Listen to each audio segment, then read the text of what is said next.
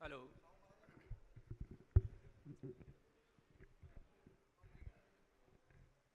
Screen चालू करें. Screen screen आला. अरे यार. हा. सर्वांना सस्नेह जय भीम.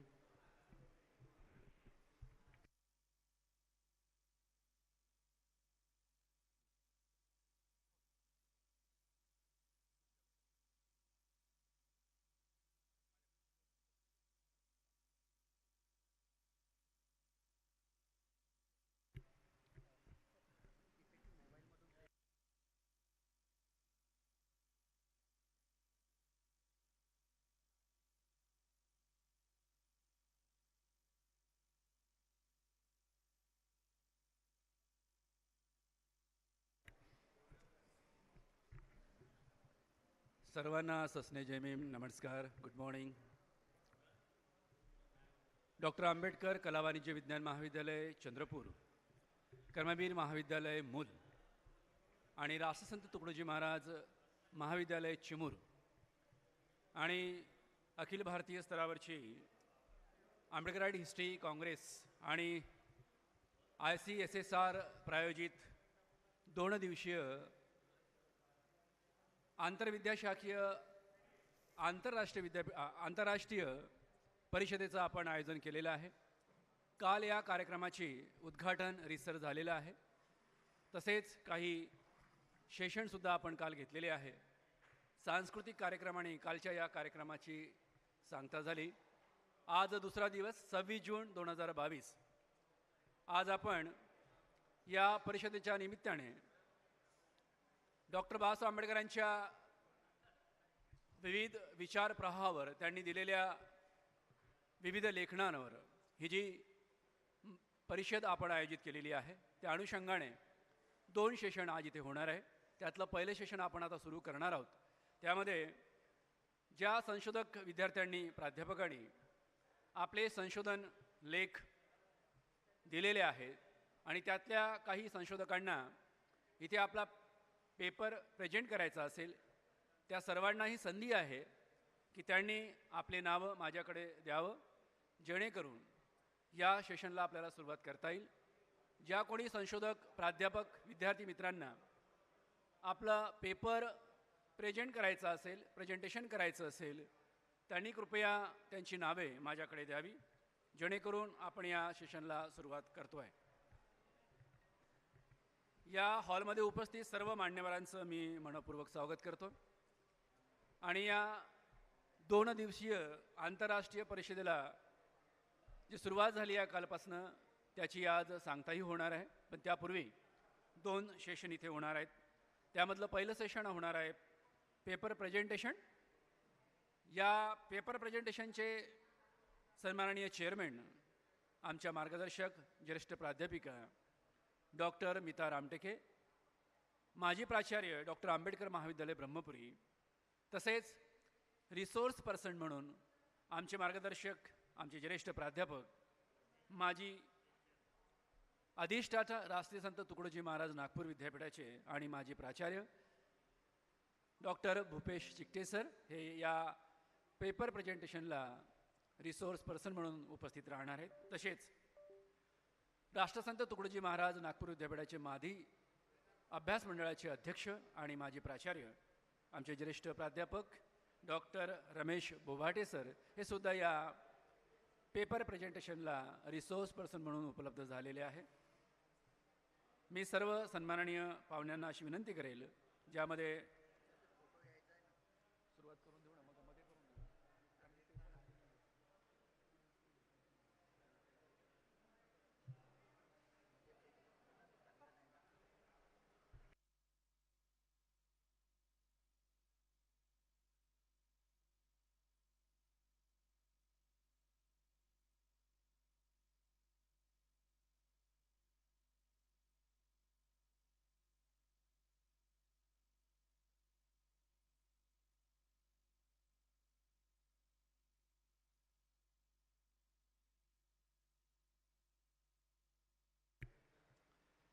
आपल्या सर्वांना कल्पना असेल, रयतेचे राजे, आरक्षणाचे जनक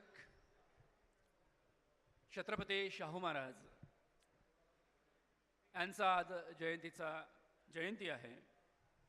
या महामानवाला सुद्धा आपण अभिवादन करणार आहोत.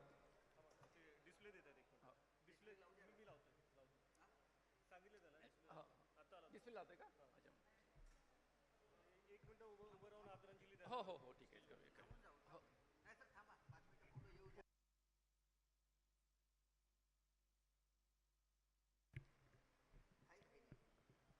डॉक्टर बाबासाहेब आंबेडकरांच्या संपूर्ण आयुष्यामध्ये ज्या ज्या व्यक्तींचं अतिशय मोलाचं योगदान राहिलेलं आहे, ज्याचे अतिशय ऋण बाबासाहेब मान्य करतात, मग ते विचाराणी असो, आचाराणी असो की प्रत्यक्ष सहकाराणी असो.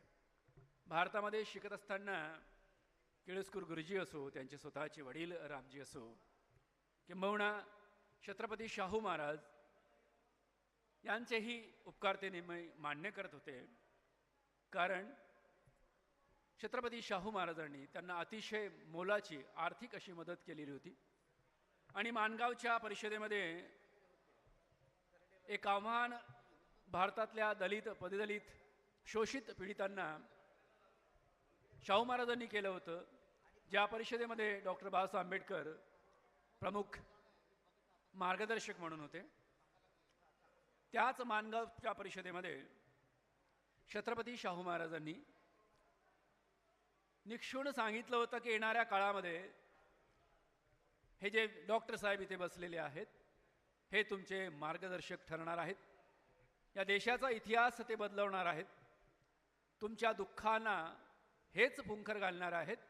आणि तो दिवस दूर नाही ज्या दिवस भारतामध्ये आणि जगामध्ये अग्रणी नेते म्हणून डॉक्टर बाबासाहेब आंबेडकरांचं नाव पुढे येईल. हा आशावाद, हा विश्वास याच रयतेच्या राजाने छत्रपती शाहू महाराजांनी त्या माणगावच्या परिषदेमध्ये केला होता.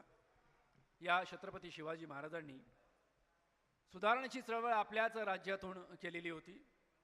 महार, मांग, सांबार अशा लोकांना सन्मानाने वागवण्याची जी परंपरा सुरू केली प्रत्यक्ष कृतीतून, ती छत्रपती शाहू महाराजांनी केलेली होती. असे शाहू महाराज, त्यांचा अनेक दृष्टिकोन आपण पाहिलेला आहे. अशा या महापुरुषांची आज जयंती आहे. या महापुरुषाला सुद्धा आपण आज अभिवादन करणार आहोत.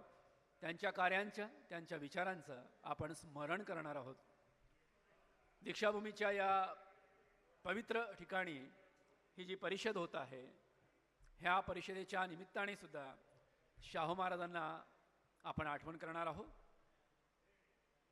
छत्रपती शाहू महाराज महाराष्ट्राचं नाही, देशाचं दैवत मानलं गेलेलं आहे. जे विचार घालून दिले होते छत्रपती शाहू महाराजांनी, त्या विचारावर बाबासाहेब नेहमी कायम राहिलेले होते.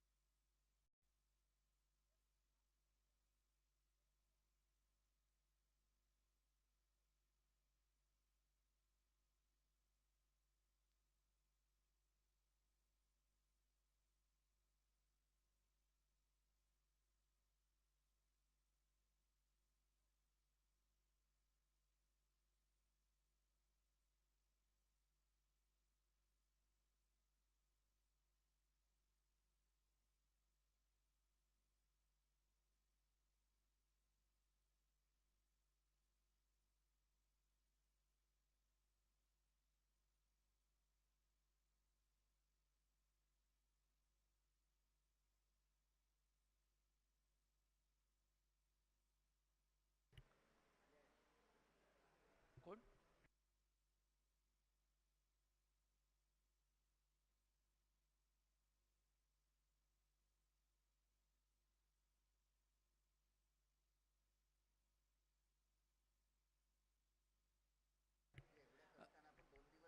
हे खास आहे. डॉक्टर संदेश वाघ जिथे कुठे असतील कृपया त्यांनी हॉलमध्ये यावं.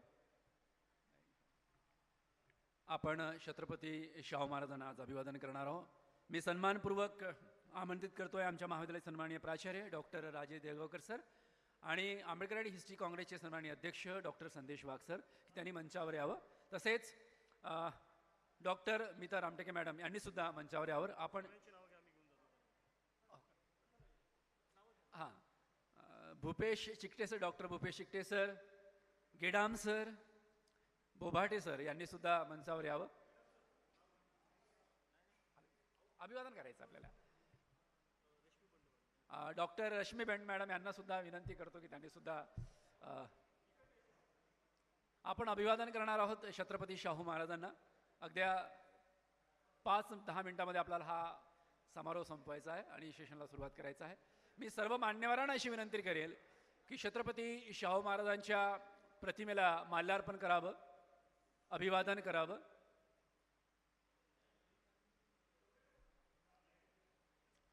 ज्या छत्रपती शाहू महाराजांनी भारतामध्ये सर्वप्रथमतः आरक्षणाची सुरुवात केली, डॉक्टर बाबासाहेब आंबेडकर यांनी राज्यघटना लिहित असताना या देशातल्या तमाम शोषित पीडित नागवल्या गेलेल्या आणि हजारो वर्षाच्या गुलामगिरीमध्ये खितपत पडलेल्या माणसांना समाजाबरोबर एक संघ उभं राहता यावं यासाठी जे घटनेमध्ये आरक्षण केलं, समान दर्जा संधी जी प्राप्त केली ती छत्रपती शाहू महाराजांनी आपल्याच राज्यात सुरू केली होती.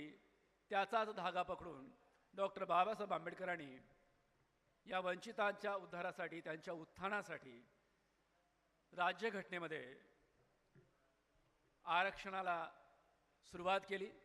कायदेशीर आरक्षण आपल्याला मिळालं आणि त्यामुळे आपण इतर समाजाशी स्पर्धा करू शकलो, किंबहुना या संधीचा फायदा घेऊन आपण बरोबरीचा दर्जा प्राप्त करू शकलो. त्याचे जनक छत्रपती शाहू महाराज यांना आपण आज अभिवादन करतो आहे.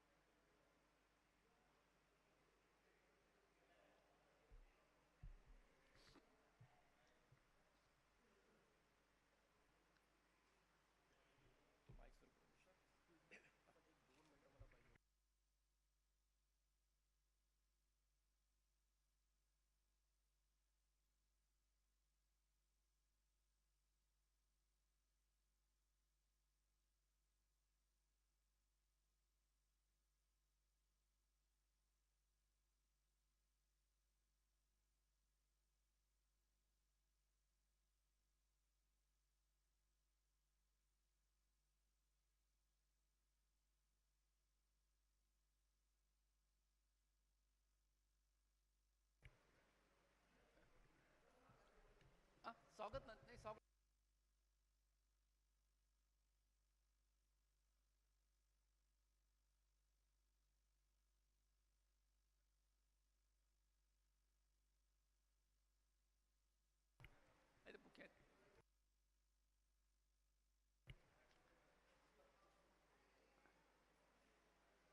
सर बसा बसा, स्वागत कराल थोडं.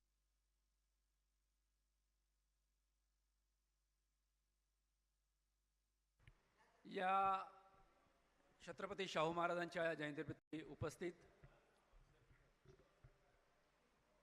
डॉक्टर मीता रामटेके मॅडम यांचं स्वागत आंबेडकर आणि हिस्ट्री काँग्रेसचे सचिव सन्माननीय डॉक्टर बनसोड सर करतील असं मी त्यांना विनंती करतो.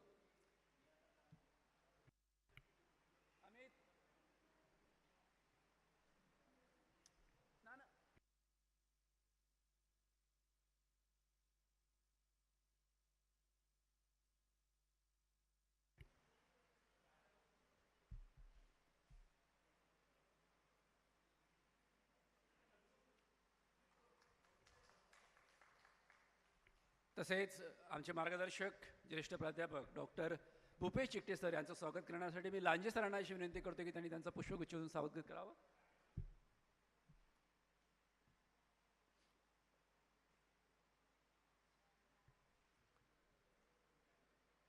तसेच या कार्यक्रमाला उपस्थित डॉक्टर बोभाटे सर यांचं स्वागत करण्यासाठी मी टेंभुर्णी सरांना अशी विनंती करतो की त्यांनी त्यांचं स्वागत करावं.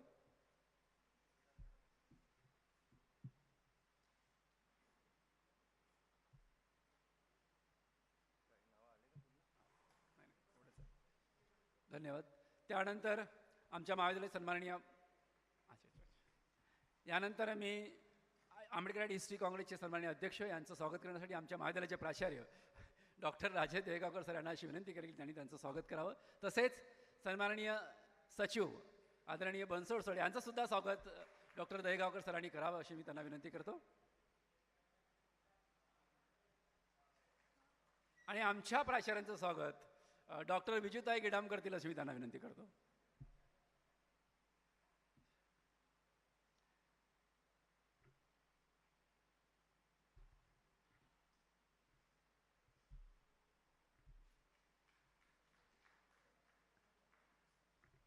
आणि या प्रसंगी आपलं मनोगत व्यक्त करण्यासाठी छत्रपती शाहू महाराजांची आज जयंती आहे. या प्रसंगी मी डॉक्टर संदेश वाघ सरांना असं विनंती करेल की आपण थोडंसं यावर प्रकाश टाकावा. हा टाकून द्या सरांच्या हातात टाकून द्या तुम्ही टाकून द्या हा टाकून द्या सर.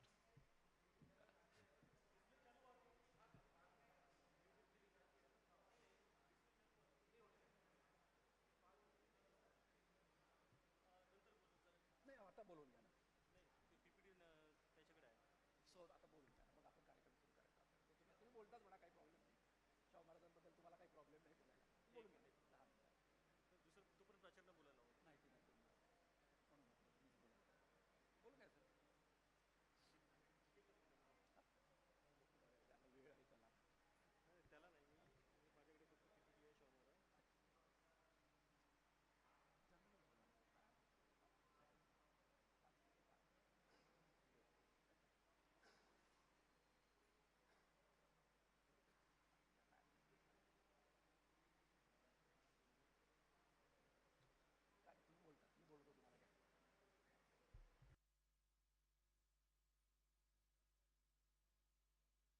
वाघ सर आपल्याला छत्रपती शाहू महाराज यांच्या जीवनावर थोडक्यात प्रकाश टाकतील, मार्गदर्शन करतील अशी मी त्यांना विनंती करतो.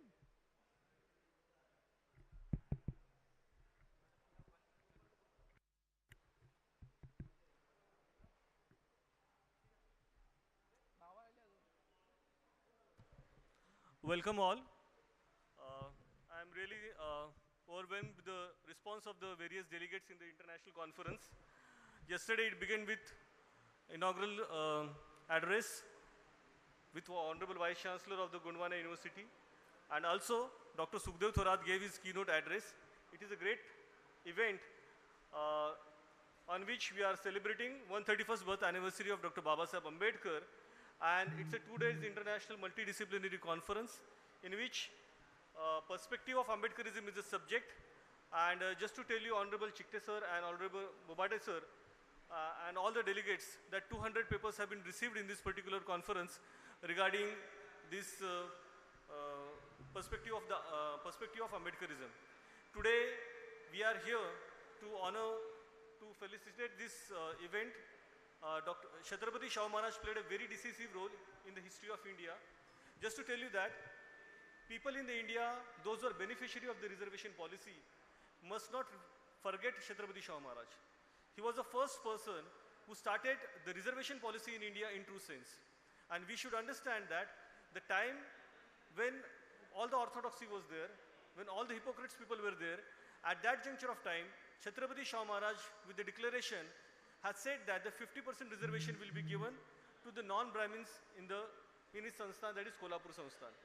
So, for the 3,500 years history of India, where the untouchables and the other backward caste and the nomadic tribes were denied the reservation, were denied the civil rights in true sense, at that juncture of time, Chhatrapati Shahu Maharaj played an absolutely important role by giving a declaration, by asking the government peoples to start this reservation policy. Let me tell you that Chhatrapati Shahu Maharaj not only declared, but he said that within a period of a month of time, a survey has to be conducted by the government, and in that survey, it has to be find out that how much % of the reservation is filled by the backward caste people, and then if the remaining persons are there, that should be filled by the reservation category person. That was Chhatrapati Shahu Maharaj's contribution. Just another important point that I would like to say, that when there was a famine, at that time, Chhatrapati Shahu Maharaj has played a very important role. And Chhatrapati Shahu Maharaj, when there was a pandemic situation, at that pandemic situation has given employment to the people, those who are living at that particular place. Not only that, Chhatrapati Shahu Maharaj started this free ration policy for the people, those who are working at that particular place. We have this pandemic situation, and at that pandemic situation, if we would have followed Chhatrapati Shahu Maharaj's policy, it would have been a great opportunity for generating an employment for the people. Thousands of miles road were generated and created during this particular period by Chhatrapati Shahu Maharaj. This is what I humbly submit. So pandemic time was an opportunity for Chhatrapati Shahu Maharaj to create employment for the people, and the separate settlements for this particular people, those who are working, was been built by Chhatrapati Shahu Maharaj. This is what contribution of Shahu Maharaj is. The next point that I would like to say over here is that he made an industrial survey. In that industrial survey, he found out what is the potential for the skilled and semi-skilled persons in the Kolhapur Sansthan, and after that, he started the industrial survey, and he developed some particular schemes and generated the employment. Again, regarding the water management, as we all know that Radhanagari Dam was been built by Chhatrapati Shahu Maharaj, and it is one of the greatest contribution as far as the water conservation and water supply is there in the Kolhapur. That credit goes to Chhatrapati Shahu Maharaj. This is my humble submission over here. Again, going to some of the few points, and I'm stopping over here, I would just like to say that Chhatrapati Shahu Maharaj is known for Satyashodak movement. As we all know that Satyashodak movement is Mahatma Jyotiba Phule's one phase, then Savitribai Phule's another phase, and the third phase is Shahu Maharaj, that is the third phase. And then we have J.D. Javalkar, that is fourth phase of Satyashodak movement. So it was a non-Brahminical movement that Chhatrapati Shahu Maharaj has started. So he was being opposed at that juncture of time by Rajaram Shastri Bhagwat. As Dr. Santosh Bansal would also agree, he is the chairman of the Board of Studies, and Bobate sir also was the chairman of the Board of Studies, I think, of RSTM University. So we all know about that.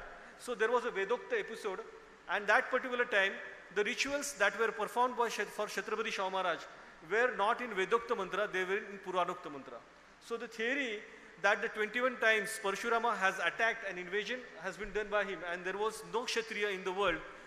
That was a theory, and that's why they said that though you are a king, you are not Kshatriya, so therefore we will not perform all the rituals and rites for you in Vedokta mantra. So Vedokta and Puranokta mantra are the two different things. So this was a tragedy at that time, and Chhatrapati Shahu Maharaj said, if I am giving you salary, if I am giving you job, and then you are saying that I am not a king, I am a Shudra, then I don't require you. After that, Shatra Jagadguru Vidyapita was been established by Chhatrapati Shahu Maharaj. This is one of the greatest blow in the history of the India, religious history of the India. Because for thousands and thousands of years, for approximately 3,500 years, nobody dared to establish Shatra Jagadguru Vidyapita, but Chhatrapati Shahu Maharaj established Shatra Jagadguru Vidyapita, and he opposed the monopoly and hegemony of these Brahminical classes. This is what Chhatrapati Shahu Maharaj's contribution is there. As rightly Sontake sir has said that in Mangaon conference, Chhatrapati Shahu Maharaj declared that Dr. Babasaheb Ambedkar is the leader of the oppressed and depressed classes. Those were boycotted peoples for the thousands of years in India. They got their leader, and the leader is Dr. Babasaheb Ambedkar. Not only this, Chhatrapati Shahu Maharaj has given monetary help to Dr. Babasaheb Ambedkar to start his newspaper, as we all know. Muknayak, Bahishkrut Bharat, all this journey began with Chhatrapati Shahu Maharaj in true sense. I am proud to say that I was a member of the Mahatma Jyotiba Phule Writings Committee of Government of Maharashtra, and also my contribution in the Maharashtra government is that I was a member secretary of the Government of Maharashtra for the Maharashtra State Scheduled Caste and Scheduled Tribe Commission. At that time, we had one committee that is called as an Intercaste Marriage Act Committee. So I am the member of the Intercaste Marriage Act Drafting Committee, where we find that many of the SC/STs and the backward castes are being killed because of the intercaste marriages. As in Sonei and many other places, we see that the person from the scheduled caste category, if tries to marry from the upper caste, he's been crushed and he's been killed. So the government decided that there should be some kind of restrictions on that particular point. And the document with the government, just to tell you, Honorable Chiktep sir, Honorable Principal sir, that Chhatrapati Shahu Maharaj has given a declaration regarding Intercaste Marriage Act, and that is the source where this Intercaste Marriage Act committee was been formed by the government of Maharashtra, and there we have started with that. I would like to conclude and say that whatever the reservation policy is there today, the credit goes to Chhatrapati Shahu Maharaj and Krishnaraj Maharaj also. And because of that, the scheduled caste, the scheduled tribe, the denotified tribe, the nomadic tribes, and the women's, those who are getting the reservation, actual seats of the reservation policy were implemented by Chhatrapati Shahu Maharaj. He was been honored with the doctoral degree in the Cambridge University because of his social work and his services to the society. And the British government recognized his contribution, but we could not recognize as such at that time. But on the footprints of Chhatrapati Shahu Maharaj, Dr. Babasaheb Ambedkar started this reservation policy in the India. Article 14, Article 15, Article 16, and so on articles are the base of the reservation policy in India. What does the Article 14 says? It is equality before law. Article 15 says that there will be no discrimination on the grounds of the caste, sex, place of birth. This is what, and the most important article over here is that Article 16. Now, those who are the beneficiaries of the reservation policy, SC, ST, DT, NT, OBC, minorities, these peoples are the beneficiary of the reservation policy, and they are getting this reservation policy because of Dr. Babasaheb Ambedkar, and the legacy is of Chhatrapati Shahu Maharaj. Today, on 26 June 2022, Honorable Principal Dahigaonkar sir has said that we will start this session with few comments on Chhatrapati Shahu Maharaj, and a gratitude will be, homage will be paid to Chhatrapati Shahu Maharaj. I really congratulate you, sir, for giving me an opportunity in the last moment to give my thoughts on Chhatrapati Shahu Maharaj. He is a great visionary, he is a great scholar, and Chhatrapati Shahu Maharaj played absolutely decisive role in the reservation policy. There is 130 crore population of India is there. If 130 crore population of India is there, then approximately we see that the 80 crore peoples are beneficiary of the reservation policy. So all these 80 crore peoples must remember that the reservations are being given by Chhatrapati Shahu Maharaj and carried out by Dr. Babasaheb Ambedkar at a later instance, and therefore या ठिकाणी कॉलेजने असं म्हटलेलं की थोर समाज राजश्री छत्रपती शाहू महाराज यांच्या जयंती दिनी विनम्र अभिवादन 26 जूनला आपण करत आहोत. हे डिस्प्लेला जे काही दिसतं आहे हे महाविद्यालयाचं मत आहे, तेच माझं मत आहे. मी मुंबई विद्यापीठाच्या इतिहास अभ्यास मंडळाचा अध्यक्ष, तसेच मी महाराष्ट्र राज्याच्या आंतरजातीय विवाह समिती मसुदा समितीचा सदस्य, तसेच महाराष्ट्र राज्य अनुसूचित जाती जमाती आयोगाचा माजी सदस्य सचिव आणि मुंबई विद्यापीठाच्या विद्वत सभेचा सदस्य, तसेच फॅकल्टीचा सदस्य आणि वेगवेगळ्या कॅपॅसिटीजमध्ये आज या दिवशी छत्रपती शाहू महाराजांना विनम्र अभिवादन करतो, शतशत अभिवादन करतो. धन्यवाद. धन्यवाद सर. अतिशय मौलाचं मार्गदर्शन आपण केलेलं आहे आणि आपलं मंचावर उपस्थित सर्व मान्यवरांचं मी आभार व्यक्त करतो आणि आपण प्रेझेंटेशनला सुरुवात करणार आहोत. तुम्ही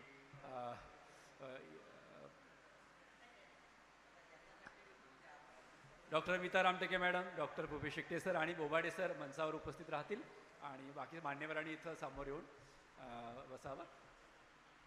आपण हो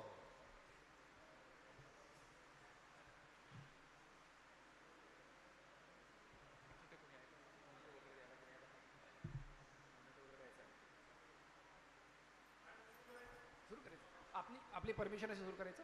हो पेपरचं सुरू करूया. आपली परमिशन पाहिजे सगळ्यांची. अध्यक्ष म्हणून आपली परमिशन पाहिजे. ओके. या सेशनला आपण सुरुवात करतो आहे. या पेपर प्रेझेंटेशनच्या सेशनला अध्यक्ष म्हणून, चेअरपर्सन म्हणून डॉक्टर मीता रामटेके मॅडम हे आपलं अध्यक्षस्थान बसवले अशी मी त्यांना विनंती करतो. आणि मॅडमचं सन्मान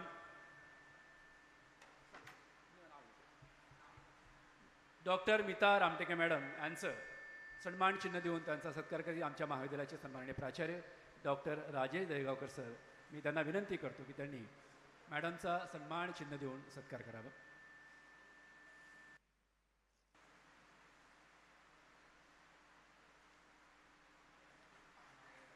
तसेच डॉक्टर भूपेश चिकटे सर यांचं सुद्धा सन्मान देऊन सर सन्मान करतील, सन्मान चिन्ह देऊन सन्मान करतील. Doctor Bhupesh Chikte sir.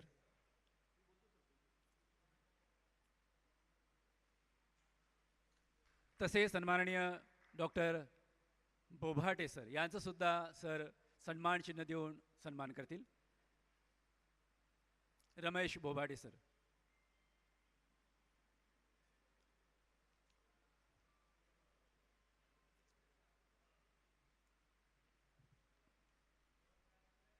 धन्यवाद सर, आपण आमचा सन्मान स्वीकारला त्याबद्दल धन्यवाद. आणि आपण आता या पेपर प्रेझेंटेशनला सुरुवात करणार आहोत.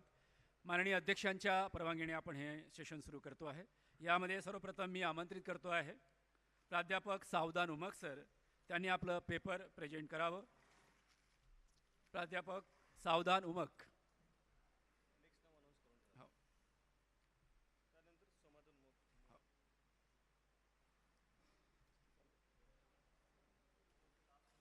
नाही मॅडम, किती वेळ द्यायचा प्रेझेंटेशनला तुम्ही सांगा, म्हणजे तेवढा वेळ त्यांना देता येईल. आहेत भरपूर. 5 मिनटं द्यायचे की 3 मिनटं द्यायचे? 5 मिनटं. माननीय अध्यक्षांच्या परवानगीने सर्व विद्यार्थ्यांना, संशोधक विद्यार्थ्यांना, प्राध्यापकांना जे कोणी पेपर प्रेझेंट करतील त्यांना अशी विनंती आहे की त्यांनी आपल्या 5 मिनिटांमध्ये आपला विषय सांगावा. माझं नाव सावधान वासुदेव उमक, संशोधक विद्यार्थी, डॉक्टर आंबेडकर महाविद्यालय चंद्रपूर. माझे मार्गदर्शक आहे प्राध्यापक डॉक्टर मिलिंद भगत. माझ्या संशोधन पेपरचं टायटल आहे राडेगण सिद्धीतील शैक्षणिक विकासाचे कार्य. शोध निबंधाचा गोषवार आहे शिक्षणाचे महत्त्व ओळखून अण्णा हजारे यांनी राडेगण सिद्धीमधील अज्ञानरूपी अंधकार दूर करून शिक्षणरूपी प्रकाश निर्माण करण्याचे कार्य हाती घेतले. शैक्षणिक सुविधेअभावी गावातील मुलांच्या शिक्षणात खंड पडू नये म्हणून त्यांनी संत निडोबाराय विद्यालय सुरू करून राडेगणच्या शैक्षणिक विकासाची मुहूर्तमेढ रोवली. परिसरातील विद्यार्थ्यांचा राडेगणकडे वाढलेला ओघ पाहून गावकऱ्यांच्या सहकार्यांनी व श्रमदानातून शाळेची व वसतिगृहाची भव्य वास्तू अण्णा हजारे यांच्या नेतृत्वामध्ये उभारण्यात आली. गावाच्या वेशीवर असलेल्या भटक्या जमातीच्या मुलांना शाळेत परत पाठविण्यास त्यांनी प्रेरित केले. विद्यार्थ्यांना संस्कारक्षम शिक्षण देण्याकरिता 5 सूत्री कार्यक्रम राबविला. त्याचबरोबर विद्यार्थ्यांच्या शारीरिक व मानसिक विकासाकरिता क्रीडांगण व व्यायामशाळा सुद्धा उभारण्यात आली आहे. योग शिक्षण व प्राणायामाच्या माध्यमातून मुलांना एकाग्रतेची धडे या राडेगण सिद्धीच्या शाळेतून देण्यात येऊ लागली. विद्यार्थ्यांमध्ये जबाबदारीची भावना वाढीस लावण्यासाठी ग्रामसफाई, प्रौढ शिक्षण, पर्यावरण शिक्षण, सांस्कृतिक मूल्यांचे शिक्षण देण्यात येऊन एक जबाबदार नागरिक घडवण्याचे कार्य या शाळेतून करण्यात येतात. त्याचबरोबर नापासांची शाळा हा जो त्यांनी एक नाविन्यपूर्ण उपक्रम त्यांनी सुरू केलेला आहे, तर या नापासांची शाळेच्या माध्यमातून त्यांनी देशासमोर एक नवा पायंडा त्यांनी घालून दिलेला आहे. या शोध निबंधाची उद्दिष्टे आहेत राडेगणच्या शैक्षणिक विकासाच्या कार्याचा अभ्यास करणे हा पहिला उद्दिष्ट आहे. त्यानंतर दुसरा आहे नापासांची शाळा या उपक्रमाची माहिती देणे आणि तिसरं संस्कारक्षम शिक्षणाची माहिती देणे. तर 1975 साली सैन्यातून स्वेच्छानिवृत्ती घेतल्यानंतर अण्णा हजारेंनी ग्रामविकासाचे कार्य हाती घेतले. तेव्हा राडेगणमधील शैक्षणिक दुरावस्था पाहून त्यांचे मन अस्वस्थ झाले. आपल्या गावाचा विकास करीत असताना राडेगणमधील भावी पिढीलाच गावातच चांगल्या शैक्षणिक सुविधा उपलब्ध करून देण्याचा त्यांनी निश्चय केला. शिक्षणाचा परिस्पर्श गावातील प्रत्येक व्यक्तीला व्हावा, त्यांना संस्कारक्षम शिक्षण घेता यावं म्हणून अण्णांनी राडेगणमध्ये शैक्षणिक विकासाच्या कार्याला सुरुवात केली. 1932 मध्ये राडेगण सिद्धीत पहिलीचं वर्ग सुरू झालं. त्यानंतर 1962ला 4थीपर्यंतचे वर्ग सुरू करण्यात आलं आणि हे शिक्षण देत असताना एकाच वर्ग खोलीत बसवून एकच शिक्षक या 4थीपर्यंतच्या विद्यार्थ्यांना ते शिक्षण देत होतं. पुढे 4थीच्या पुढे गावात शिक्षणाची सोय नसल्यामुळे मुलांच्या शिक्षणात खंड पडू लागलं. तर ती उणीव दूर करण्यासाठी अण्णा हजारे यांनी 7वी पर्यंतचे शिक्षण सुरू केलं. 7व्या वर्गापर्यंतचे शिक्षण पूर्ण झाल्यानंतर परत तीच अडचण निर्माण झाली. तेव्हा अण्णा हजारे यांनी की मुलांच्या शिक्षणाच्या सोयीसाठी किंवा मुलांना नजीकच्या गावी किंवा तालुक्याच्या ठिकाणी किंवा जिल्ह्याच्या ठिकाणी जाण्याचा त्रास होऊ नये म्हणून गावातच 5वी ते 10वी पर्यंतचे वर्ग त्यांनी सुरू केला आहे. आणि चांगले शिक्षण इथं देत असल्यामुळे राळेगणकडे येणाऱ्या विद्यार्थ्यांचा कल वाढला आहे. तर राळेगणमध्ये येणारे जे विद्यार्थी आहे शिक्षणासाठी, तर त्यांची हेळसांड होऊ नये म्हणून तिथं शाळेची भव्य इमारत उभा करण्यात आली आणि तिथंच विद्यार्थ्यांसाठी वसतिगृह निर्माण करण्यात आलं. आणि हे वसतिगृह निर्माण करीत असताना बाहेरील कुठल्याही व्यक्तीची मदत न घेता, एकही रुपयाची बाहेरील व्यक्तीची मदत न घेता त्यांनी श्रमदानातून आणि गावातील मिळालेल्या लोकांच्या देणगीच्या माध्यमातून ते शाळेची इमारत आणि वसतिगृहाची इमारत त्यांनी निर्माण केलेली आहे. त्यानंतर आहे राळेगण सिद्धीच्या शाळेच्या उत्कर्षामध्ये जेवढं योगदान अण्णा हजारेचं आहे तेवढंच योगदान शाळेचे जे पहिले मुख्याध्यापक आहे श्री ठकराम राऊत, तर त्यांचे जे नेतृत्व मिळालेलं आहे, तर ते एक अभ्यासू मुख्याध्यापक असल्यामुळे त्यांनी आपल्या नोकरी केवळ उपजीविकेचे साधन न मानता मानवतेची सेवा समजून त्यांनी पूर्ण समर्पण भावनेने ते काम केलेलं आहे. अल्पावधीत येथील शाळेने परिसरात आपला नावलौकिक वाढविला. शहरातील एखाद्या नामांकित शाळेपेक्षा चांगले शिक्षण या राळेगण सिद्धीसारख्या एका छोट्याशा खेड्यातून मिळू लागले आहे आणि अख्ख्या देशामध्ये एक आदर्श शाळा म्हणून नावारूपास आलेली आहे. आणि या शाळेचा एक नाविन्यपूर्ण उपक्रम मी सारांशमध्ये ॲब्स्ट्रॅक्टमध्ये सांगितलेला आहे, तो म्हणजे नापासाची शाळा हा उपक्रम राबविला. आणि नापासाची शाळा हा उपक्रम राबवणाऱ्या देशातील त्या काळची एकमेव शाळा होती. आणि नापासाची शाळा हा उपक्रम जे आहे, तर त्यामध्ये की गावातील शिक्षणात खंड पडलेली मुले आहे किंवा नापास झालेली मुले आहे किंवा शाळाबाह्य मुले आहे, अशा मुलांना या नापासांच्या शाळा या उपक्रमाच्या माध्यमातून पहिले प्राधान्य देण्यात येत होतं. आणि याचं चांगलं परिणामसुद्धा दिसून आले आहे की आपण बघतो आहे की बऱ्याचशा नामांकित शाळेमध्ये विद्यार्थ्यांची गुणवत्ता तपासून प्रवेश दिला जातो आहे. परंतु अण्णांनी काय केलं की नापास झाले आहेत, शाळाबाह्य आहेत, उनाडक्या करणारे मुलं आहेत, अशा मुलांना प्राधान्य देऊन त्यांच्यावर चांगले संस्कार रुजवून मुख्य प्रवाहात आणण्याचं काम अण्णा हजारे यांनी केलेला आहे. तर हा एक या माझ्या शोध निबंधातील म्हणजे एक विशेष नमूद करण्यासारखा मुद्दा आहे.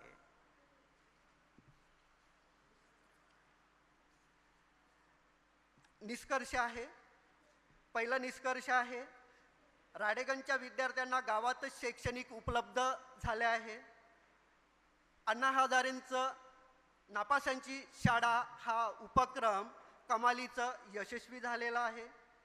आणि तिसरं निष्कर्ष आहे, राळेगणमधील सर्व स्तरातील विद्यार्थ्यांना शिक्षणाची समान संधी उपलब्ध झालेली आहे. कारण इथं समान संधी उपलब्ध झाली आहे असं म्हणण्याचं एक कारण आहे की गावाच्या वेशीवर असलेले जे काही आहे भटक्या जमाती आहे, तर त्या भटक्या जमातीची मुलं ही शाळेत येत नव्हती किंवा त्यांना फारशी शिक्षणाची संधी उपलब्ध होत नव्हती. तेव्हा अण्णांनी निर्णय घेतला की याही समाजातील मुलांना शिक्षण मिळालं पाहिजे, शिक्षणाची गंगा ही त्यांच्यापर्यंत पोहोचली पाहिजे. याच्यासाठी त्यांनी सर्वप्रथम समजावून सांगितलं की समजावून सांगत असताना त्यांनी ऐकलं नाही, तर काहीसं त्यांनी म्हणजे त्यांना धमकीवजा मॅसेज दिलं. तर ती मुलं त्यामुळे परत शिक्षणाच्या प्रवाहात आली आहे आणि या भटक्या जमातीची मुलं आज चांगल्या पदावर सुद्धा पोहोचलेली आहे. तर हा एक आहे निष्कर्ष माझ्या या शोधनिबंधाचा. धन्यवाद. धन्यवाद उमक सर. यानंतर मी आमंत्रित करतो आहे दुसरे विद्यार्थी प्रमोद.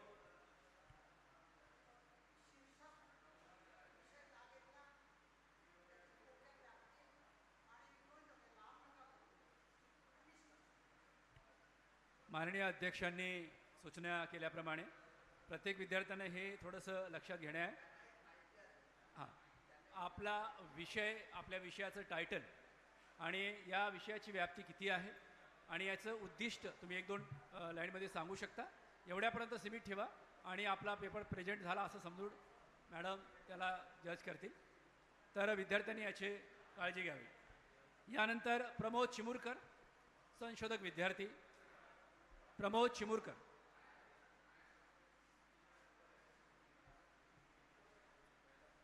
दुसरा आधुनिक भारताचे शिल्पकार डॉक्टर बाबासाहेब आंबेडकर आणि राजर्षी शाहू महाराज यांना अभिवादन करून माझ्या संशोधन पेपरला सुरुवात करत आहे. माझ्या विषयाचं टायटल आहे बौद्धकालीन शिक्षणाच्या अभ्यासक्रमाचा प्रभाव. माझे मार्गदर्शक आहे डॉक्टर मिलिंद बळीरामजी भगत, डॉक्टर बाबासाहेब आंबेडकर महाविद्यालय चंद्रपूर. भारतासारख्या विविधतेने नटलेल्या देशात इतिहासाला फार प्राचीन वारसा लाभलेला आहे. यामध्ये वैदिक संस्कृती, जैन संस्कृती, बौद्ध संस्कृती आणि इस्लामिक संस्कृती या संस्कृतीने जगासमोर एक वेगळा आदर्श निर्माण करून ठेवला आहे. त्यामध्येच बौद्ध संस्कृतीने एक वेगळाच आदर्श जगासमोर निर्माण करून ठेवलेला आहे. त्यामध्ये त्यांनी जे शिक्षण प्रणाली हा आदर्श निर्माण करण्यामध्ये अत्यंत महत्त्वाचा त्याचा भाग असलेला दिसून येतो. त्यामध्ये नालंदा, विक्रमशिला, तक्षशिला, जगदेल्ली, उदांतपुरी इत्यादी ज्या विद्यापीठे होते, या विद्यापीठाच्या माध्यमातून बौद्धकालीन शिक्षणाचा अभ्यासक्रम जगापर्यंत पोहोचवण्याचं कार्य बौद्धकालीन शिक्षणाच्या माध्यमातून झालेलं दिसून येतो. या काळामध्ये प्राचीन काळापासून तर त्याच्यानंतरच्या काळामध्ये हुएसंग, इसिंग, फाहियान यासारखे बौद्ध विद्यार्थी त्या काळातील शिक्षण घेण्यासाठी भारतामध्ये येत होते आणि भारतातील शिक्षणाची प्रचिती जगामध्ये पोहोचवण्याचं काम या काळामध्ये होऊन गेला. इतकं प्रगत असं अभ्यासक्रम जगामध्ये पोहोचवण्याचं काम भारतातील शिक्षणाच्या माध्यमातून झालेलं दिसून येतो. म्हणून हा अभ्यासक्रमाचा विषय मी निवडलेला आहे. या अभ्यासक्रमाची उद्दिष्टे आहे बौद्धकालीन शिक्षणाचा अभ्यासक्रम समजून घेणे, बौद्धकालीन शिक्षणाची अभ्यासक्रमाचे महत्त्व समजावून सांगणे, बौद्धकालीन शिक्षणाच्या अभ्यासक्रमाचे स्तर समजावून सांगणे, बौद्धकालीन शिक्षणाच्या अभ्यासक्रमाचे आधुनिक भारताच्या शिक्षणाच्या अभ्यासक्रमावर झालेला प्रभाव समजून सांगणे.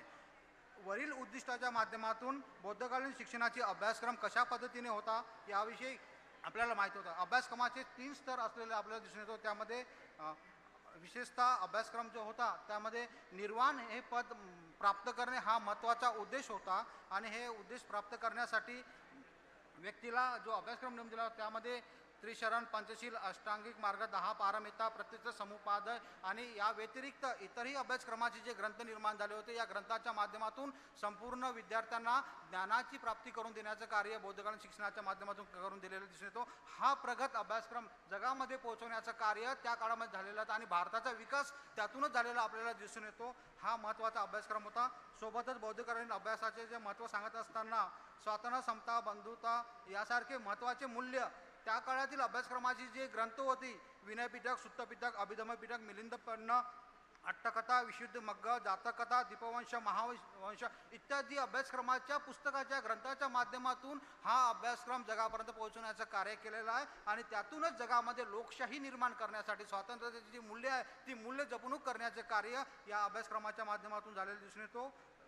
आणि हा अभ्यासक्रमाची विद्यार्थ्यांना रुची निर्माण व्हावी, आवड निर्माण व्हावी, त्याचे वर्तन कशा पद्धतीने असावे यासारख्या दृष्टिकोनाला सुद्धा महत्त्व दिलं गेलेलं दिसून येतो. म्हणूनच हा अभ्यासक्रम अत्यंत महत्त्वाचा होता. या अभ्यासक्रमाचे 3 स्तर आपल्याला दिसून येतो. प्राथमिक स्तर, व्यावसायिक स्तर आणि उच्च शिक्षण. प्राथमिक शिक्षणामध्ये लेखन कला, स्वर, मुळाक्षरे, व्यंजन, समास, संधी शिकवल्या जात होते. त्याचप्रमाणे सिद्धूरस्तू यासारख्या बोर्ड पोथींचा उपयोग केला जात होता. 49 अक्षरे वर्णाक्षरांची त्या काळात शिकवल्या जात होती. सोबतच जमा खर्च, त्यासोबतच विद्यार्थ्यांना 12व्या वर्षापर्यंत अभ्यासक्रम शिकवला जातो. प्राथमिक शिक्षण सोबतच व्यावसायिक शिक्षण. यामध्ये महावग्ग हा एक ग्रंथ आहे. या ग्रंथाच्या माध्यमात या ग्रंथामध्ये उल्लेख आलेला आहे की सूत काटणे, भिक्खुनी, सूत विणणे, शिवणकाम करणे, हस्तकला यासारख्या व्यवसायाचं शिक्षण दिलं जात होतं. सोबतच बौद्ध काळात स्तूपांची निर्मिती मोठ्या प्रमाणात झालेली होती. या शिल्पकलेच्या माध्यमातून सुद्धा व्यावसायिक शिक्षण दिलं जात होतं. सोबतच आयुर्वेद, शल्यचिकित्सा आदीचा सुद्धा अभ्यास केला जात होता. तक्षशिला विद्यापीठात जवळपास जीवक याने 7 वर्ष वास्तव्य केलं होतं आणि त्यामध्ये वनस्पतीशास्त्र आणि त्याच्या गुणधर्माचा अभ्यास बौद्धकालीन शिक्षणामध्ये केलेला आपल्याला दिसून येतो. नालंदा विद्यापीठ, विक्रमशिला विद्यापीठ यासारख्या विद्यापीठाचं सुद्धा व्यावसायिक शिक्षण दिलं गेलेलं दिसून येतो. धन्वंतरी जे शल्यचिकित्सक होते ते सुद्धा या काळात होऊन गेलेले आहे आणि पशुपालन, कुटीर उद्योग, धनुर्विद्या, भविष्यकथन याचे सुद्धा व्यावसायिक शिक्षणामध्ये उपयोग म्हणजे अभ्यासक्रमात उपयोग होता. त्यानंतर उच्च शिक्षणामध्ये सुद्धा वेद, पुराणे, काव्य, व्युत्पत्ती, व्याकरण यासारख्या ज्योतिर्विद्या, सांघिक विद्या, न्याय, वैशेकी, रसोद्योगी, मंत्रशास्त्र, आध्यात्मिक शास्त्र यासारख्या विषयाचा सुद्धा अभ्यासक्रम उच्च शिक्षणामध्ये केला जातो. विनयपीठक, सुत्तपीठक, अभिधम्मपीठक, मिलिंदपन्न, अट्टकथा, विशुद्ध मग्ग, जातक कथा इत्यादी अध्ययन अभ्यासक्रमाच्या माध्यमातून सुद्धा चीनी प्रवासी फाहिया नुसिंग यांनी सुद्धा वर्णन केलेलं आहे. त्याचप्रमाणे बौद्ध काळात इतरही जे परकीय प्रवासी आले होते यांनी अभ्यासक्रमाच्या माध्यमातून हा जो बौद्ध काळाचा जो मुख्य हेतू होता तो हेतू जगापर्यंत पोहोचवण्याचं कार्य केलेलं आहे. बौद्धकालीन शिक्षणाचा आधुनिक शिक्षण प्रणालीवर पडलेला प्रभाव म्हणजे बौद्धकालीन शिक्षणाच्या महत्त्वपूर्ण अशा अभ्यासक्रम रचनेमुळे भारतातच नव्हे तर संपूर्ण जगात बौद्ध शिक्षणाला अभ्यासक्रमाची माहिती झालेली आहे. प्राचीन जगात कालीन शिक्षणाचे स्थान अत्यंत अनन्यसाधारण होते. बौद्धकालीन शिक्षणात सामाजिक विकासाला महत्त्वपूर्ण ठेवून अभ्यासक्रमाची रचना केल्या गेल्यामुळे समाजशास्त्र टिकवून ठेवण्यामध्ये न्याय, स्वातंत्र्य, समता, बंधुत्व रुजविण्यासाठी कार्य होताना दिसून येतो. भारताची त्यातूनच सतत प्रगती होऊन यशाच्या शिखरावर भारत पोहोचलेला होता. सोबतच बौद्धकालीन शिक्षणाच्या माध्यमातून बौद्ध तत्वज्ञान, त्रिपिटके, विविध साहित्य, चिकित्सा, स्थापत्यकला, शिल्पकला, लोकशाही मूल्यांचा विकास, विद्यार्थ्यांची आवड निवड, सामाजिक कौशल्य, सहकार्यभाव, सहानुभूती यांचा सुद्धा समावेश अभ्यासक्रमामध्ये केलेला दिसून येतो. विद्यार्थ्यांच्या आवडीनिवडीला महत्त्वाचे स्थान होते तर त्यातून विद्यार्थ्यांना ज्याच्यामध्ये आवड होते त्या विषयाचं शिक्षण देण्याचं कार्य बौद्धकालीन शिक्षणाच्या माध्यमातून झालेलं दिसून येतो. यामध्येच नालंदा, तक्षशिला, विक्रमशिला, औदांतपुरी इत्यादी उच्च शिक्षणाच्या केंद्राच्या माध्यमातून भारताची जी प्रचिती होती ती प्रचिती जगापर्यंत पोहोचवण्याचं कार्य या शिक्षणाच्या माध्यमातून झालेलं दिसून येतो. यामध्ये निष्कर्ष असा निघत आहे की भारताच्या बाहेरील चीन, Japan, Korea, Mongolia, Thailand, Sri Lanka इत्यादी देशांमध्ये भारतीय शिक्षणाची प्रचिती पोचली आहे आणि भारतीय शिक्षणाचे महत्त्वाचे मूल्य आहे स्वातंत्र्य, समता, बंधुता, लोकशाही मूल्य यासारखे मूल्यांना जगामध्ये मान सन्मान मिळण्याचं कार्य या शिक्षणाच्या माध्यमातून झालेलं आहे आणि म्हणूनच सुंदर माणूस निर्माण करण्याचं कार्य या शिक्षणाच्या माध्यमातून व्हायला पाहिजे या हेतूने हा अभ्यासक्रमाचा विषय मी निवडला गेलेला आहे आणि त्यातूनच याची प्रचिती आपल्याला दिसून येते. धन्यवाद. याच्यामध्ये सोर्सेस वापरले आहे. माझ्याकडे जे संदर्भ ग्रंथ सूची आहे त्यामध्ये घोडेस्वार देवीदास यांचे दलितांचे शिक्षण, समता प्रकाशन, नागपूर यांचं एक पुस्तक आहे. डॉक्टर के.यू. घोरमडे आणि कला घोरमडे यांचं एक पुस्तक आहे. भारतीय शिक्षण प्रणालीचा विकास आणि शालेय व्यवहाराचे अधिष्ठान यांचं एक पुस्तक आहे. मोहन जाधव यांचं एक पुस्तक आहे. मोहन जाधव, आरती भोसले आणि सरपोतदार प्राचीन शिक्षणाचा विकास फडके प्रकाशन पुस्तक आहे. सोबतच माशम मोरे यांचे एक पुस्तक आहे महाराष्ट्रातील बुद्ध धम्माचा इतिहास. त्यासोबतच माशम मोरे यांचं पुन्हा एक पुस्तक आहे बौद्ध शिक्षण पद्धती कौशल्य प्रकाशन औरंगाबाद यांचे पुस्तक. या पुस्तकाच्या आधारे मी माझा अभ्यासक्रमाचा जो हा पेपर लिहिलेला आहे तो पूर्ण झालेला आहे. धन्यवाद. धन्यवाद. यानंतर प्राध्यापक प्रशांत पुराणिक.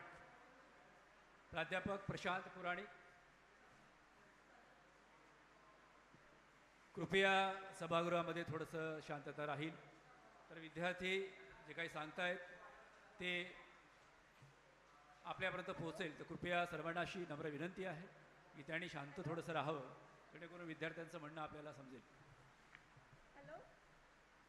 आदरणीय मंचावर उपस्थित सर्व मान्यवर, मी doctor Prashant Puranik, Gurukul arts commerce science college Nanda, taluka Korpana. माझ्या विषयाचं नाव आहे doctor Babasaheb Ambedkar's economic perspectives. Doctor B.R. Ambedkar is in real sense a lighthouse of Indian economy. In his various speeches, handbooks, periodicals, important quotes in the newspaper like Mook Nayak, he has given the excellent guidelines to the common and poor people so that they should make their economic progress. Hello? According to Dr. Babasaheb Ambedkar's view, there should be more economic policies should be implemented for all over not only economic but social, ethical and cultural development. These important speeches which he has given in the Indian Assembly and quotes which he has given in the newspaper was so important that even today's economist always studies, takes references and collects notes of the various economic thoughts of Dr. Babasaheb Ambedkar. That's why it is today's need to know more about the work of Dr. Babasaheb Ambedkar for strengthen the Indian economy. My hypothesis is Dr. Babasaheb Ambedkar has given the major contribution to strengthen the Indian economy. Dr. Babasaheb Ambedkar has given the most valuable contribution to strengthen the Indian economy. Some of the important economic perspectives arise under. First one is joint agriculture. India is a country having big area of various states. But day by day, as everyone wants a space and privacy, that's why everyone wants to grow individually. As far as the cultural factor is concerned, it is clear that from beginning, India is well known for its joint family culture. But as per changing scenario, this concept has changed now. Today, most of the Indians prefer to live in separate individual family. Naturally, their joint property is also separated in various parts. This is the main reason because of which the percentage of small landholders is increasing. In small piece of land, it is not possible to take huge crops. That's why Dr. Babasaheb Ambedkar has stated that the concept of joint agriculture. According to him, it will helpful for those poor small holders who are having less capital. He also pointed out that due to joint agriculture, it is possible to purchase seeds, insecticides, pesticides, and also helpful to take lot of production in one piece of land. Number two, taxation policies. Economic controversy is the key character of Indian economic era. There are two types of peoples, that is higher income group and lower income group. The ratio as well as index of pricing policies in India is continuously increasing. Dr. Babasaheb Ambedkar has described that due to high prices of products in the market, it is very difficult for poor people to purchase those high prices products. He stressed that the government should implement various economic policies so that their way of living will be developed. Moreover, he suggested that new economic welfare policies must be introduced by the Indian government to minimize the rate of poverty. He believed that to equalize the income ratio between poor and rich people, there must be different tax rates. The maximum tax rates should be applied on the rich and wealthy peoples, while the minimum rate should be implemented in the people of lower income group. He suggested that this taxation policy will definitely raise the total income in taxation, and by the use of this income and more in welfare activities for poor people should be established. This will definitely minimize the percentage of poverty in India. Third one is agriculture sector's development.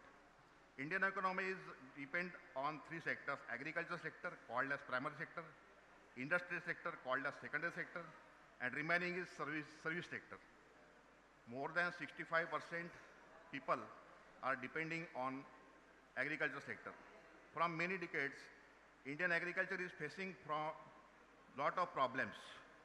Some of those are occurred due to natural disaster, while other was due to man-made disaster.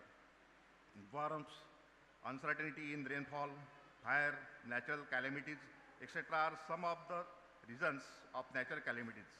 While use of artificial insecticide and pesticides, artificial shortage of seeds and fertilizers, etc. are some of the important illustrations of man-made disaster. Dr. Baba Saheb Ambedkar has suggested that unless and until the initiatives to stop this natural as well as artificial disaster, it is not possible to develop the agriculture sector on which most of the people is getting their bread and butter. Next one is development of agriculture-based industries. As far as Dr. Baba Saheb Ambedkar's economic perspective is concerned, one of the important factors is development of agriculture industries. From many years, Indian peoples are in close touch with agriculture industries. Some of them are related with making of dairy products, fishing, establishment of poultry farms, goat farms, etc. Dr. Baba Saheb Ambedkar urged the Indian government regarding the development of agriculture industries.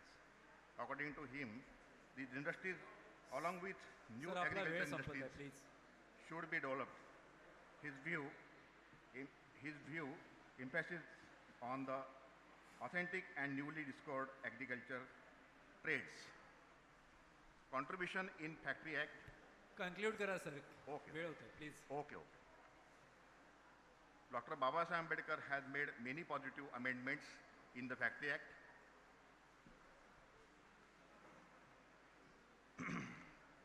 My conclusion is Dr. Baba Saheb Ambedkar, in real sense, has bared pores in fixing of the foundation of Indian economy. Along with making the various legislative laws, he has worked and framed various laws in Indian constitution. The work he has done is not related with particular field, but he worked in versatile fields and sectors. In spite of the above most important and valuable as well as remarkable works in various fields and sectors, his works and extremely important theories and legislations regarding various industrialization policies, labor welfare facilities, marketing of agriculture production, policies regarding easy availability of microfinance, strongly protects and give protection to poor peoples and farmers regarding 40 method, optimum use of available resources, use of byproducts to make reproduction process etc. are some of the important sectors where Dr. Baba Saheb Ambedkar has given the major contribution.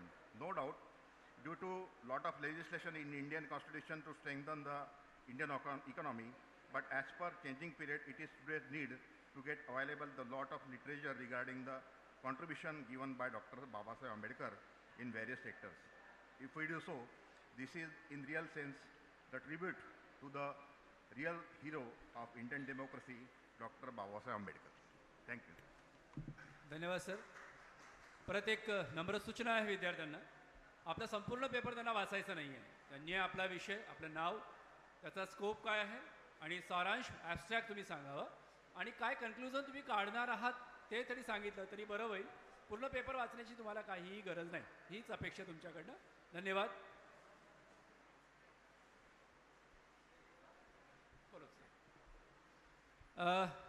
आपल्याकडे sir कर्नाटकवरून online paper सादर होणार आहे.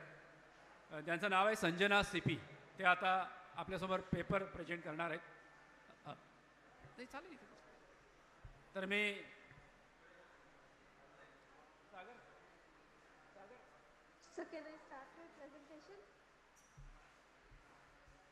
कर्नाटकवरून हा paper present होणार आहे.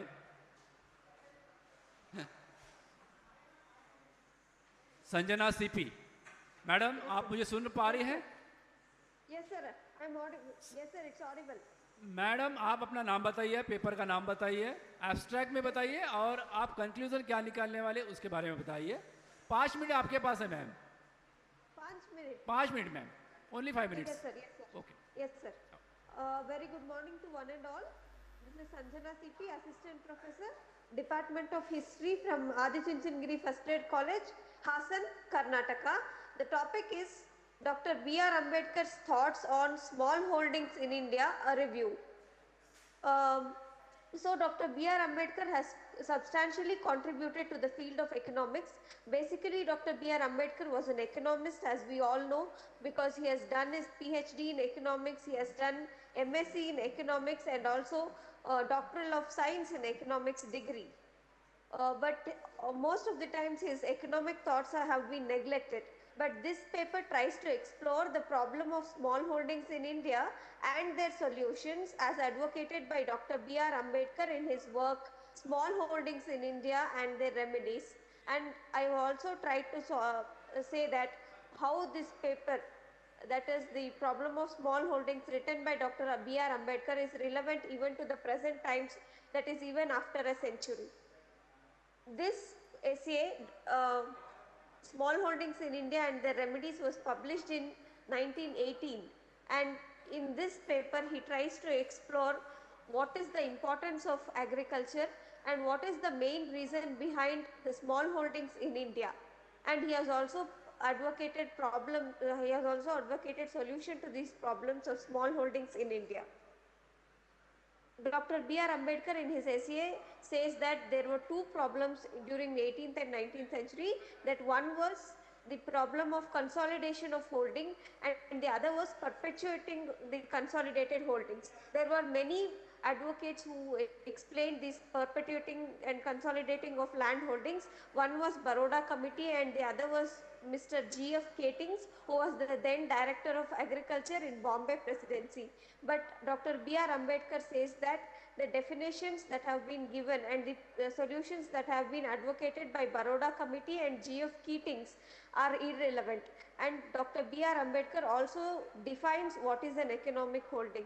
Dr. B.R. Ambedkar says that any economic holding should be seen from the perspective of production, not from the view of consumption. So he says that there are many factors of production, that is the land, labor, capital and organization. All the factors have to be put in equal quantity to get a maximum benefit out of it.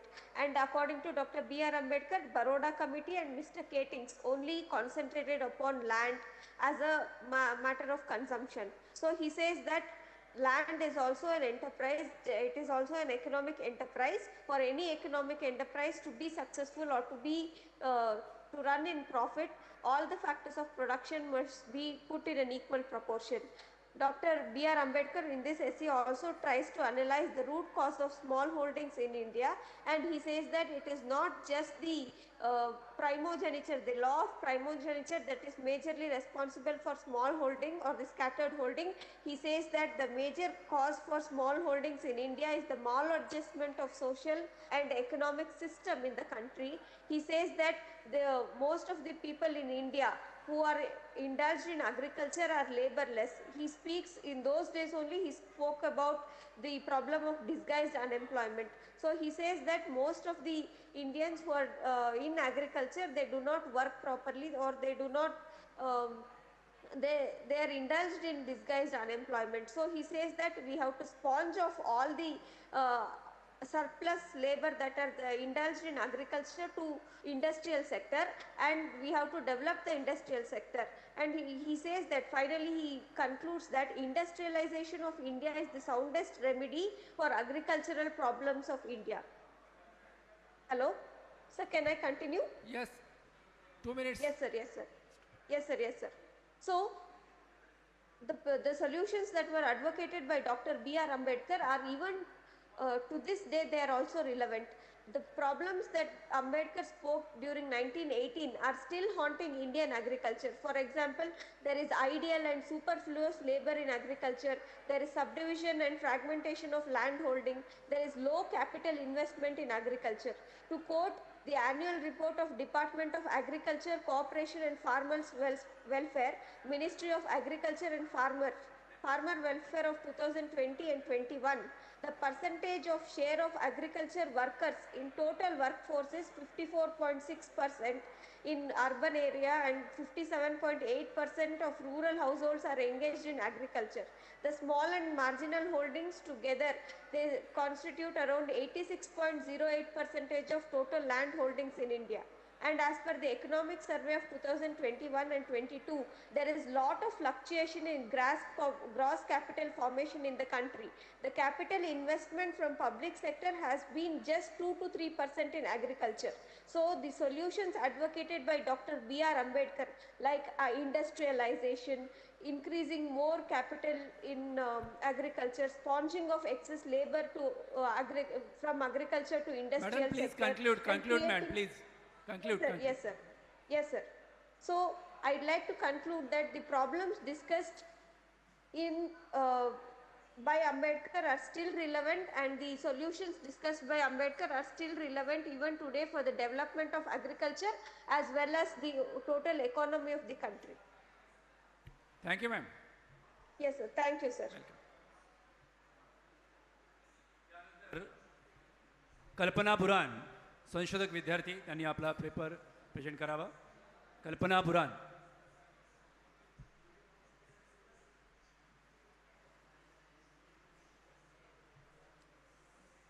काल एकच paper होता, online एकच होता. सर्वप्रथम महामानव, symbol of knowledge, doctor B.R. Ambedkar को अभिवादन करते हुए मंचासीन विद्वज्जनों को सप्रेम जय भीम तथा उम्र से बड़े विद्वत मान्यवर एवं सहभागियों को मेरा क्रांतिकारी जय भीम. क्योंकि एक कॉन्फ्रेंस का सब्जेक्ट ही बाबा साहब है, इसीलिए मैंने क्रांतिकारी जय भीम कहा. मेरा नाम कल्पना देवीदास जी बुरहान. मैं PhD शोधार्थी 2020-21 की शोधार्थी हूँ. दलित एवं जनजातीय अध्ययन केंद्र महात्मा गांधी अंतर्राष्ट्रीय हिंदी विश्वविद्यालय से हूँ. मेरा शोध विषय है, शोध पत्रिका विषय अनुसूचित जाति एवं अनुसूचित जनजाति के संवैधानिक अधिकार. इस विषय पे मैं आज अपना सारांश प्रस्तुत करती हूँ.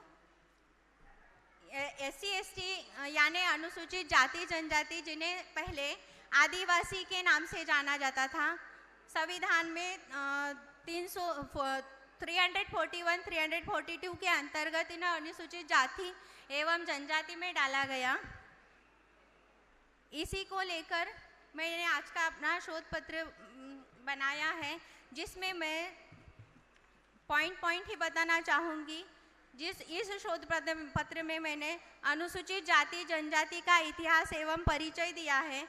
अनुसूचित जाति एवं जनजाति की परिभाषा, अनुसूचित जाति एवं जनजाति की भारतीय परिप्रेक्ष्य में परिभाषाएं दी है. अनुसूचित जाति एवं जनजाति का संवैधानिक अधिकार या प्रावधान बताए गए हैं एवं संवैधानिक प्रावधानों की प्रासंगिकता बताई गई है.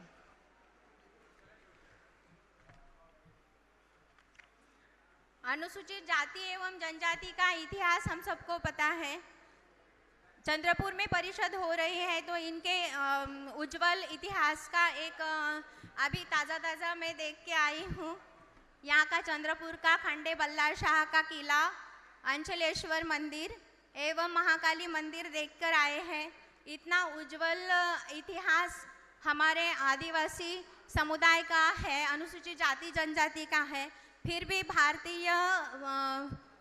भारतीय स्थिति यदि हम आज देखते हैं तो अनुसूचित जाति जनजाति की स्थिति बेहतर नहीं दिखाई देती.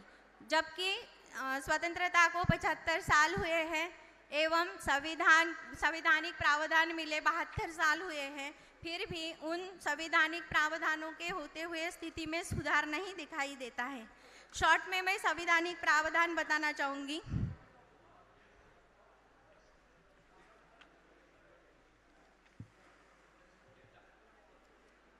अनुसूचित जाति तथा जनजातियों तथा अन्य कमजोर वर्गों का शैक्षिक तथा आर्थिक दृष्टि से उत्थान करने और उनकी सामाजिक असमर्थताओं को दूर करने के उद्देश्य से उन्हें संवैधानिक सुरक्षा एवं संरक्षण प्रदान किया गया है.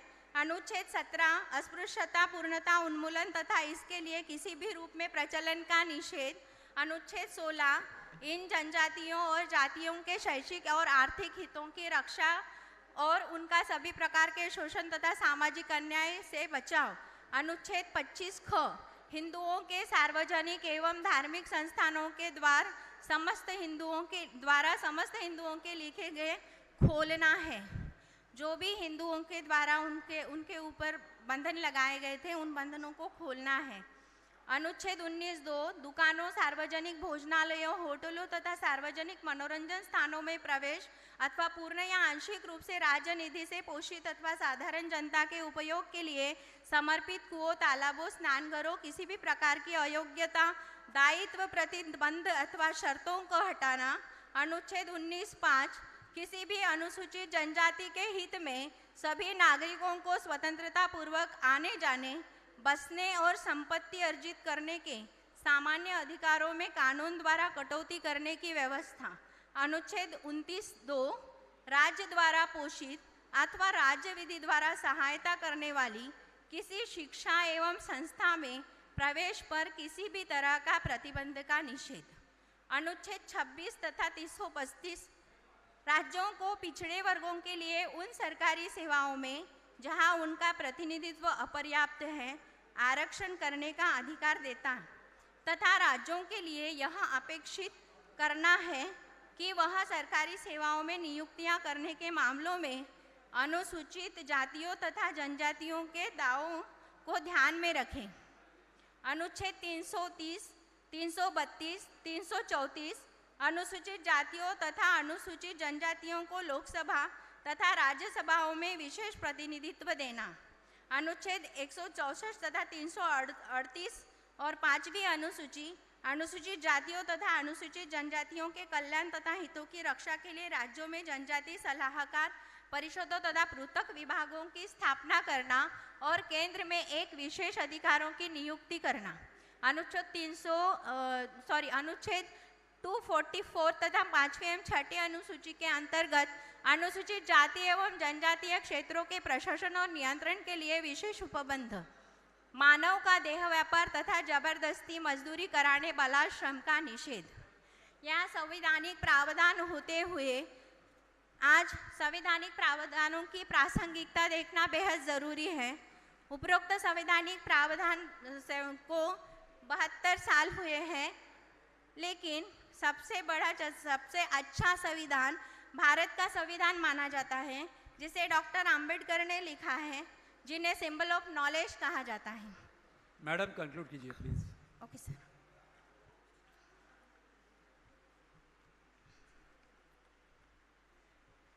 अनुसूचित जाति एवं जनजाति का सामाजिक, आर्थिक, शैक्षिक स्तर आज भी निम्न है।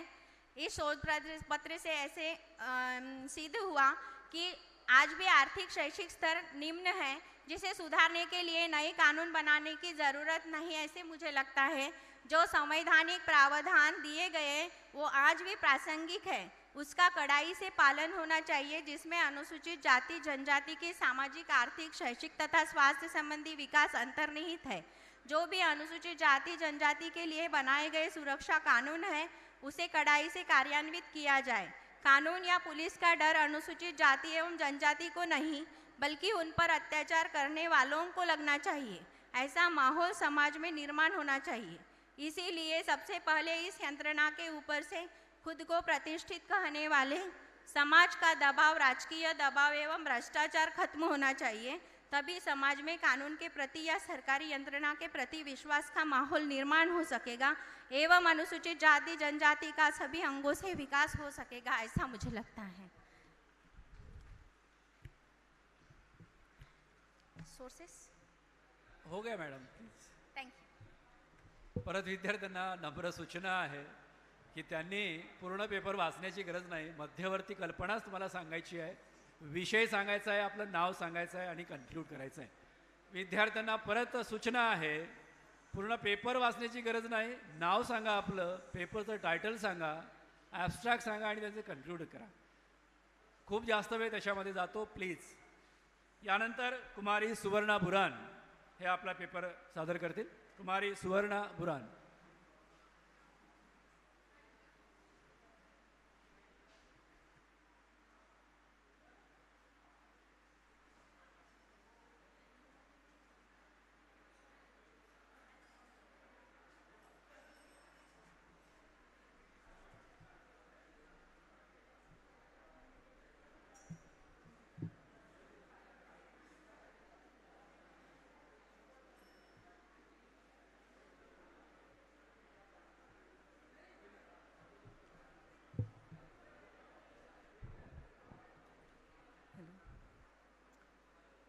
महामानव डॉक्टर बाबासाहेब आंबेडकर यांना विनम्र अभिवादन. तसेच इथे बसलेल्या सर्व मान्यवरांना सादर जय भीम. मी सुवर्णा देवीदास बुरहान, PhD संशोधक विद्यार्थी, डॉक्टर बाबासाहेब आंबेडकर मराठवाडा युनिव्हर्सिटी. माझा पेपरचा विषय आहे डॉक्टर बाबासाहेब आंबेडकरांची स्त्री चळवळीविषयीची भूमिका. खरं तर भारताचा इतिहास जर आपण प्राचीन काळापासून पाहायला गेलं तर भारतीय महिलांच्या स्थितीबाबत जर विचार करायचा झाला तर भारतामधील सिंधू घाटी जी सभ्यता आहे त्या सभ्यतेला एक सभ्य संस्कृती असं म्हटलं जातं. आणि या संस्कृतीमध्ये स्त्रियांची स्थिती जी आहे ती अतिशय उन्नत होती. कारण त्या संस्कृतीचा अभ्यास करताना एक जाणवलं की त्या संस्कृतीमध्ये, सिंधू संस्कृतीमध्ये मातृसत्ता कुटुंब पद्धती होती.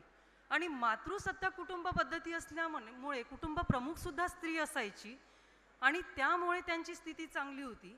परंतु याचा अर्थ असा नाही की त्या काळामध्ये पुरुषांचं स्थान दुय्यम होतं असं आपल्याला कुठेही आढळत नाही. परंतु आजची स्थिती, आज पुरुषप्रधान संस्कृतीमध्ये आम्ही वावरतोय. आज डॉक्टर बाबासाहेब आंबेडकरांच्या कृपेमुळे आज आम्ही शिकलो, अक्षरशः या डायसपर्यंत पोहोचलो, तरी देखील आम्हाला समानतेची वागणूक आजही मिळत नाही.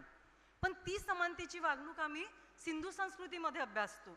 त्यानंतर पुढच्या काळामध्ये जेव्हा आर्यांचं आक्रमण झालं, कालांतराने त्यांची व्यवस्था इथे स्थिरावली आणि हळूहळू मात्र स्त्रियांची स्थिती खालावत गेलेली आम्हाला दिसते. परत बुद्ध काळ किंवा मग बुद्ध आणि जैनांचा जो पिरियड आलाय, या कालखंडात परत आम्हाला स्त्रियांची स्थिती सुधारलेली दिसते.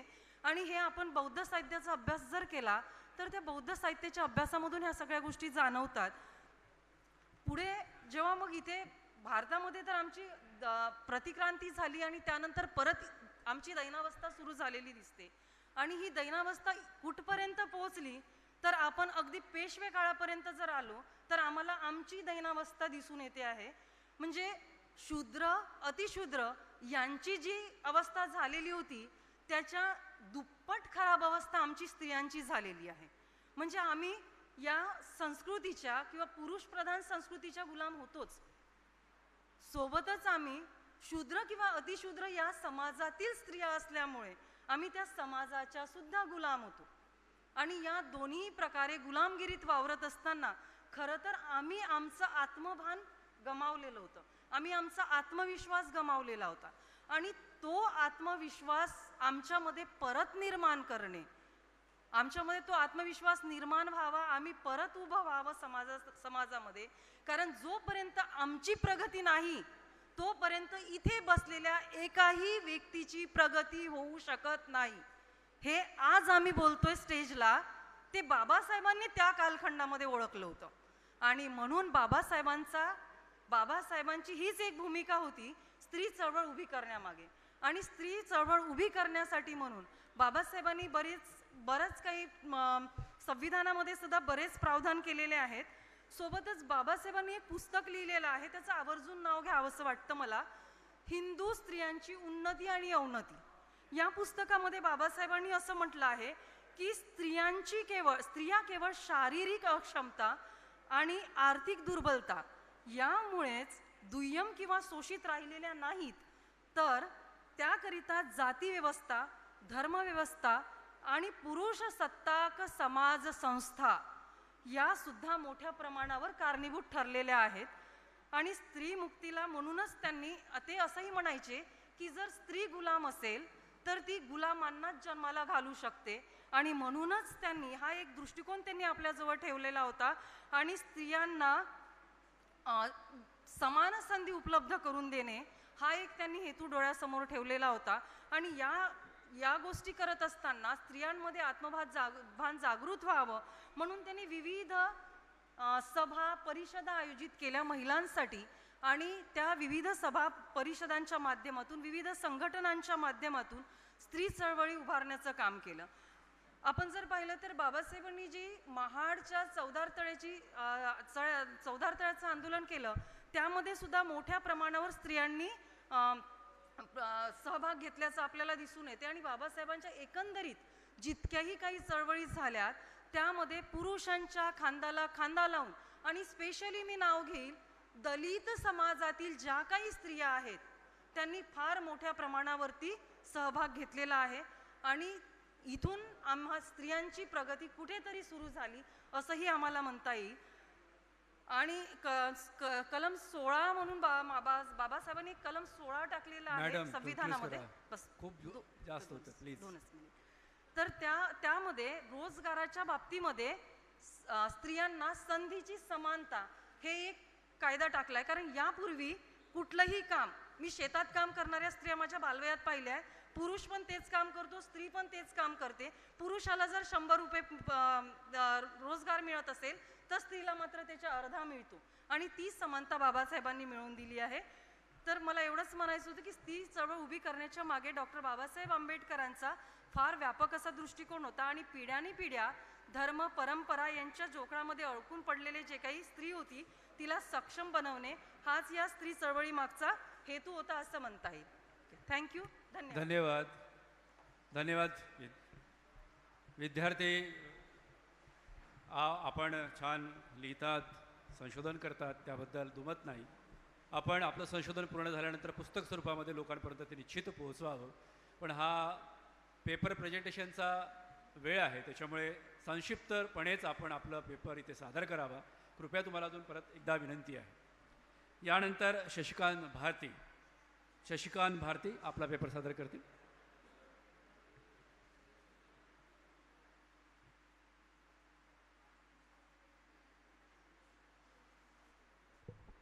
बहुत बहुत शुक्रिया. Thank you very much. Perspectives of Ambedkarism के सेमिनार में मैंने सोचा बुद्धिज़्म पे ही बात की जाए, और यही मेरा प्रेमाइस है इस रिसर्च पेपर का. ये मेरा पहला प्रेजेंटेशन है.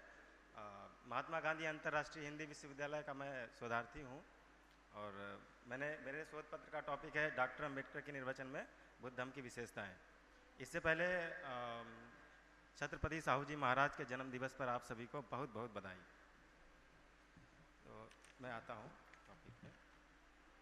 20वीं सदी में डॉक्टर अम्बेडकर विश्व के बेहद प्रभावशाली शोधार्थी, राजनेता एवं दार्शनिक थे. उनके द्वारा बुद्ध धम्म को पुनर्परिभाषित किया गया. उनके लिए बुद्ध धम्म का वैज्ञानिक अध्ययन करना अकादमिक उत्सुकता का विषय नहीं था, बल्कि इसके पीछे के प्रेरक तत्कालीन भारत में व्याप्त अमानवीय सामाजिक स्थितियां थीं, जिसके समाधान के लिए उन्होंने सन 1930 से लेकर 1956 तक बुद्ध धम्म का अध्ययन किया, जिसे उन्होंने बेहद ही सुगम तरीके से व्यवस्थित करके द बुद्धा एंड हिज धम्मा पुस्तक के रूप में वैश्विक पटल पर रखा. हालांकि उनका यह शोध कार्य 1957 में उनके महापरिनिर्वाण के बाद प्रकाशित हुआ. 1956 में उनके साथ बुद्ध धम्म में दीक्षित हुए लगभग 5 लाख व्यक्तियों को संबोधित करते हुए बुद्ध धम्म के संबंध में उन्होंने भारतीय समाज के मानस पटल पर एक बेहद प्रभावशाली भाषण प्रस्तुत किया. साथ ही 1956 में नेपाल में आयोजित बौद्ध भ्रात संघ की 4थी परिषद में उन्होंने बेहद ही प्रख्यात एक तुलनात्मक भाषण बुद्ध या कार्ल मार्क्स दिया था. डॉक्टर अम्बेडकर अपने निर्वचनात्मक बोध में बुद्ध में वैश्विक कल्याण हेतु शिक्षक प्राप्त करते हैं. डॉक्टर अम्बेडकर ने बुद्ध धम्म को सामाजिक जीवन में व्याप्त कुरीतियों और सामाजिक मनोदशा से मुक्ति प्राप्त करने के रूप में देखा है. उनके लिए बुद्ध धम्म का केंद्र ईश्वर या अदृश्य सत्ता की अपेक्षा नैतिक मूल्यों में निहित है, जिसकी शिक्षा बुद्ध धम्म हमें प्रदान करता है. धम्म का लक्ष्य स्वर्ग या नरक की चिंता से रहित है. धम्म मानव कल्याण का लक्ष्य समेटे हुए है. यही मानव के लिए शुद्ध न्याय भी है. यह तभी संभव है जब मानव 4 आर्य सत्य अर्थात निश्चित सत्य को समझ ले. दुख, समुदय, निरोध और मार्ग. दुख से अर्थ है संसार में दुख, संकट, बुराइयां, समस्याएं हैं. समुदय से अर्थ है दुख का कारण है. निरोध का अर्थ है कि दुख का निवारण है. चौथा आर्य सत्य है, अर्थात प्रत्येक तरह की विपदाओं के निवारण के लिए हमेशा मार्ग होता ही है. निवारण का मार्ग 8 सूत्रीय अष्टांगिक मार्ग है. सम्यक दृष्टि, सम्यक संकल्प, सम्यक वचन, सम्यक कर्म, सम्यक आजीविका, सम्यक व्यायाम, सम्यक स्मृति और सम्यक समाधि. चारों आर्य सत्यों में विश्वास करना ही सम्यक दृष्टि है. सम्यक संकल्प का संबंध मानसिक और नैतिक विकास की प्रतिज्ञा करने से है. सम्यक वचन का संबंध हानिकारक बातें ना करने व झूठ ना बोलने से है। सम्यक कर्म हानिकारक कर्म ना करने से संबंधित है। सम्यक जीविका का सरोकार कोई भी स्पष्ट या अस्पष्ट हानिकारक व्यापार ना करने से संबंधित है। सम्यक व्यायाम का अर्थ अपने आप को सुधारने की कोशिश करने से संबंधित है। सम्यक स्मृति से तात्पर्य स्पष्ट ज्ञान को देखने की मानसिक योग्यता प्राप्त करने से संबंधित है। सम्यक समाधि का संबंध निर्वाण प्राप्ति से है, अहम के गायब हो जाने से संबंधित है। सबसे पहले तो बुद्ध धर्म को डॉक्टर अम्बेडकर सामाजिक जीवन की उन्नति का माध्यम मानते हैं। इसी को केंद्र में रखकर बुद्ध धर्म का वह निर्वचन करते हैं। दूसरी अन्य विशेषता जिस पर वे जोर देते हैं वह बुद्ध की प्रवज्ञा से संबंधित है। यहाँ उनकी विवेचना बुद्ध धर्म की अन्य विवेचनाओं व लोक कथाओं व प्रतिबिंब से कट अंतर विरोध उत्पन्न करती है। उनके लिए बुद्ध ने प्रवज्ञा इसलिए नहीं ग्रहण की कि उन्होंने एक बूढ़े व्यक्ति या एक रोगी और शव को देखा। डॉक्टर अम्बेडकर के विचार में यह संभव ही नहीं है कि 29 वर्ष की आयु तक किसी व्यक्ति ने बूढ़ा, रोगी व शव देखा ही ना हो। इसके आगे उन्होंने बुद्ध की प्रवज्ञा का जो कारण दिया है, जो वो बुद्ध धर्म के अन्य निर्वचनों से बिल्कुल जुदा है। साथ ही जैसे कि पहले ही बताया गया है कि बुद्ध धर्म के बारे में अम्बेडकर का निर्वचन अपने मूल में सामाजिक लक्षण से अभिभूत है, वहीं सामाजिक लक्षण ही धर्म का केंद्र है। बुद्ध की प्रवज्ञा के बारे में दी गई व्याख्या बुद्ध धर्म को सामाजिक लक्षण की बुनियाद भी प्रदान करती है। बुद्ध की प्रवज्ञा का संबंध शाक्यों और कोलियों के बीच खेत सिंचाई हेतु रोहिणी नदी का जल विवाद मुख्य कारण रहा। बुद्ध शाक्य संघ के सदस्य उस समय शाक्यों और कोली नौकरों के बीच में झगड़ा हुआ। शाक्यों ने अपने अधिवेशन में विचार किया गया कि इस मसले को युद्ध से हल किया जाए। शाक्य संघ के सदस्य सिद्धार्थ बुद्ध ने युद्ध के प्रस्ताव का विरोध किया। उनका विचार था कि मसले को बातचीत से सुलझाया जाए। उस समय बेहद क्रांतिकारी था, उनको समर्थन नहीं मिला। बेहद कम सदस्य उनके पक्ष में थे। शाक्य सेनापति के युद्ध के प्रस्ताव को भारी समर्थन मिला। बुद्ध ने अगले दिन की सभा में सर झुकाकर बहुमत की परवाह किए बिना बोला कि मैं आपकी सेना में सम्मिलित नहीं होऊंगा, युद्ध में भाग नहीं लूंगा। बुद्ध के विचार में सिर्फ 3 चयन बचे थे उनके पास, या तो वो सेना में भर्ती हो जाएं, या फांसी या देश निकाला स्वीकार करें, या फिर तीसरा उनके परिवार का सामाजिक बहिष्कार व खेतों की जब्ती। पहले और तीसरे चयन में उन्होंने खारिज किया। फांसी या देश निकाला जो भी तय हो उसके लिए वे तैयार हो गए। लेकिन शाक्य संघ फांसी या देश निकाला का फैसला नरेश कौशल की अनुमति के बगैर नहीं कर सकता था, लेकिन उनके परिवार का सामाजिक बहिष्कार और खेती जब्ती कर सकता था। जबकि उस समय बुद्ध के पिता गणराज्य के मुखिया थे, फिर भी यह शक्ति शाक्य संघ के पास थी। सेनापति ने बुद्ध से कहा कि वे अपनी मर्जी से भी देश निकाला स्वीकार कर लें, तब भी कौशल नरेश को पता चल जाएगा। बुद्ध ने एक विचार सुझाया कि वो परिव्राजक बन जाएंगे, या भी उनके लिए एक तरह का देश निकाला ही है। सेनापति को यह सुझाव उचित लगा। अनुमति लेकर या अनुमति के बिना किसी भी तरह से बुद्ध द्वारा परिव्राजक बन जाने के विचार को शाक्य संघ ने स्वीकार कर लिया। हालांकि उनके पिता शुद्धोधन तक शाक्य संघ की खबरें पहुंच गईं। जैसे तैसे करके गमगीन माहौल में उन्होंने परिव्राज्य ले ही ली। उनके पिता उनको रोकने में सफल नहीं हुए। उनकी पत्नी यशोधरा ने उनको जाने दिया, हालांकि वे भी साथ जाना चाहती थी। डॉक्टर अम्बेडकर के लिए वह बौद्ध भिक्षु श्रेष्ठ है जो अपने लिए कोई एकांत खोजने की बजाय शशिकांत जी कंक्लूड कीजिए। आप पूरा पेपर पढ़ ले प्लीज, कंक्लूड कीजिए आप। हम बार बार आपको ये समझा रहे, स्टूडेंट को यही समझा रहे कि आप पेपर मत पढ़िए। ओके आप कंक्लूड कीजिए। I am concluding. Doctor Ambedkar के द्वारा किए गए बौद्ध धर्म के निर्वचन के केंद्र में व्यक्ति व उसके आसपास का सामाजिक वातावरण है जिसमें वह आजीवन निवास करता है। बुद्ध का धर्म व्यक्ति के उसके आसपास के सामाजिक वातावरण में व्याप्त त्रुटियों और बुराइयों को निजात प्राप्ति की शिक्षा प्रदान करता है, जिसके लिए समाज में स्वतंत्रता, समानता और बंधुत्व का भाव होना अति आवश्यक है, जो कि स्वस्थ समाज के लिए अति आवश्यक नैतिक मूल्य होना चाहिए। बुद्ध इन्हीं नैतिक मूल्यों का सामाजिक दर्शन है। ये नैतिक मूल्य सामाजिक व्यवहार को नियंत्रित करते हैं। यही बुद्ध का अनुशासन है, जिसका प्रतिबिंब भारत गणराज्य के संविधान में भी देखने को मिलता है। धन्यवाद। जय भीम। यानंतर येत आहे महेंद्र लोधी, संशोधक विद्यार्थी महेंद्र लोधी।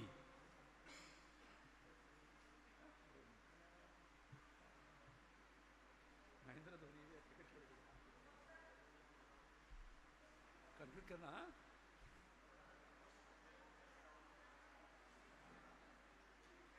यहाँ उपस्थित इस सभा में उपस्थित सभी के लिए जय भीम। मेरा नाम महेंद्र सिंह लोधी है। मैं महात्मा गांधी अंतर्राष्ट्रीय हिंदी विश्वविद्यालय से आया हूँ। मैं पीएचडी शोधार्थी हूँ। मेरे टॉपिक का नाम है पीपल एजुकेशन सोसाइटी की दलित और आदिवासी छात्रों की शिक्षा में भूमिका। Role of people's education society in the education of Dalit and Adivasi students.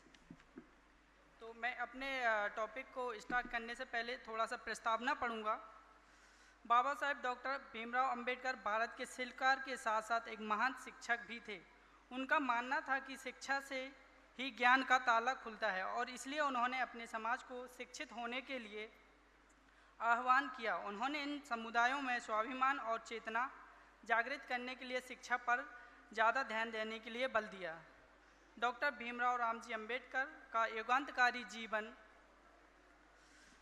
Mission और विचार 20वीं सदी के भारत पर अमिट छाप छोड़ी। उनका जीवन पद दलितों, आदिवासियों और पिछड़े वर्गों को मानवीय गरिमा के ऊपर उठाने, उनके लिए मनुष्य के रूप में जीने का अधिकार अर्जित करने के लिए समर्पित था। उन्होंने मानव जीवन के मंच पर कई महत्वपूर्ण भूमिकाएं निभाईं। 8 जुलाई 1945 को डॉक्टर बाबा साहेब भीमराव अंबेडकर ने पीपल एजुकेशन सोसाइटी की स्थापना की। यह नई मुंबई, औरंगाबाद, महाड़, दपोली, पंढरपुर, बेंगलुरु आदि में शिक्षा के विकास में एक महत्वपूर्ण मील का पत्थर है। इसने 1946 में मुंबई में Siddharth college of art end science की पहली संस्था की स्थापना की। इस संस्था की एक उल्लेखनीय विशेषता यह है कि यह कामकाजी को सीखने के दौरान सुविधाएं और अवसर प्रदान करती है। अपने कई स्कूलों और कॉलेजों के साथ 76 वर्षों के उथल पुथल की अवधि में इस प्रतिष्ठित समाज द्वारा अर्जित सम्मान, प्रशंसा और सद्भावना महाराष्ट्र और कर्नाटक के शिक्षा के रूप में केंद्रों ने बुद्धि और ज्ञान की सीमाओं पर विजय प्राप्त करने के साहसिक कार्य के लिए दलित एवं आदिवासी छात्रों के लिए ज्ञान के द्वार खोले हैं। डॉक्टर बाबा साहेब भीमराव अंबेडकर का दृढ़ विश्वास था कि दलित आदिवासियों के उत्थान के लिए शिक्षा ही एकमात्र प्रभाव लीवर है। लीवर मीन्स शिक्षा एकमात्र रास्ता है जो उनके उत्थान के लिए कार्य करेगा। इसके बाद मेरा टॉपिक है, नेक्स्ट पॉइंट है साहित्य पुनरावलोकन, जिसके इस टॉपिक को पूरा करने के लिए कुछ बुक्स पढ़े थे और मेरे इस शोध पेपर का उद्देश्य है पीपल एजुकेशन सोसाइटी का अध्ययन करना, दलित आदिवासी छात्रों की शिक्षा में पीपल एजुकेशन सोसाइटी के प्रयासों का अध्ययन करना, डॉक्टर अंबेडकर के दलित आदिवासी वर्गों के लिए शैक्षिक विचारों का अध्ययन करना। किसी भी शोध को जब हम करते हैं तो उसका कोई ना कोई एक महत्व होता है कि किस लिए शोध किया जा रहा है। प्रस्तुत शोध पीपल एजुकेशन सोसाइटी पर किया गया शोध, जिसकी स्थापना डॉक्टर भीमराव अंबेडकर ने की थी। यह शोध इसलिए महत्वपूर्ण है क्योंकि इस संस्था ने निम्न वर्ग, खासकर दलित एवं आदिवासी छात्रों की शिक्षा में सुधार के लिए बहुत योगदान दिया। तो इस सोसाइटी नामक संस्थान के द्वारा चलाए जा रहे कॉलेज व स्कूल के उद्देश्यों और उनके कार्यों को जनता के समक्ष लाना और बाबा साहेब अंबेडकर के शैक्षिक विचारों को सबके समक्ष प्रस्तुत करना। इस शोध को करने के लिए व्यक्तिगत अध्ययन पद्धति का प्रयोग किया गया है। यह शोध पूर्णतः गुणात्मक शोध है। जब फील्ड शोध किया और पाया कि दलित एवं आदिवासी छात्रों की शिक्षा में पीपल एजुकेशन सोसाइटी की दलित एवं आदिवासी छात्रों की शिक्षा में विषय का जब शोध किया गया तो पाया गया कि इस सोसाइटी की स्थापना डॉक्टर अंबेडकर ने 8 जुलाई 1945 में की थी। 1927 में यह बहिष्कृत हितकारिणी सभा के रूप में कार्य करती थी। इस सोसाइटी ने सर्वप्रथम 1946 में Siddharth college of art science की स्थापना की। इस समय पीपल एजुकेशन सोसाइटी 12 विश्वविद्यालयों से संबद्ध कॉलेज चलाती है, जिसमें से 6 विश्वविद्यालय मुंबई से संबंधित हैं। 5 डॉक्टर बाबा साहेब अम्बेडकर मराठवाड़ा विश्वविद्यालय से और 1 पुणे विश्वविद्यालय से। इन सभी कॉलेज व विश्वविद्यालय में लगभग 30,000 विद्यार्थी हैं और इनमें से 15,000 निष्कर्ष 15,000 विद्यार्थी हैं और इनमें से अधिक दलित और अनुसूचित जनजाति के विद्यार्थी हैं। अंततः निष्कर्ष, अनुसूचित जाति, जनजाति तथा वंचित वर्ग की शिक्षा के प्रति बाबा साहेब अम्बेडकर बहुत चिंतित रहे हैं। इसलिए वे हमेशा इन वर्गों की शिक्षा की वकालत करते रहे हैं। इन वर्गों की समाज के माथे पर लगा अज्ञानता का कलंक और समाज में फैली उनके प्रति दुर्भावना से निकलने के लिए एक ही मार्ग है, वह है शिक्षा। इसी के चलते बाबा साहेब ने पीपल एजुकेशन आपका संदेश हम तक पहुंच गया है सर, प्लीज। जी सर, थैंक यू सर। यानंतर एक सूचनामध्ये तुम्हाला देतोय। माननीय अध्यक्षांच्या महोदयांनी वेळ फार होतो आहे, कारण की अजून एक यानंतर सेशन आहे आणि त्यानंतर समारोपीय कार्यक्रम आहे, त्यामुळे हे सेशन आपण आटोपतं घेणार आहोत। तर सर्व संशोधक विद्यार्थ्यांना अशी नम्र सूचना आहे की त्यांनी 2 मिनिटांमध्ये आपला सारांश पद्धतीने आपला पेपर सादर करावं। अगदी 2 मिनिटं, अगदी 2 मिनिटांमध्ये त्यांनी आपला सारांश पद्धतीने आपला पेपर प्रेझेंट करावा। यानंतर मी आमंत्रित करतो आहे प्राध्यापक विजय कुंबरे। प्राध्यापक विजय कुंबरे, प्राध्यापक आहे।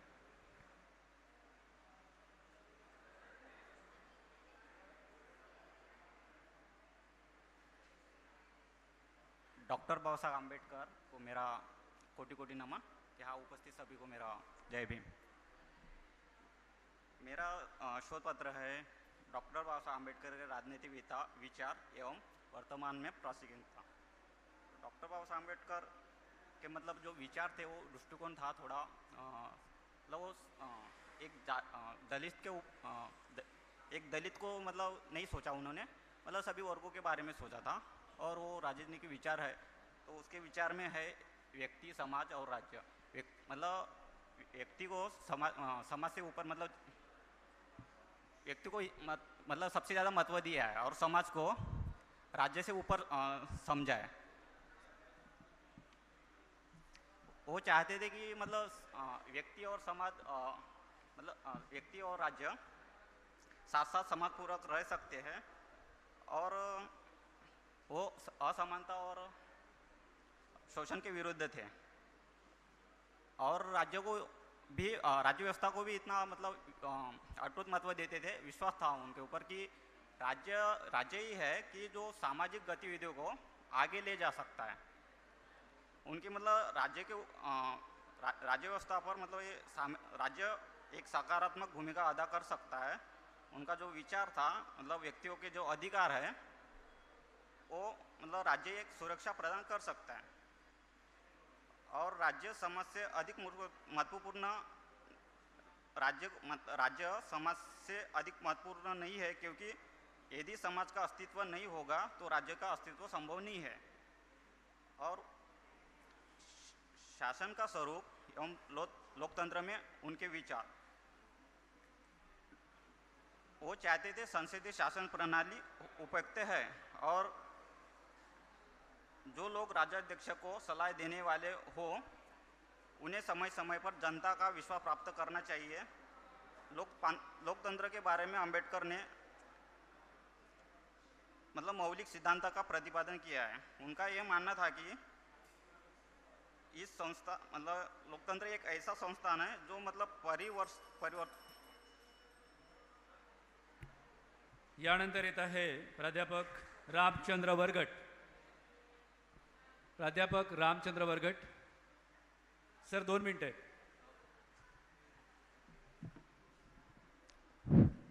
सर्वांना जय भीम। माझं नाव रामचंद्र वरगट आहे, अमरावतीतून आलेला आहो। माझा जो विषय आहे स्वतंत्र मजूर पक्ष आहे। डॉक्टर बाबासाहेब आंबेडकर दलित, शोषित, अस्पृश्य, अन्यायग्रस्त जनतेसाठी संघर्ष करणारे एकमात्र असे पुरुष होते ते। 1935च्या कायद्याप्रमाणे 15 ऑगस्ट 1936 स्वतंत्र मजूर पक्ष स्थापन केलेला होता आणि त्याचे अध्यक्ष डॉक्टर बाबासाहेब आंबेडकर होते। उद्दिष्ट असं आहे की श्रमिकाचे हित जोपासणे, अस्पृश्याची स्वतंत्र राजकीय संघटना असावी, अस्पृश्य भांडवलशाही साम्राज्यवादी विचारसरणी विरुद्ध हा लढा होता। राष्ट्र उभारणीचे साठी स्वातंत्र्य, समता, बंधुता तत्वाचे रुजविणे। पक्षाचा जो ध्वज होता तर ते स्वतंत्र मजदूर पक्षाचा ध्वज होता की ध्वज लाल रंगाचा होता। मध्यभागी स्वतंत्र मजूर पक्ष लिहिले होते। ध्वजाच्या डाव्या बाजूला वरच्या कोपऱ्यामध्ये 11 चांदण्या अर्थात ब्रिटिशाच्या अखरित्या असलेले 11 प्रांत असे हा पक्षाचा एक ध्वज होता तो। त्यानंतर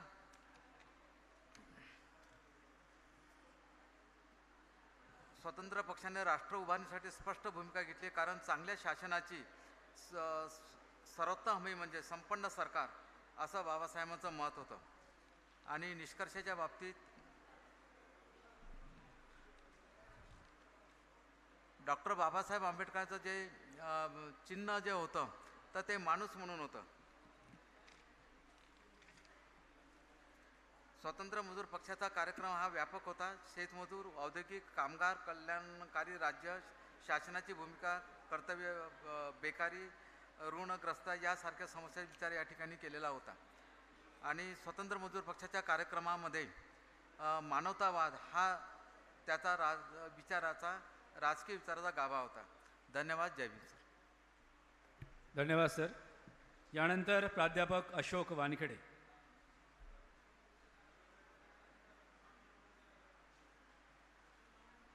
सर 2 मिनटं. सर प्लीज 2 मिनटं.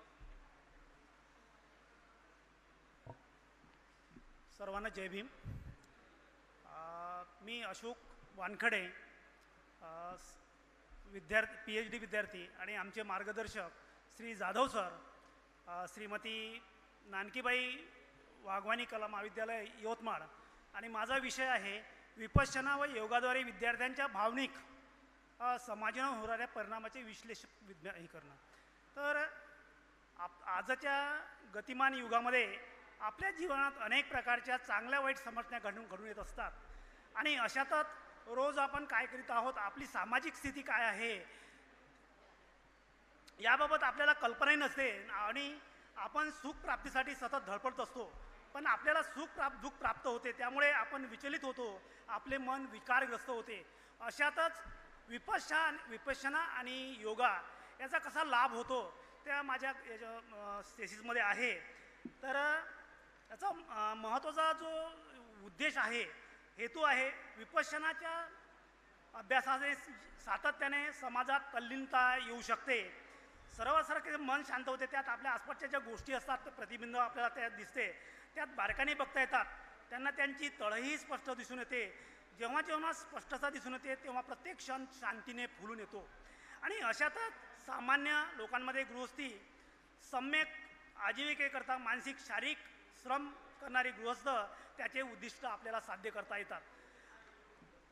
सर, संशोधनाचा जो उद्देश आहे, तर संशोधनाचा उद्देश जे विद्यार्थी असतात म्हणजे प्राथमिक लेवलच्या शाळेमधले, त्यांच्यामध्ये कुशल शदाराचे गुण रुजवणे. दुसरं, ज्या मुलामध्ये राग, द्वेष, मोह, मत्सर इत्यादी विकार नाहीसे करून मंगल प्रवृत्ती जागृत करण्यासाठी विपश्यनेची गरज असते. आणि विद्यार्थ्यांमध्ये प्रज्ञाशील करुणा रुजवणे हा एक उदात्त हेतू विपश्यनाचा आहे. 3 महिने विद्यार्थ्यांवर प्रयोग करून आणि असं निष्कर्षणा झालं की जेवढे काही उद्देश आहे ते साध्य झालेले आहेत, एवढा हा निष्कर्ष आहे. धन्यवाद. जय भीम. धन्यवाद सर. यानंतर जयकृष्ण खडसे, माननीय जयकृष्ण खडसे.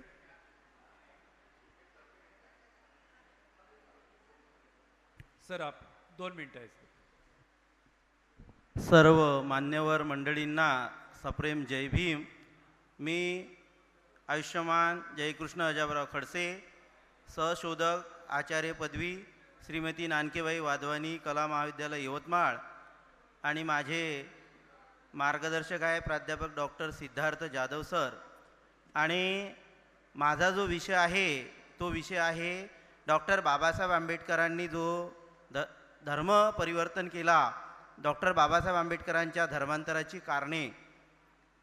डॉक्टर बाबासाहेब आंबेडकरांच्या पूर्वी या देशामध्ये इसवी सन पूर्व 563 सिद्धार्थ गौतमाचा जन्म झाला होता, आणि त्या काळामध्ये आपल्या देशामध्ये कोणत्याही प्रकारची जातीयता किंवा अस्पृश्यता पाळल्या जात नव्हती. सर्व मानव समान होती. माणसाला माणसासारखा जगण्याचा अधिकार होता. परंतु बाबासाहेबांचा जन्म 14 एप्रिल 1891 झाल्यानंतर जी बाबासाहेबांनी बालवयामध्ये जी जातीयता, बालवयामध्येच त्यांना जो जातीयतेचा जो अनुभव आला, त्यांना जे चटके लाभले, त्यातूनच त्यांच्या मनामध्ये त्या धर्माविषयी, हिंदू धर्माविषयी एक चीळ निर्माण झाली. बाबासाहेबांनी आपली भूमिका त्यावेळच्या पुढाऱ्यांना पटवून दिली, परंतु कोणीही ऐकायला तयार नव्हते. आणि शेवटी बाबासाहेबांनी जो धर्मांतराचा निर्णय घेतला तो या देशामधल्या जे अस्पृश्य समाजावर जे अन्याय अत्याचार होत होते त्या अन्याय अत्याचाराला प्रतिउत्तर म्हणून आणि या अन्यायग्रस्त लोकांना समतेची ममतेची वागणूक मिळावी आणि त्यांना माणसासारखा एक सन्मान मिळावा म्हणून बाबासाहेबांनी हा धर्मांतराचा निर्णय जाहीर केला 13 ऑक्टोंबर 1935ला येवले मुक्कामी.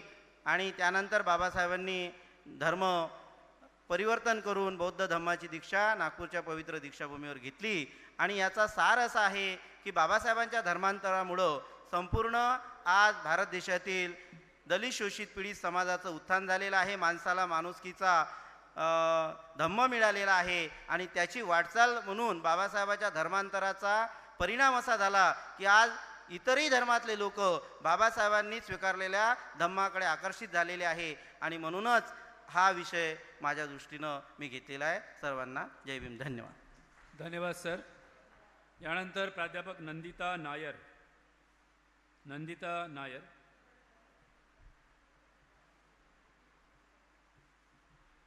Ma'am 2 minutes.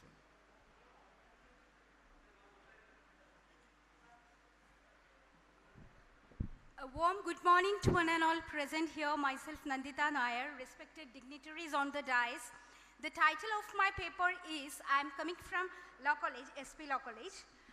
The title of my research paper is Data Security in Cyberspace and Contemporary Issues that is relating to the right of data privacy. Dr. B.R. Ambedkar strongly proposed for the introduction of privacy as a fundamental right in our constitution.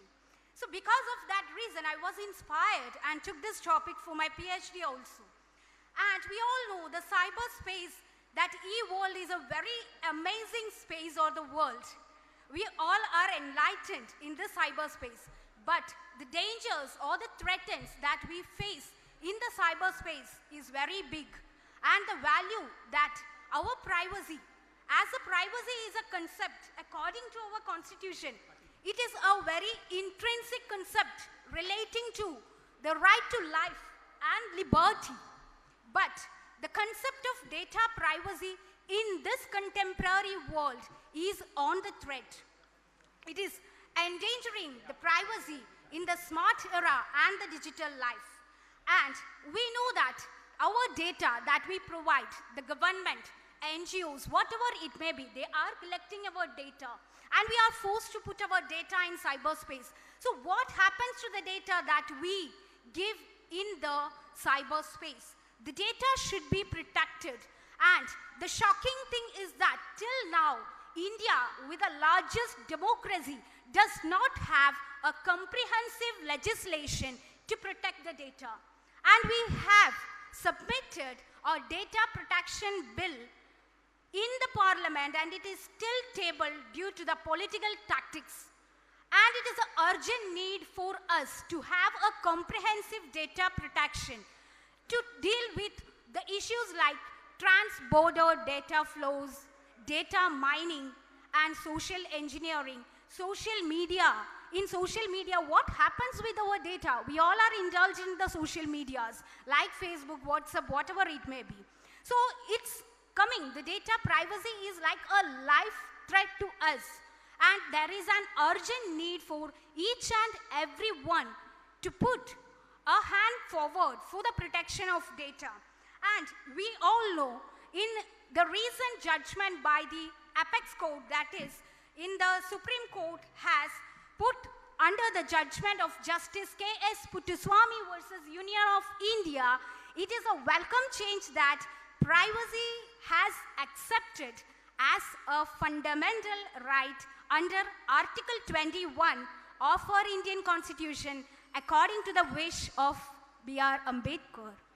And with this, I wind up my title. Thank you for everyone and giving me a golden opportunity to present my paper here. Thank you so much. Thank you, ma'am. यानंतर आहे कोकिळा बोधुने.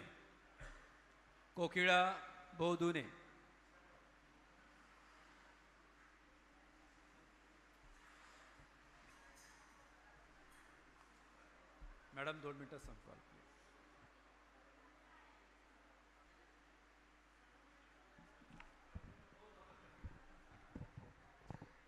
तथागत गौतम बुद्ध आणि Bharat Ratna doctor Babasaheb Ambedkar यांना माझं त्रिवार अभिवादन आणि उपस्थित सर्वांना माझा जय भीम. माझा पेपर आहे अमरावती जिल्ह्यामधील आंबेडकरी चळवळीतील महिला नेतृत्व नलिनीताई लडके. नलिनीताई लडके ह्या सर्वांनाच परिचित आहेत, त्यामुळे मी त्यांच्याविषयी काही एवढं बोलणार नाही. पण मला असं सांगायचं आहे की विदर्भातील दलित चळवळ जी सुरू झाली ती सर्वप्रथम अमरावती जिल्ह्यातील थुगाव पूर्णा या ठिकाणी ही सुरू झालेली आहे. आणि मला ह्या गोष्टीचा अभिमान आहे की मी थुगाव पूर्णा येथील माझा जन्म आहे आणि तेथील मी मुलगी आहे. अमरावती येथील जी गणेश आकाजी गवई यांनी ही दलित चळवळ सर्वप्रथम या ठिकाणी सुरू केलेली आहे. आणि त्यांची ही पताका त्यांनी फक्त तेवढ्यावरच थांबवली नाही, तर पुरुषांबरोबर महिलांना सुद्धा त्यांनी या ठिकाणी सहभागी करून घेतलेलं आहे. आणि अमरावतीमध्ये त्याचं नेतृत्व केलेलं आहे ते लक्ष्मीबाई नाईक यांनी. आणि लक्ष्मीबाईंची ही पताका नलिनीताई लडके यांनी समोर दिलेली आहे. आणि मला ह्या गोष्टीचा खूप अभिमान वाटते की नलिनीताई लडकेंनी फक्त दलित समाजातील स्त्रियांसमोरच आपले आंबेडकरी विचार मांडलेले नाही, तर त्यांनी जेव्हा कळपात्री महाराजांनी अमरावतीमध्ये हिंदू कोटबिलाला विरोध केला त्या ठिकाणी स्वतः नलिनीताईंनी स्वतः हातामध्ये माईक घेण्याची त्या ठिकाणी परमिशन मागितली. आणि कळपात्री महाराजांनी ज्या महिलांवर हिंदू धर्माचा पगडा होता अशा महिलांना जो हिंदू धर्माला विरोध करणारे भाष्य केले, त्या ठिकाणी नलिनीताईंनी निर्भीडपणे त्याचा विरोध केला. आणि महिलांना एक प्रश्न केला की जर तुमचे पतिव्रत्य जर हे फक्त धर्मावर अवलंबून असेल तर पाकिस्तान निर्मितीच्या वेळेस जो महिलांवर अत्याचार झाला तर भारतामध्ये एकही पतिव्रता स्त्री आता उरलेली नाही का? तर ह्या एका प्रश्नानं संपूर्ण महिलांमध्ये परिवर्तन झालेलं त्या ठिकाणी दिसून येते. आणि जेव्हा खापर्डे सरांनी त्या ठिकाणी विरोध करणारा ठराव घेतलेला होता तर त्या ठरावावर एकाही महिलेने त्या ठिकाणी सही केलेली नव्हती. तर यातच आपल्याला जे नलिनीताई लडके आहे यांचं व्यक्तिमत्व कसं होतं हे आपल्याला दिसून येते. तरी मला असं सांगूशे वाटते की आजही समाजामध्ये एवढी मोठी प्रगती झालेली आपल्याला दिसून येते, तरी आमच्या काही ज्या भगिनी आहेत त्या फक्त डॉक्टर बाबासाहेब आंबेडकरांना ह्या एक दलित पुरुष ह्याच दृष्टिकोनातून आपल्याला पाहिलेलं दिसून येते. अजूनही मला असं वाटते की स्त्रियांची मानसिकता ही बदललेली नाही आहे, कारण की महापुरुषांना आपण एका चौकटीमध्ये बांधून ठेवू शकत नाही. आणि डॉक्टर आंबेडकरांकडे फक्त हा एक दलित पुरुष आहे, दलितांचा नेता आहे, ही मानसिकता बदलण्याची आज काळाची गरज ही निर्माण झालेली आहे.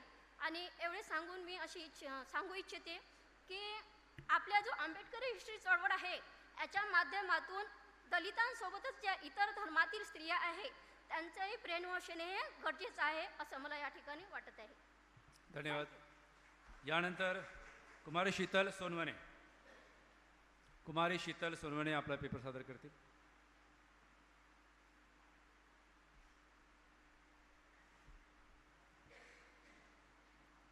मॅडम 2 मिनिटं प्लीज.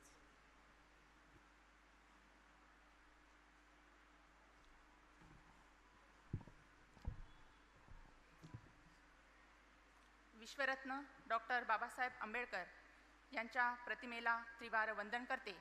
मी प्राध्यापिका शीतल बुधा सोनवणे धुळे या जिल्ह्यातून आलेली आहे. संत गाडगेबाबा अमरावती विद्यापीठ तिथून मी PhD करत आहे. माझे मार्गदर्शक आहेत सन्माननीय डॉक्टर संतोष बनसोळ सर माझे मार्गदर्शक आहेत. माझ्या विषयाचं नाव आहे धुळे जिल्ह्यातील महिलांच्या सामाजिक कार्याचा ऐतिहासिक अभ्यास. तर धुळे जिल्हा जर म्हटला तर धुळे जिल्ह्यामध्ये अनेक महिलांनी कार्य केलेलं आहे. उल्लेखनीय असं कार्य धुळे जिल्ह्यातील महिलांनी केलेलं आहे. त्याच्यामध्ये काकी शेडगावकर असतील, मंदाकिनीताई टोणगावकर असतील, कमलाताई अजमेरा, लीलाताई पाटील, विजयाताई चोक, शालिनीताई बोरसे, नजूताई गावित अशा अनेक महिलांनी सुधारक असे कार्य या ठिकाणी केले आहे. अस्पृश्यता निवारण असेल, अंधश्रद्धा निर्मूलन असेल, विस्थापितांचे पुनर्वसन, मागासवर्गीयांसाठी केलेलं कार्य, महिलांसाठी केलेलं कार्य, विधवा पुनर्विवाह, आंतरजातीय विवाह अशा अनेक बाबींवर त्यांनी प्रबोधनात्मक वाटचाल करून आपल्या जाणीवा त्या ठिकाणी निर्माण केलेल्या आहेत. अनेक ठिकाणी महिलांनी त्यांच्या उद्धारासाठी मौलिक असं कार्य केलेलं आहे.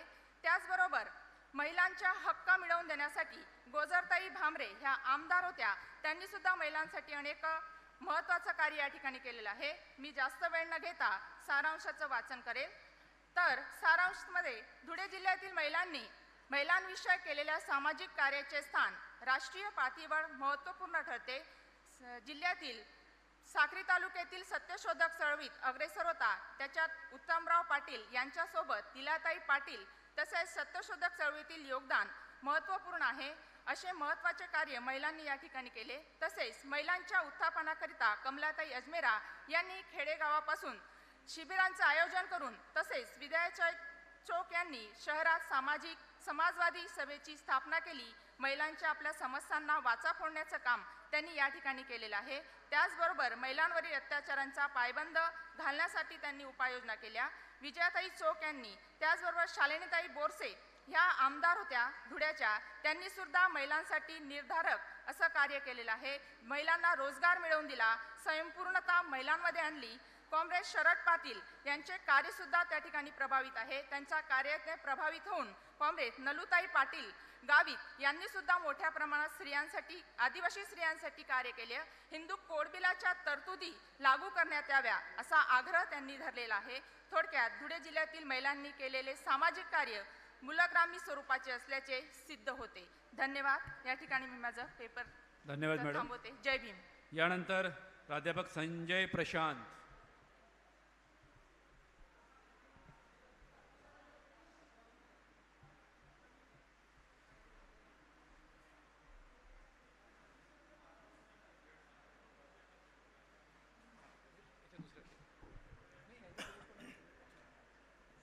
Respected chairperson ma'am,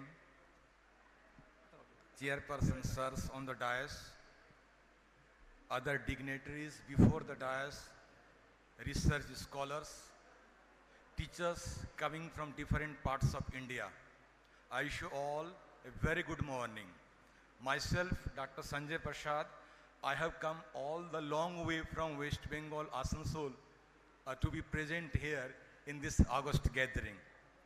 Before I present my paper, I would like to point out some reasons before the selection of my topic. The topic of my paper is Journey of Baba Saheb Ambedkar to the Constituent Assembly of India through Bengal, an overlooked account. Actually, this August gathering as well as the scholars associated with Ambedkar, we often discuss or we say that the main personality behind the framing of the Constitution of India was none other than Dr. Baba Saheb Ambedkar. But very few discussions do take place regarding the election of Baba Saheb Ambedkar into the Constituent Assembly of India, whose election was supposed to take place in the year 1946. So, if before I start to present my paper, I would like to say some sources, because ma'am, I saw she asked somebody what are the sources of your article. Regarding that, I would like to say that I have consulted a good number of books, government proceedings, as well as other sources in order to compile this paper. I am giving you just few names. For example, the most important book regarding the compilation of this article is Joya Chatterjee's Bengal Divided, Communalism and Partition. Thereafter, the second most important book has been compiled by Dopayan Sen, that is the Decline of the Caste Question. And besides these two books, there are several books which have been written by the sons of Maharashtra like Dhananjay Keer, Basant Moon, and so on. So I'm not going to waste the time regarding saying the name of books. Now I'm coming to my point, how Baba Saheb Ambedkar was elected into the Constituent Assembly of India, not through his home province, that is Bombay Presidency, rather through Bengal. This is a very interesting topic, and I would like to grab the attention of this August gathering. Before I start to say that how did he get elected, I must say that the Constituent Assembly in the year 1946, there were 296 members altogether. Okay, and in those days, B.J. Khare was the Bombay Premier, and the Indian National Congress, as well as the Grand Iron Man of India, Sardar Vallabhbhai Patel, was hell-bent on restricting the entry of Ambedkar into the Constituent Assembly. Even this Iron Man of India, Vallabhbhai Patel, once commented, not only the doors of the Constituent Assembly of India are closed for Ambedkar, rather the gates of this assembly should be closed for him. It means that he was not ready at all to make the entry or to allow the entry of Ambedkar into the Constituent Assembly of India. In such a situation, Baba Sahib Ambedkar visited Calcutta, where he decided to take the support of European officials of this Bengal Legislative Assembly. But the European officials of the Bengal Legislative Assembly, said they were neither to support Ambedkar nor they will participate in the election. So Ambedkar returned empty-handed to Delhi. So in such a scenario, Jogendranath Mandal, who was the leader of the All India Scheduled Caste Federation of Bengal in it, he invited Ambedkar to contest the election from Jessore Khulna constituency. But the road for his election to the assembly was not very easy. The Bengal Congress leaders, the leaders of Hindu Mahasabha and other Muslim League leaders also created obstacles in the path of Jogendranath Mandal and Ambedkar. They were not at all ready to make the entry of Ambedkar into the Constituent Assembly of India. But it was Jogendranath Mandal, the Namasudra leader. Namasudra means scheduled caste leader of East Bengal of those days, that he made it possible, though he had to face a large number of difficulties. Okay, this Jogendranath Mandal even was called Jogen Ani Molla, as he had taken the support of the Muslim League government of West Bengal. Muslim League of the government of Bengal. Sir, conclude please. Okay. So in this election, Baba Sahib Ambedkar defeated a towering personality. He was the elder brother of Subhash Chandra Bose, that is Sharat Chandra Bose. Okay, so in this way, Baba Sahib Ambedkar was elected into the Constituent Assembly of India, and it was the same Indian National Congress who, after the secession of East Bengal, decided to invite Ambedkar to frame the Constitution of India. So what is the irony of the fact that the very Congress party, who was hell-bent on restricting the entry of Ambedkar into the Constituent Assembly of India, itself folded hands before Ambedkar, sir, please come forward and frame the Constitution of India. This is the towering contribution of Ambedkar in the framing of the Constitution of India. Thank you. Okay. Thank you, Dada. Okay. Before I conclude, I have been said by authority of this college to give some feedback. Okay, by Milind Bhagat, sir. Yes. Okay, can I continue? After. Last session. Oh, actually, sir, I shall have to board the train. That's why if you allow me, then I can conclude today. Okay, 1 minute. Okay. Actually, I got familiar with Sanjay Gayakwad, sir, somebody from the Ambedkarite History Congress of Solapur, and I had put an article in his journal, and I got familiar with him. I had given an article regarding Ambedkar views on religion in his article, and he asked me, are you interested, gentlemen, in the Ambedkar studies? Yes, I said yes, I am very much interested. Not only, rather I have convened a national seminar in my college, and the proceedings of that seminar, were converted into a book. So we became familiar, and that's how I landed here. Since 2 days back, I landed at Chandrapur railway station. Since then to today, it is amazing. It is amazing. The hospitality given by this college, Dr. Ambedkar College of Arts, Commerce and Science, and its collaborating colleges, college from Chimur and Mool. It is amazing. It's absolutely, I can't say in words what type of hospitality you people are giving. I am discussing these events with my colleagues in West Bengal, okay? And not only my college has come to know about this grand event of this college and Mool and other college, rather the entire hospitality by this Maharashtra people, you rock people, okay? So I would like to conclude my feedback in a single Hindi shairi that ऐ चांद मैंने भी एक चांद देखा है, ऐ चांद मैंने भी एक चांद देखा है, तुझमें तो दाग है मैंने बेदाग देखा है. क्या बात Thank है. और बहुत बहुत धन्यवाद, आपने अच्छा ये फीडबॅक दिया आहे. मुझे पता है आप जाने वाले हो, उसके पहले हमने फीडबॅक लिया. मॅडम हे जाणार आहेत 2 वाजता, त्यामुळे यांनी आधीच आपला फीडबॅक दिलेला आहे. यानंतर Bimal Barman from West Bengal. Sir 2 minute है आपके पास please. Okay okay.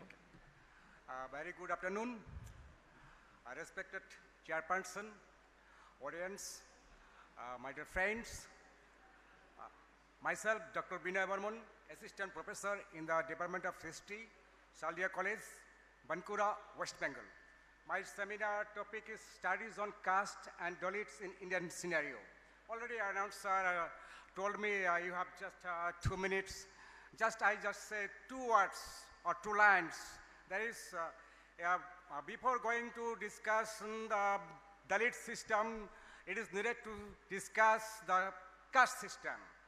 And caste system, the 4 Varnas are mentioned in the Rig Vedas and Atharva Vedas.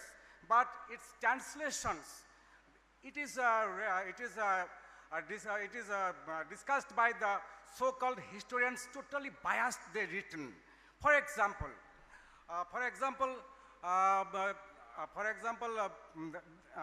the Shudras, they think that the legs stand for Shudras, but they use the term feet. This is biased. And we the people, the common people or lower class people, we the producer, food producer, and the upper caste or so-called Varna Hindus, they are the consumer. They are the consumer. So, what is their job and what is our job? And what is the difference between we and they? This is nothing. Actually, why we are here? Because of Ambedkar. Thank you very much. Thank you. Thank you, sir. यानंतर येत आहे Bhagyashree Gadge. Bhagyashree Gadge.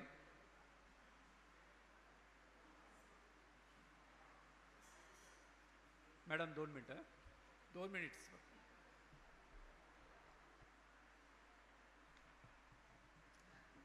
Good afternoon. मी भाग्यश्री श्रीकृष्णराव गाडगे. माझ्या शोधनिबंधाचे नाव आहे खोती पद्धती संदर्भात doctor Babasaheb आंबेडकरांचे कार्य.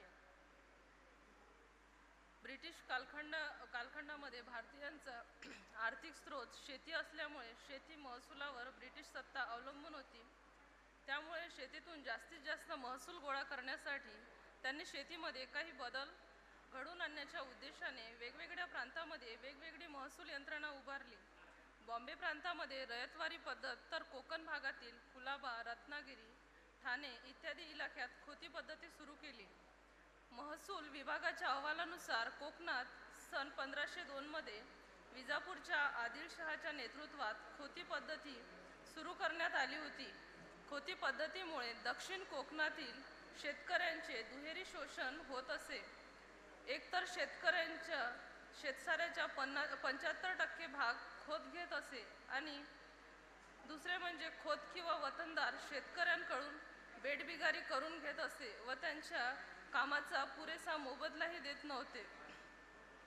अशा या अन्यायकारक खोती पद्धती विरुद्ध महाराष्ट्रातील कोकण भागातील रत्नागिरी जिल्ह्यातील चरी येथे शेतकरी नेते नारायण नामू पाटील यांच्या नेतृत्वात 1933 ते 1939 या काळात आंदोलन सुरू केले. या आंदोलनाला डॉक्टर बाबासाहेब आंबेडकरांनी पाठिंबा दिला आणि कूड कायदा संमत करून घेतला. त्यामुळे डॉक्टर बाबासाहेबांचे खोती पद्धतीविषयक कार्य समजून घेणे अतिशय महत्त्वाचे आहे. या शोधनिबंधाचे उद्दिष्ट आहे खोती पद्धती म्हणजे काय हे अभ्यासणे, खोती पद्धतीचा शेतकऱ्यांवरील परिणाम अभ्यासणे, डॉक्टर बाबासाहेब आंबेडकरांचे खोती पद्धतीविषयीचे विचार व कार्य जाणून घेणे, खोती पद्धतीचा तत्कालीन समाजावर झालेला परिणाम अभ्यासणे.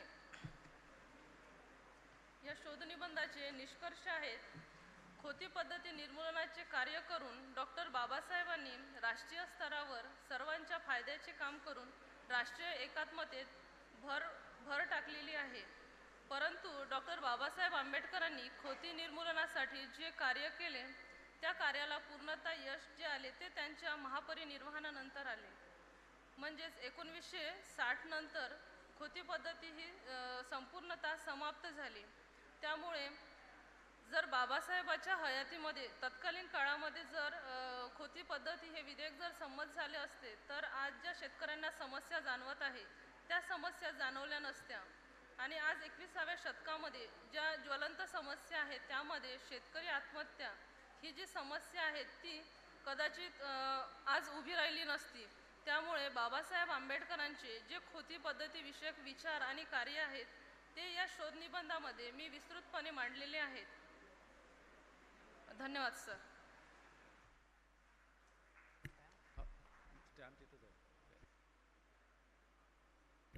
धन्यवाद सर. यानंतर मॅडम प्लीज सॉरी. यानंतर राहुल ठोंबरे हा संशोधक विद्यार्थी येईल आणि आपला पेपर प्रेझेंट करेल. राहुल ठोंबरे.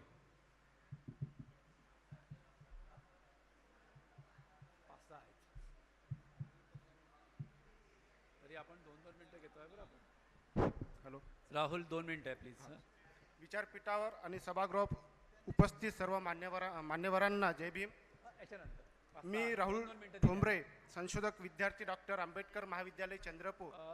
माझ्या संशोधक पेपरचं नाव आहे शिक्षण महर्षी जीवतोडे यांच्या शैक्षणिक कार्यावर आंबेडकरवादाचा प्रभाव. मी थोडा याच्यामध्ये वाचून घेऊन घेतो. हा शॉर्टमध्ये सारांश. सत्ता, संपत्ती आणि प्रसिद्धीचे कोणतेही वलय नसताना एक सामान्य व्यक्ती प्रबळ इच्छाशक्ती आणि आत्मविश्वासाच्या बळावर सामाजिक कार्य, राजकीय कार्य व शैक्षणिक कार्य कशी यशस्वी करायची याची जाणीव भारतातील, त्यातच प्रामुख्याने महाराष्ट्रातील चंद्रपूर जिल्ह्यातील तरुण पिढीला शिक्षणातील गरजा आणि जाणीव तसेच कुप्रथेला दूर करण्याचे काम डॉक्टर बाबासाहेब आंबेडकर यांच्या प्रेरणेने शिक्षण महर्षी जीवतोडे यांनी केले. संशोधन लेखातील एक छोटासा पॅरेग्राफ घेतो. पूर्व विदर्भातील गोंडवाना भागातील जनतेच्या समस्यांचे निराकरण करायचे असल्यास तसेच त्या भागातील मुलांचा आणि मुलींचा सर्वांगीण विकास घडवून आणायचा असेल तर जनता मागेल तिथे शाळा, वाचनालय उभी करावायची. खऱ्या अर्थाने महात्मा फुले आणि डॉक्टर बाबासाहेब आंबेडकरांचा शिकाचा मंत्र गुरुजींनी पूर्ण आत्मसात केला होता. निष्कर्ष. शिक्षण महर्षी जीवतोडे गुरुजींच्या शैक्षणिक कार्य आंबेडकरांच्या विचाराने प्रभावित होऊन आज विदर्भात मोठ्या प्रमाणात शैक्षणिक संस्था उभारल्या गेल्या. शिक्षण महर्षी जीवतोडे यांनी आपल्या विचारातून सुधारणांची व परिवर्तनाची मुहूर्तमेढ रोवली आणि त्यांचा आदर्श लोकांसमोर ठेवला. बहुजन समाजाचा विकास केवळ शिक्षणाच्या माध्यमातून होणार हे बाबासाहेबांचे सूत्र श्रीहरी जीवतोडे यांनी अवलंबिले. शिक्षणाची मशाल शेतकऱ्यांच्या मुलांच्या हातात दिली पाहिजे असे मत श्रीहरी जीवतोडे गुरुजींचे होते. धन्यवाद. धन्यवाद राहुल. यानंतर कुमारी प्रतिभा पारखी आपला पेपर सादर करतील. कुमारी प्रतिभा पारखी.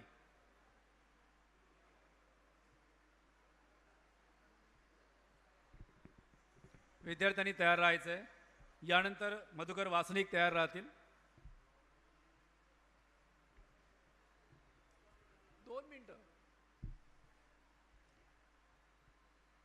प्रतिभा 2 मिनिटं आहे फक्त तुला. जाणं तू सर तिकडे चालले.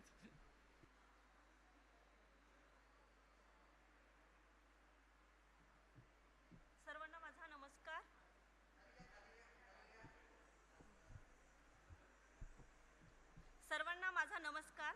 मी प्रतिभा रमेश पारखी, संशोधक विद्यार्थी डॉक्टर आंबेडकर महाविद्यालय चंद्रपूर येथे मी संशोधन कार्य करत आहे. त्याचप्रमाणे माझे मार्गदर्शक आहे प्रमोद नानाजी घ्यार आणि माझ्या संशोधन निबंधाचं टायटल आहे कर्मवीर दादासाहेब गायकवाड यांच्या सामाजिक परिवर्तनाच्या कार्याचा अभ्यास. सारांशमध्ये दादासाहेबांच्या आयुष्यात दलित चळवळीने भारतीय इतिहासाला अभूतपूर्व वाटावेसे 4 जनसंग्राम झाले. भारतीय जाती संस्थेच्या विरोधात भारतीय इतिहासात हे संग्राम पहिल्यांदाच घडत होते. हे संग्राम म्हणजे महाडच्या 14 तळ्यावर पाण्यासाठी सत्याग्रह, नाशिकच्या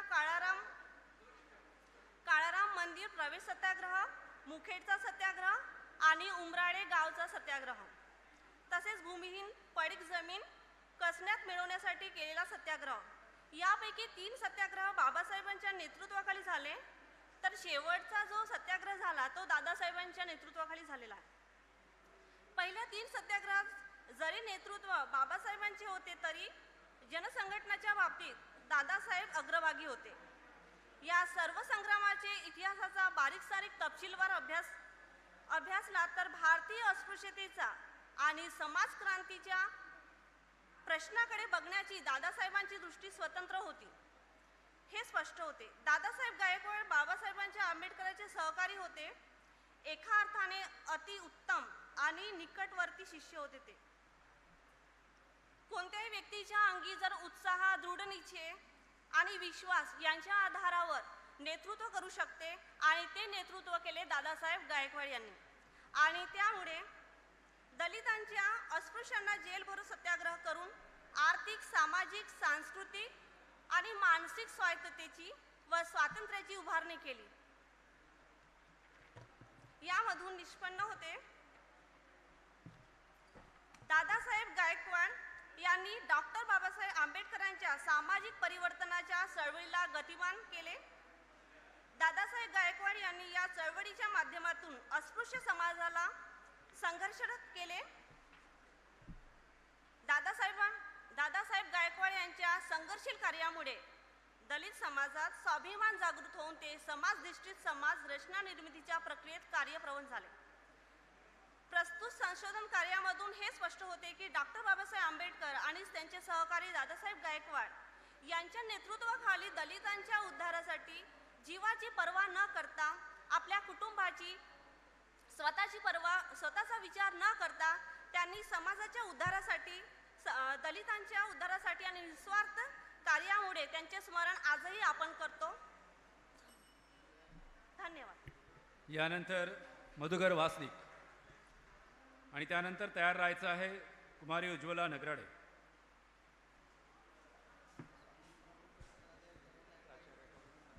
सर्व उपस्थितांना माझा जय भीम. माझे नाव मधुकर वासनिक. मी नारायणराव राणा महाविद्यालय बडनेरा, जिल्हा अमरावती येथील विद्यार्थी आहे. माझे मार्गदर्शक आहे श्री प्रदीप ढोले सर. माझ्या रिसर्च पेपरचा विषय शीर्षक आहे डॉक्टर बाबासाहेब आंबेडकर यांचे भारतीय लोकशाही विषयक विचार. आणि मी माझा रिसर्च पेपर 2 भागामध्ये मांडलेला आहे. त्याच्यातला पहिला भाग असा की डॉक्टर बाबासाहेब आंबेडकरांनी लोकशाही समोरील सांगितलेले धोके, आणि दुसरा भाग भारतामध्ये लोकशाही चिरंजीव करायची असेल, चिरायू करायची असेल तर त्यासाठी सांगितलेले उपाय. राष्ट्रीय, राज्य आणि अगदी जिल्हा पातळीवरील फक्त 3 घटना सांगतो की जे वर्तमान काळाशी अगदी रिलेटेड आहे. आत्ताच विद्यार्थ्यांचं देशभरामध्ये याच आठवड्यामध्ये मोठं आंदोलन झालं. दुसरी घटना महाराष्ट्र राज्यामध्ये जे सत्ताधारी आणि त्या सत्ताधारी पक्षामधील जी काही बंडाळी आहे ती दुसरी घटना डोळ्यासमोर ठेवतो मी. आणि काल परवाची आमच्या यवतमाळची घटना आहे. सुपर क्लास 1 म्हणून एक प्रशासकीय अधिकारी जॉईन झाला आणि दुसऱ्याच दिवशी जनतेनी किंवा लोकांनी कोणीतरी एकाने येऊन त्याच्या तोंडाला काळं फासलं. लोकशाही समोरील धोका म्हणताना मी हा मुद्दा मांडतोय इथे. डॉक्टर बाबासाहेब आंबेडकर म्हणतात की लोकशाही समोरील मोठा धोका काय असेल तर तो कायदेभंग, असहकार हा आहे. त्यामुळे संवैधानिक मार्गाचा अवलंब केला पाहिजे. ज्या वेळेला घटना अस्तित्वात नव्हती, संवैधानिक मार्ग अस्तित्वात नव्हता, तेव्हा हे मार्ग चांगले होते. परंतु सद्यस्थितीमध्ये संवैधानिक मार्ग अस्तित्वात असेल तर त्याच मार्गाने आपली लढाई लढली पाहिजे. सारांशाकडे जाताना अगदी मांडतोय सर मी इथे की आपण अब्राहम लिंकन, राष्ट्राध्यक्ष अमेरिका, यांनी जी लोकशाहीची व्याख्या करून ठेवली ती फार अजरामर केली. लोकांनी लोकांचे लोकांसाठी चालवलेले शासन. पण मला असं दिसतं की अब्राहम लिंकन यांची जी डेफिनेशन्स आहे लोकशाहीची, ते राजकीय लोकशाही वर्णन करणारे डेफिनेशन आहे. भारताच्या संदर्भामध्ये इवन पुढच्या पाठ्यक्रमामध्ये अभ्यासक्रमामध्ये सुद्धा समावेश व्हावा असं मला वाटतं. ती डॉक्टर बाबासाहेब आंबेडकर यांनी जी लोकशाहीची डेफिनेशन करून ठेवलेली आहे ती भारताच्या संदर्भात होती. डॉक्टर बाबासाहेब आंबेडकरांनी त्या लोकशाहीच्या डेफिनेशनमध्ये काय म्हटलं की लोकांच्या राजकीय व सामाजिक जीवनात क्रांतिकारक बदल रक्ताचा एकही थेंब न गाळता घडवून आणणे म्हणजे खरी लोकशाही होय. राजकीय व सामाजिक लोकशाहीचं हे खरं वर्तन मला समर्पक वाटतं आणि भारतीय लोकशाहीच्या संदर्भात ही व्याख्या जनमानसामध्ये जास्त रुजावी ही पण मी माझी अपेक्षा या ठिकाणी व्यक्त करतो आहे.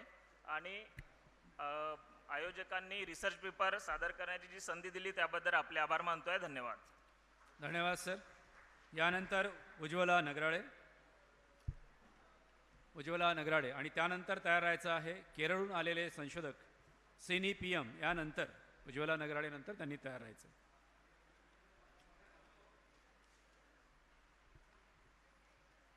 नगराळे 2 मिनिटं आहेत फक्त 2 मिनिटं. परमपूज्य डॉक्टर बाबासाहेब आंबेडकर यांना त्रिवार अभिनंदन. आज राजश्री छत्रपती शाहू महाराज यांची जयंती आहे त्यामुळे त्यांना पण अभिवादन. मंचावर उपस्थित असलेले मान्यवर तसेच इथं उपस्थित असलेले डॉक्टर प्रोफेसर आणि संशोधक यांना सप्रेम जय भीम. माझा विषय आहे लोककल्याणकारी राजमाता अहिल्याबाई होळकर यांचे सामाजिक व शैक्षणिक कार्याचा प्रभाव. मी संशोधक आहे डॉक्टर आंबेडकर महाविद्यालय चंद्रपूर येथील आणि माझे गाईड आहे डॉक्टर प्रमोद ज्ञानाजी घ्यार. 297 वर्षापूर्वी आपण जर अहिल्याबाईंच्या काळातील महिलांची स्थिती बघितली तर सतीची प्रथा होती, बालविवाह पद्धती होती, विवाह करता येत नव्हता, त्याला बंदी होती. परंतु अहिल्याबाई होळकरांनी संपूर्ण स्त्री जातीला त्यांना ज्या समस्या येतात त्या समस्यातून त्यांचे निराकरण कसे करता येतील यासाठी स्वतःची जिद्द आणि आपण स्वतः आत्मनिर्भर झाले पाहिजे हे त्यांनी आपल्या कार्यातून दाखवून दिले. महात्मा ज्योतिबा फुले यांनी महिलांना शिक्षण दिले. राजश्री छत्रपती शाहू महाराज यांनी महिलांना आरक्षण दिले आणि डॉक्टर बाबासाहेब आंबेडकर यांनी कायद्याने महिलांना स्वरक्षण दिले. एवढे बोलून मी माझे थांबवते. धन्यवाद. जय भीम. इसके बाद केरल से सिनी PM.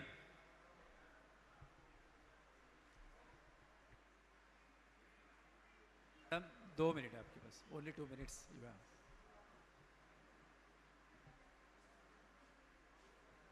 Respected dignitaries on and off the dais and all invitees assembled here, I am Sini PM, Assistant Professor in History, Sri C. Achyutamenon Government College, Kuttanellur, Thrissur, from Kerala. Title of my paper is Reading Ambedkarian Ideology Through a Feminist Lens. This paper traces the ideology of Ambedkar, which is reflected in the autobiography of Baby Kamble. The autobiography of Baby Kamble is written in Marathi, known as Jina Amucha, and its English translation is The Prisons We Broke. Apart from mentioning her difficulties, it throws light on the life of Maha community, epidemics, criticism against patriarchy, struggle against superstitions, the pathetic condition of Maha women, the traditional and modern society, and above all, the teachings of Ambedkar through various speeches and discussions in arousing the masses and thereby making them from mere beasts to human beings through social revolution. The strategy of Ambedkar movement was based on the main propositions of Ambedkar's ideology. Baby Kamble, a Paltan native and veteran of Maharashtrians Dalit, passed away lately. Jina Amucha, a Marathi version of Prison We Broke, is a milestone in the history of Dalit writing in the Marathi language. It is a social biography rather than an autobiography.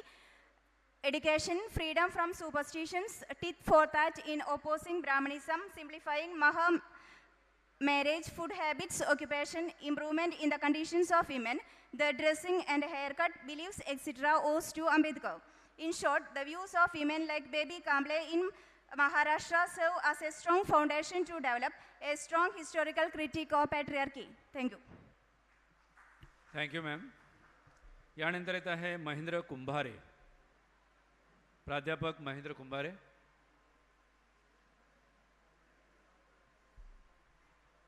त्यानंतर तयार राहायचं आहे कल्पना पाटील. महेंद्र कुंभारेनंतर तयार राहायचं आहे कल्पना पाटील. 2 मिनटं सर.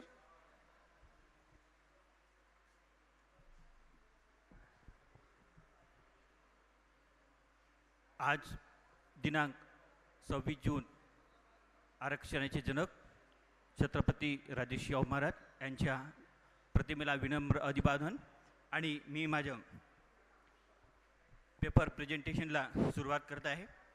मी महेंद्र नारायणजी कुंभारे, चिंतामणी कॉलेज घुगुस, आणि माझे गाईड आहेत डॉक्टर अनिल जैन, अनसिंग जैन महाविद्यालय एनसिंग, जिल्हा वाशिम. माझं टायटल आहे हलबा जमातीमधील लोकसाहित्य आणि लोकगीतांच्या स्वरूपाचे अध्ययन. लोकसाहित्य ही सांस्कृतिक मानववंशशास्त्राची एक शाखा असून लोकसाहित्याच्या सामुग्रीमध्ये लोककथा, लोकप्रथा, लोकविश्वास, लोकमत, विधी, रूढी, लोकनृत्य तसेच मानव आणि निसर्ग या संबंधीचे विशिष्ट लोकसमूहाला मान्य असलेली स्पष्टीकरणे यांचा अंतर्भाव होत असल्याचे आढळून येतो. प्रतिकूल परिस्थितीमध्ये व्यक्ती आणि समाज जे अनुभव घेतो त्यातून अशा प्रकारच्या विविध रचना ह्या उपलब्ध होत असतात. ज्यावेळी मानव हा अनेक प्रकारच्या संकटांना सामोरे जात असतो, तणावग्रस्त असतो, तसेच त्याला सुरक्षित जीवनाची काळजी लागलेली असते, अशावेळी ही सामुग्री कार्यप्रवण होत असते, कारण त्यामधून ती भीती व्यक्त करीत असतो. त्यानंतर मी माझ्या रिसर्च पेपरचे अध्ययनाचे उद्देश आहेत हलबा जमातीच्या लोकसाहित्य आणि लोकगीताच्या स्वरूपाचे अध्ययन करणे, हलबा जमातीच्या लोकगीताच्या प्रकाराचे किंवा वर्गीकरणाचे अध्ययन करणे, लोकसाहित्याशी संबंधित इतर साहित्यांचा उदाहरणार्थ मानववंशशास्त्र, समाजशास्त्र, धर्म इत्यादींचा अभ्यास करणे. त्यानंतर गृहीतकृत्ये, हलबा जमातीमधील लोकांचा लोकसाहित्याचा व लोकगीताचा फारसा विकास झालेला नाही. हलबा जमातीमधील लोकांचा सांस्कृतिक विकास झालेला नाही. हलबा जमातीमध्ये आधुनिक काळात लोकसाहित्याचा अभाव असल्याचे आपणास आढळून येते. हलबा जमातीचा सभ्य समाजाचे संपर्क असल्यामुळे लिखित लोकसाहित्याचे व लोकगीताचे अल्प प्रमाण आहे. त्यानंतर निष्कर्ष,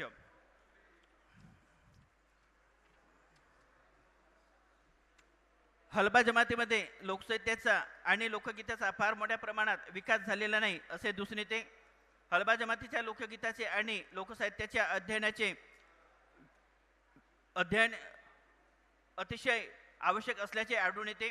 जमातीच्या लोकसाहित्य आणि इतर शास्त्रांचा अथवा विषयांचा अध्ययन करणे आवश्यक असल्याचे दिसून येते.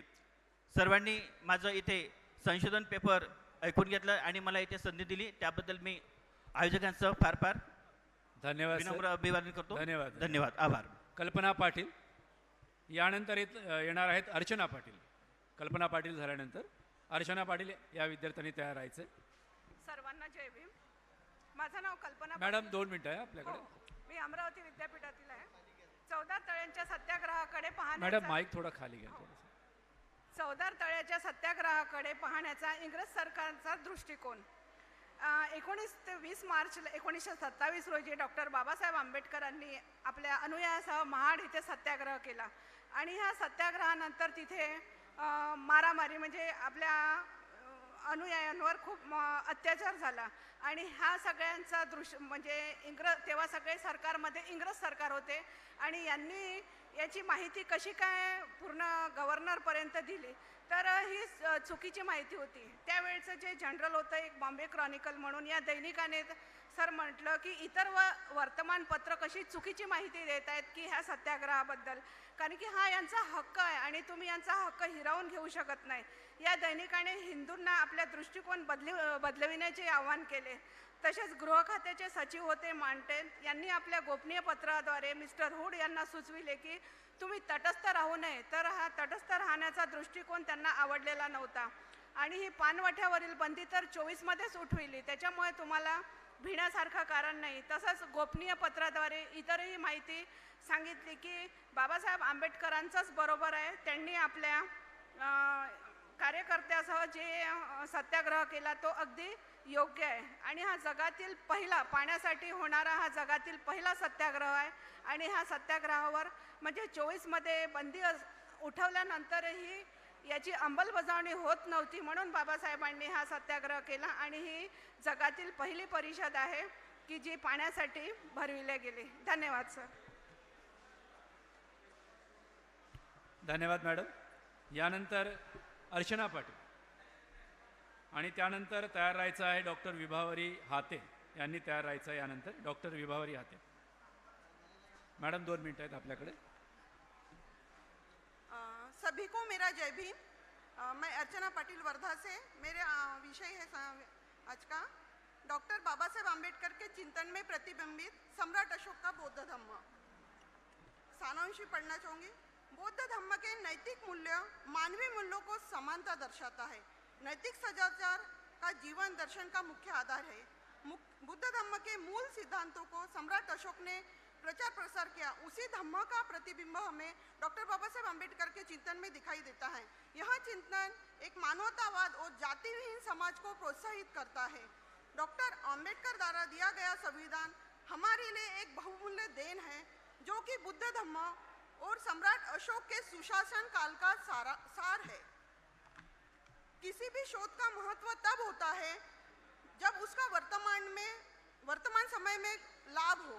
वर्तमान समय में जो नैतिक मूल्यों का पतन हो रहा है, संपूर्ण विश्व में आज जो अशांति का वातावरण है उसी के रोकथाम के लिए हमें विश्व में समता, शांति, बंधुता को स्थापित करने के लिए हमें तथागत बुद्ध के और सम्राट अशोक और डॉक्टर बाबा साहेब आम्बेडकर के तत्वज्ञान, विज्ञानवाद और समानता को अपनाना होगा और उनके विचारों को रोज के जीवन में आत्मसात करना होगा. यही मेरे शोध की प्रासंगिकता है. धन्यवाद. धन्यवाद मॅम. यानंतर येत आहे डॉक्टर विभावरी हाते आणि त्यानंतर शेवटचं संशोधक विद्यार्थी आहेत प्राध्यापक पाटील यांनी तयार राहायचं.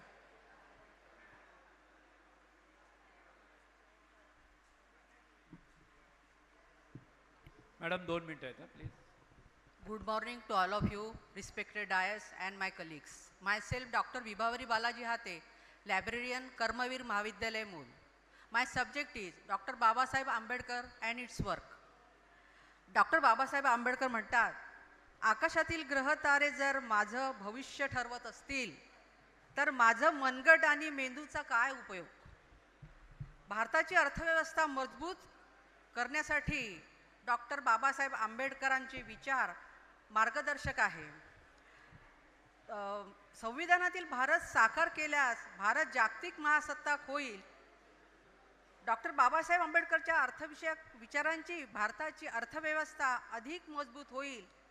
अस्पृश्य वर्गाला स्पृश्यास्पृश्यतेच्या अमानुष भेदभावाची दुष्टचक्रातून बाहेर काढले पाहिजे. डॉक्टर बाबासाहेब आंबेडकर हे समतेच्या युगाचे युगप्रवर्तक महापुरुष आहेत. संविधानाचे शिल्पकार म्हणून भारताचे भाग्यविधाते, आधुनिक भारताचे राष्ट्रनिर्माते ठरलेल्या डॉक्टर आंबेडकरांनी आम्हाला आणि सर्व देशवासियांना राष्ट्रप्रेमाची शिकवण दिली आहे. सामाजिक समता, आर्थिक समता, धर्मनिरपेक्षता, सर्वधर्म समभाव, बंधुता, सामाजिक न्याय, स्वातंत्र्य या मूल्यांमध्ये भारतीय संविधान मजबूत आहे आणि संविधानामुळे भारतीय संसदीय लोकशाही जगातील मोठी लोकशाही म्हणून मजबूत उभी आहे.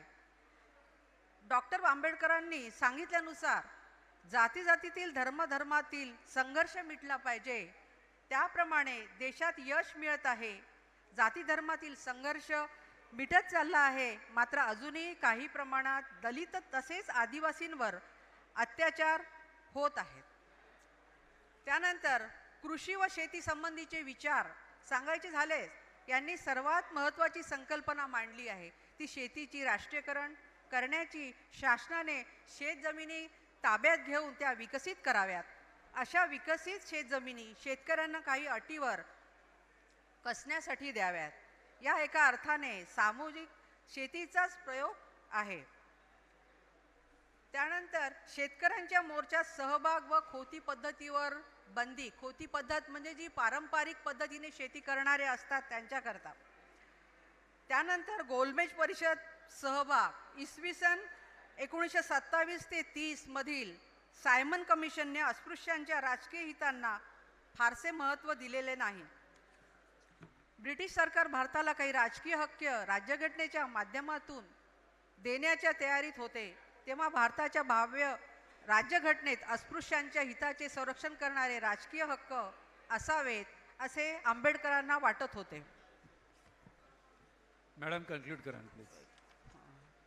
या बैठकीमध्ये सहभागी घेण्यासाठी आंबेडकर पुन्हा मुंबईहून बोटीने 24 एप्रिल 1933 रोजी लंडनला निघाले आणि 6 मे 1933 रोजी लंडनला पोहोचले.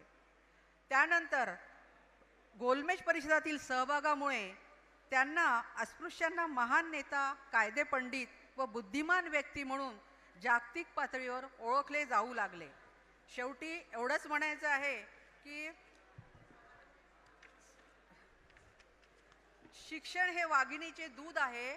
शिक्षण हे वाघिणीचे दूध आहे. जो पेईल तो गुरगुरल्याशिवाय राहणार नाही. Thank you very much. धन्यवाद मॅडम.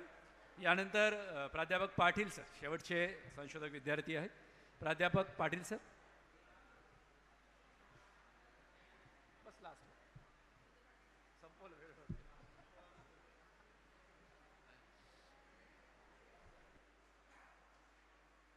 पाटील सर 2 मिनटं आहे तुमच्याकडे प्लीज. आदरणीय सत्राध्यक्ष, आदरणीय मंच और दूर दूर से आए हुए मेरे सभी सहभागी, मैं डॉक्टर रविंद्रनाथ माधव पाटिल, डॉक्टर खत्री महाविद्यालय तुकुम चंद्रपुर से हूँ. मेरा विषय है अम्बेडकरिज्म दृष्टिकोण में ही मानव, प्रकृति, पर्यावरण का सर्वांगीण हित. डॉक्टर बाबा साहब अम्बेडकर के लिखित साहित्य में अम्बेडकरिज्म या अम्बेडकरवाद ऐसा कोई भी निश्चित संकल्पना या शब्द हमें नहीं दिखाई देता, लेकिन डॉक्टर अम्बेडकर जी ने अपने जीवन व कार्यों द्वारा भारत देश की समग्र जनता के लिए, समग्र देश के लिए, मानव, प्रकृति, पर्यावरण के निरंतर सद्विकास के लिए जो कार्य अपने जीवन में किए, उसे अम्बेडकरिज्म के नाम से संसार में जो है पहचाना जाता है. अम्बेडकरिज्म का दृष्टिकोण यह व्यापक है, असीमित है. यह मानव, मानवता, प्रकृति और पर्यावरण का सर्वांगीण विकास जो है उसके ऊपर जो है मूलभूत तत्व है या मूलभूत आधार है, जिसका सार हम भारतीय संविधान में देख सकते हैं, जिसकी प्रस्तावना में स्वातंत्र्य, समता, न्याय, बंधुता और सद्धम्म की संकल्पना की गई है. हम भारतीय संविधान के इसके क्रियान्वयन से ही क्रियान्वयन के लिए हम सब जो है वचनबद्ध हैं, और इसके क्रियान्वयन से या इसके क्रियान्वयन करने के लिए भारत का बौद्ध समाज अपने तन, मन, धन, विचार और सभी इससे जो है निरंतर कार्यरत है और तत्पर है. इस प्रकार हम यह देख सकते हैं कि अगर अम्बेडकरिज्म की संकल्पना को या अम्बेडकरिज्म के दृष्टिकोण को सही तरह से संविधान के द्वारा अगर क्रियान्वित किया जाता है तो मानव जीवन में सुख, समाधान, शांति, स्वास्थ्य और उसका उत्तरोत्तर विकास जो है संभव है. सब प्रकार का मानवीय, प्राकृतिक पर्यावरण जो अभी बिगड़ रहा है वह जो है सद्धम्म द्वारा संस्कारित किया जा सकता है, प्रकृति का क्षरण रोका जा सकता है. कुल मिलाकर अम्बेडकरिज्म दृष्टिकोण में भारत और संसार की सभी समस्याओं का समाधान निहित है. इस प्रकार मेरा पेपर सादर करना समाप्त हुआ है. धन्यवाद आयोजकों ने मुझे समय दिया. धन्यवाद सर, धन्यवाद, बहुत बहुत धन्यवाद. सांगायला स्पर्धक विद्यार्थी, संशोधक विद्यार्थी संपलेले आहेत. एकूण 28 विद्यार्थ्यांनी आपले पेपर इथे सादर केलेले आहेत. वेळेच्या अभावी त्यांना आपण कमी वेळ दिला. सर्व विद्यार्थ्यांच्या संशोधन आहे ते निश्चितच आपल्या ठिकाणी मोठे आहे. भविष्यात ते चांगले संशोधक, मार्गदर्शक व्हावं, त्यांचं संशोधन पुस्तक रूपाने प्रकाशित व्हावं असं आपण त्यांना शुभेच्छा देऊया, आणि लवकरच ते आचार्य पदवीने सन्मानित व्हावं याबद्दलही त्यांना आपण शुभेच्छा देऊया. यानंतर आमच्या संशोधक विद्यार्थ्यांना इथे जे रिसोर्स पर्सन्स आहेत आणि अध्यक्ष आहेत त्यांना मार्गदर्शन करायचं आहे. मी सर्वप्रथम बोभाडे सरांना अशी विनंती करेल की त्यांनी थोडक्यात आपलं मार्गदर्शन विद्यार्थ्यांना करावं, जेणेकरून पुढील काळामध्ये त्यांना संशोधन करण्यासाठी बरेचसं बळ मिळेल. डॉक्टर बाबासाहेब आंबेडकरांच्या स्मृतीस प्रतिमेस माझं वंदन. छत्रपती शाहू महाराजांच्या जयंतीनिमित्त त्यांना त्रिवार वंदन करतो.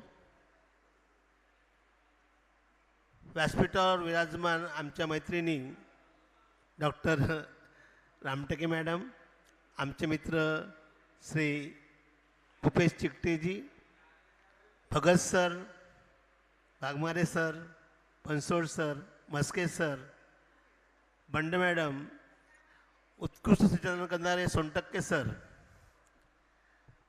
आजचा जो विषय होता अतिशय सुंदर विषय होता. डॉक्टर बाबासाहेब आंबेडकरच्या महाविद्यालयाच्या विद्यार्थ्यांनी जे रिसर्च पेपर वाचले त्यांचा उत्स्फूर्त सहभाग पाहून खरंच या महाविद्यालयाला संशोधनाचं एक श्रेय जाते आणि संशोधनपर विद्यार्थी इथे घडवले जातात हे कळून चुकलं.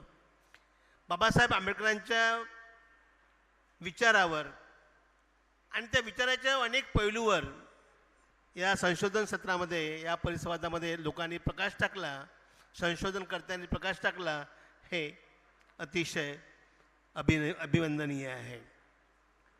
आणि याशिवाय काही लोकल हिस्ट्रीज आहे, लोकल हिस्ट्रीजवर देखील प्रकाश टाकून त्यांनी त्यांचं व्यक्तिमत्व समाजापुढे आणण्याचा प्रयत्न केला. हे अतिशय महत्त्वाचं आहे. मित्रांनो, आम्हाला तुम्ही संधी दिली याबद्दल तुमचं आम्ही आभार मानतो. आणि वेळेचं भान ठेवून, कारण की सोनटके सर पुन्हा वारंवार पाहत आहे घड्याळीकडे आणि माझ्याकडे, ही जाणीव ठेवून इथेच थांबतो. धन्यवाद. नाही सर, असं नाही. आपण आपल्या क्षेत्रामध्ये निश्चितच मोठे आहात. तुमचं मार्गदर्शन अतिशय महत्त्वाचं आहे. धन्यवाद सर. यानंतर आमचे मार्गदर्शक ज्यांच्या अनेक सहकार्य आम्हाला लाभतं असे डॉक्टर भूपेश चिकटे सर, मी यांना सन्मानपूर्वक विनंती करतो की त्यांनी आम्हाला मार्गदर्शन करावं.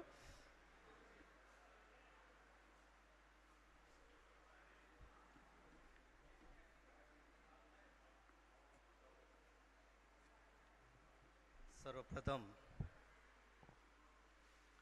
डॉक्टर बाबासाहेब आंबेडकर यांच्या प्रतिमेस विनम्र अभिवादन. छत्रपती शाहू महाराज यांची जयंती आहे, त्या शाहू महाराज यांनासुद्धा विनम्र अभिवादन.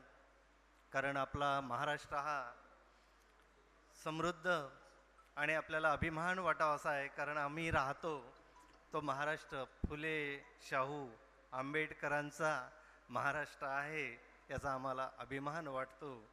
कारण त्यांच्या संस्कारामुळे, त्यांच्या विचारामुळे आम्ही महाराष्ट्रीय, आम्ही समृद्ध झालेलो. असे ह्या तीनही महामूर्तीस विनम्र अभिवादन. सर्वप्रथम पर्स्पेक्टिव्ह ऑफ आंबेडकरिझम ही इंटरनॅशनल डिसिप्लिनरी कॉन्फरन्स ज्यांनी आयोजित केली, अशा तिन्ही कॉलेजचं डॉक्टर बाबासाहेब आंबेडकर कॉलेज चंद्रपूर, तिथले HOD डॉक्टर सोनटक्के सर, प्राचार्य दहेगावकर सर, कर्मवीर महाविद्यालय मूल तिथले प्राचार्य घुमडे तिथले HOD आणि राष्ट्रसंत तुकडोजी महाराज चिमूर या तीनही महाविद्यालयाचं आणि तिथल्या इतिहास विभाग प्रमुखांचं अभिनंदन. पहिल्यांदा व्यासपीठावर या सेशनच्या अध्यक्ष म्हणून आहेत आमच्या ज्येष्ठ मार्गदर्शिका डॉक्टर रामटेके मॅडम. आता ज्यांनी आपल्याला थोडक्यात मार्गदर्शन केलं असे आमचे मित्र डॉक्टर प्राचार्य डॉक्टर रमेश बोभाटे. अमरावतीवरून आलेले आमचे मित्र, ज्येष्ठ मित्र डॉक्टर प्राचार्य डॉक्टर भगत सर, अमरावती विद्यापीठाचे माजी कुलगुरू वाघमारे सर, अमरावती विद्यापीठाचे BOS चेअरमॅन बनसोड सर, नागपूरच्या मॉरिस कॉलेजचे HOD मस्के सर, गोंडवाना विद्यापीठाच्या हिस्ट्रीच्या विभाग प्रमुख आणि BOS चेअरमॅन बंड मॅडम, आणि ही संपूर्ण परिषद सुंदर आयोजित केली, सुंदर. आणि आपण चंद्रपूर गोंडवाना विद्यापीठामध्ये, कारण आपल्या विद्यापीठाकडे बघण्याचा दृष्टिकोन थोडासा वेगळा आहे. गोंडवाना विद्यापीठ म्हणजे आदिवासी जिल्ह्याचा, परंतु आपण आयोजित केलेल्या परिषद, या परिषदेमध्ये खरंच अभिमान वाटते की भारताच्या विविध भागातून, पश्चिम बंगालपासून, केरळपासून, कर्नाटकपासून तर हरियाणा, नॉर्थ इंडिया, या विविध भागातून शोध निबंध वाचन करणारे आणि पार्टिसिपंट आलेले आहे. त्याबद्दल आपल्या सर्वांचं अभिनंदन. आणि ही परिषद एवढे चांगले सुंदर रिसर्च पेपर आलेले आहे. फक्त सूचना काही विद्यार्थ्यांना की आपण आता रिसर्चची क्वालिटी सुधारवली पाहिजे. चांगले पेपर होते, कारण पुढनं आपण जे ओरिजिनल सोर्सेस आहेत ते वापरले पाहिजे असं मला वाटते. काही पेपरमध्ये थोडंसं असं वाटायला लागलं. आपण ओरिजिनल सोर्स, फुटनोट्स आणि चांगला विषय घ्यायला पाहिजे. परंतु यातील बहुतांश पेपर त्यामध्ये सुंदर होते, कारण आम्ही अनेकदा पाहतो की आपण बी एला शिकवतो, बिब्लिओग्राफी बघतो, त्यामध्ये तर बी एचे आपले रेफरन्स बुक, आपले टेक्स्टबुक असते, त्यांची यादी त्यांच्यामध्ये दिसते. म्हणून आपल्या शोध निबंधामध्ये टेक्स्टबुक वगैरे असे वापरू नका. आमच्या प्राध्यापक मित्र आणि संशोधकांना सांगतो की बाबा रे असं करू नका, कमी घ्या, कमी नावं द्या. आपली 80-90 पुस्तकं झाली पाहिजे. म्हणून PhDच्या प्रबंधामध्ये आमचं पाहण्यात आलं की आम्ही बी एला शिकवतो, दीक्षित, कोणते कोलारकर यांची पुस्तक, ते बिब्लिओग्राफी. परंतु अशा प्रकारे करू नका, कारण आपण विद्यार्थ्यांना पिढी घडवतो. आपण आपला शोध आता तर संपूर्ण पब्लिश होणार आहे, ऑल इंडिया लेवलला जाणार आहे. म्हणजे थेसिस असो की शोध निबंध अशा क्वालिटीचा प्रसिद्ध करा. आणि सोनटक्के सर, आपल्या सर्वांनी चांगल्या प्रकारे शोध निबंध इथे वाचा. आता वेळेच्या अभावी, कारण वेळ भरपूर नाही आहे आपल्याकडे आणि आम्हाला सुद्धा 2-2 मिनिट वेळ मिळालेले आहे. परंतु मला एक सांगावं वाटतं की बाबासाहेबांच्या जीवनचरित्राबद्दल तर आपल्याला सर्वांना माहिती आहे, परंतु 2-3 बाबीवर आपल्याला प्रकाश थोडीशी माहिती की बाबासाहेब जेव्हा घटना समिती स्वातंत्र्य मिळायची वेळ आली त्यावेळी आपली घटना समिती बनली. आणि घटना समितीमध्ये मसुदा समितीचे अध्यक्ष डॉक्टर बाबासाहेब आंबेडकर बनले. आणि मसुदा समितीमध्ये अनेक मेंबर होते, परंतु आम्हाला माहीत आहे, वाघमारे सरांना माहीत आहे, भगत सरांना माहीत आहे की आम्ही छोट्याशा स्वरूपामध्ये आम्ही काही संस्थांमध्ये काम केलं, विद्यापीठामध्ये, अकॅडमिकमध्ये वगैरे, की जे काही आम्ही ॲक्ट बनवतो, जे काही आम्ही सिलेबस बनवतो, किंवा काही आम्ही विद्यापीठाचे नियम वगैरे बनवतो, कायदे बनवतो, त्यावेळी बनवणारे 2-4च राहते. अकॅडमिक काउन्सिल झाले, 2-4च लोक पार्टी, बाकीचे फक्त पाहते. परंतु एखादा नाही आवडलं तर त्याला चिमटा काढण्याचं काम जास्त करते. बाबासाहेब आंबेडकर मसुदा समितीचे अध्यक्ष असतेवेळी त्यांनी सर्व जगातील घटनांचा अभ्यास करून एक उत्कृष्ट राज्यघटना बनविलेली आहे. आणि मला 2 बाबीवर प्रकाश टाकायचा आहे की इंग्लंड, ज्याला आम्ही लोकशाहीचं माहेरघर म्हणतो, आमच्यावर 150 वर्ष राज्य केलेलं आहे. इंग्लंडला मतदानाचा, महिलांना मतदानाचा अधिकार मिळण्यासाठी संघर्ष करावा लागला. आणि 1930मध्ये इंग्लंडमधल्या महिलांना, स्त्रियांना मतदानाचा अधिकार मिळाला, संघर्ष करून मिळाला. आणि आम्हाला मात्र आमच्या देशामध्ये महिलांना डॉक्टर बाबासाहेब आंबेडकरांच्यामुळे आम्हाला स्वातंत्र्य मिळता. बरं, 1950 पासून आम्हाला मतदानाचा अधिकार मिळालेला आहे. हे आमचं सर्वात मोठं यश मानावले, बाबासाहेबांचं योगदान मानावं लागेल. दुसरा एक मगा उल्लेख केलेला आहे की त्या देश, कारण स्वतः बाबासाहेबांनी जातीयतेचे आणि विषमतेचे चटके सहन केलेले होते. जरी त्यांनी उच्च शिक्षण घेतलेले आहे, परंतु इथली आमची सामाजिक विषमता, जातीयता यांचे चटके बडोद्याच्या संस्थांमध्ये त्यांना मिळालेले आहे. आणि त्यामुळे त्यांनी आपलं जीवन कार्य, की जो समाजामध्ये दलित आहे, अस्पृश्य आहे, तो कोणत्याही याचा असो, या सर्वांचं उत्थान करण्यासाठी, यांना यामधून बाहेर काढण्यासाठी आपलं संपूर्ण, त्यासाठी तडजोड केलेली नाही. तडजोड केली असती तर आयुष्यभर ते कॅबिनेटमध्ये राहिले असते. परंतु त्यांनी कायदा मंत्री पदाचा सुद्धा राजीनामा दिलेला आहे. पटलं नाही तर राजीनामा. आपण बघतो पदासाठी आणि खुर्चीसाठी आमच्या महाराष्ट्राचं चित्र कशा प्रकारे गुवाहाटीकडे गेलेलं आहे. परंतु त्या कालखंडामध्ये बाबासाहेबांनी मंत्रिपदाला लाथ मारली आणि आपल्या दलित, बहुजन, स्त्रियांच्या हक्कासाठी संघर्ष केला. दुसरं एक सांगायचं झालं की SC ST मगा उल्लेख केलेला आहे की घटनेच्या 341 आणि 42 मध्ये कलममध्ये SC आणि ST साठी मतदानाचा अधिकार दिलाय. परंतु बाबासाहेबांनी फक्त SC ST पुरता मर्यादित नाही, तर या देशातील जो वंचित घटक होता एक होता OBC. 341 42, कारण ज्यावेळी पंजाबराव देशमुख त्यांच्याकडे गेले त्यावेळी पंजाबराव देशमुखाला वाटलं की यांनी 341 42 SC ST पुरतं केलेले आहे, परंतु OBC हा बहुसंख्य आहे आणि हा मागासलेला आहे आणि म्हणून कलम 340 मध्ये म्हणजे बहुसंख्य OBC हा दलित वंचित आहे त्यांच्यासाठी पहिल्यांदा रिझर्वेशनचं बनविलेलं आहे. आणि जेव्हा ते हे OBC रिझर्वेशनचं वल्लभभाई पटेलकडे गेले आणि वल्लभभाई पटेलनी विचारलं की हे OBC कोण आहे, म्हणजे बाबासाहेबांनी एका सांगितलं की OBC म्हणजे तुम्ही आहात, तुमचं जे येतो कम्युनिटी ती OBC. म्हणजे ज्या OBCंना हे रिझर्वेशन मिळणार होतं त्या OBCंनाही माहिती नाही की हे आमच्यासाठी आहे, परंतु अशा माहिती नसणाऱ्या वर्गाला OBCला सुद्धा 341 कलमानुसार बाबासाहेबांनी रिझर्वेशन दिलेलं आहे. त्याचं इम्प्लिमेंटेशनला वेळ लागलेला आहे, परंतु ज्यांना माहिती नव्हतं त्यांच्यासाठी सुद्धा हे रिझर्वेशनची व्यवस्था केलेली आहे. आणि बाबासाहेबांनी स्वातंत्र्याबद्दल, कारण बाबासाहेबांची राष्ट्रभक्ती आणि राष्ट्रप्रेम हे काँग्रेसच्या कोणत्याही नेत्यापेक्षा कमी नव्हतं.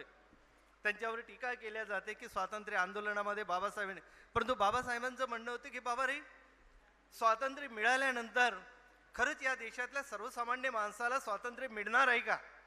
जर या देशातल्या सर्वसामान्य दलित उपेक्षित वर्गाला त्या स्वातंत्र्याचा उपभोग मिळणार नसेल तर ते स्वातंत्र्य काय कामाचं? आम्ही इंग्रजांच्या गुलामगिरीत होतो, स्वातंत्र्य मिळाल्यानंतर इतर जे पुढारी आहे, इतर जे प्रगतिशील वर्ग आहे त्यांच्या गुलामगिरीमध्ये आम्हाला, मग स्वातंत्र्य मिळायचं असेल तर आम्हाला सुद्धा ते प्रगतिशील समाज आहे त्यांच्या बरोबरीने हक्क. आणि त्याकरता त्यांनी उदाहरण दिलं की अमेरिकेमध्ये राज्यक्रांती झाली आणि अमेरिकेमध्ये राज्यक्रांती झाल्यानंतर घटना आलेली आहे, लोकशाही सरकार स्थापन झालं, परंतु तिथल्या निग्रोंना अनेक वर्षापर्यंत बरोबरीचा अधिकार मिळालेला नाही, त्यांना अपमानास्पद वागणूक मिळालेली आहे. शेवटी निग्रोंना आंदोलन करावं लागलेलं आहे दक्षिण अमेरिकेला. आणि म्हणून त्यांनी सांगितले की स्वातंत्र्य द्यायचं असेल तर घटनेमध्ये असे तरतूद करा. आम्हाला त्यासाठी पुणे करार आणि मॅकडोनाल्ड करार त्यांना करावं लागलेले आहे, गांधीजी सुद्धा विरोध करावा लागलेले आहे.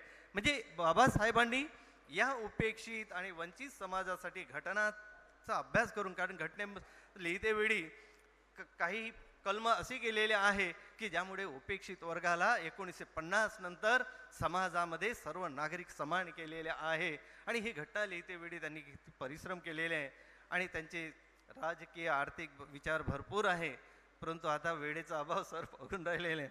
परंतु तरी सुद्धा आपण मला संधी दिली त्याबद्दल आपलं आयोजकांचं धन्यवाद आणि आपलं सुद्धा अभिनंदन पुन्हा एकदा.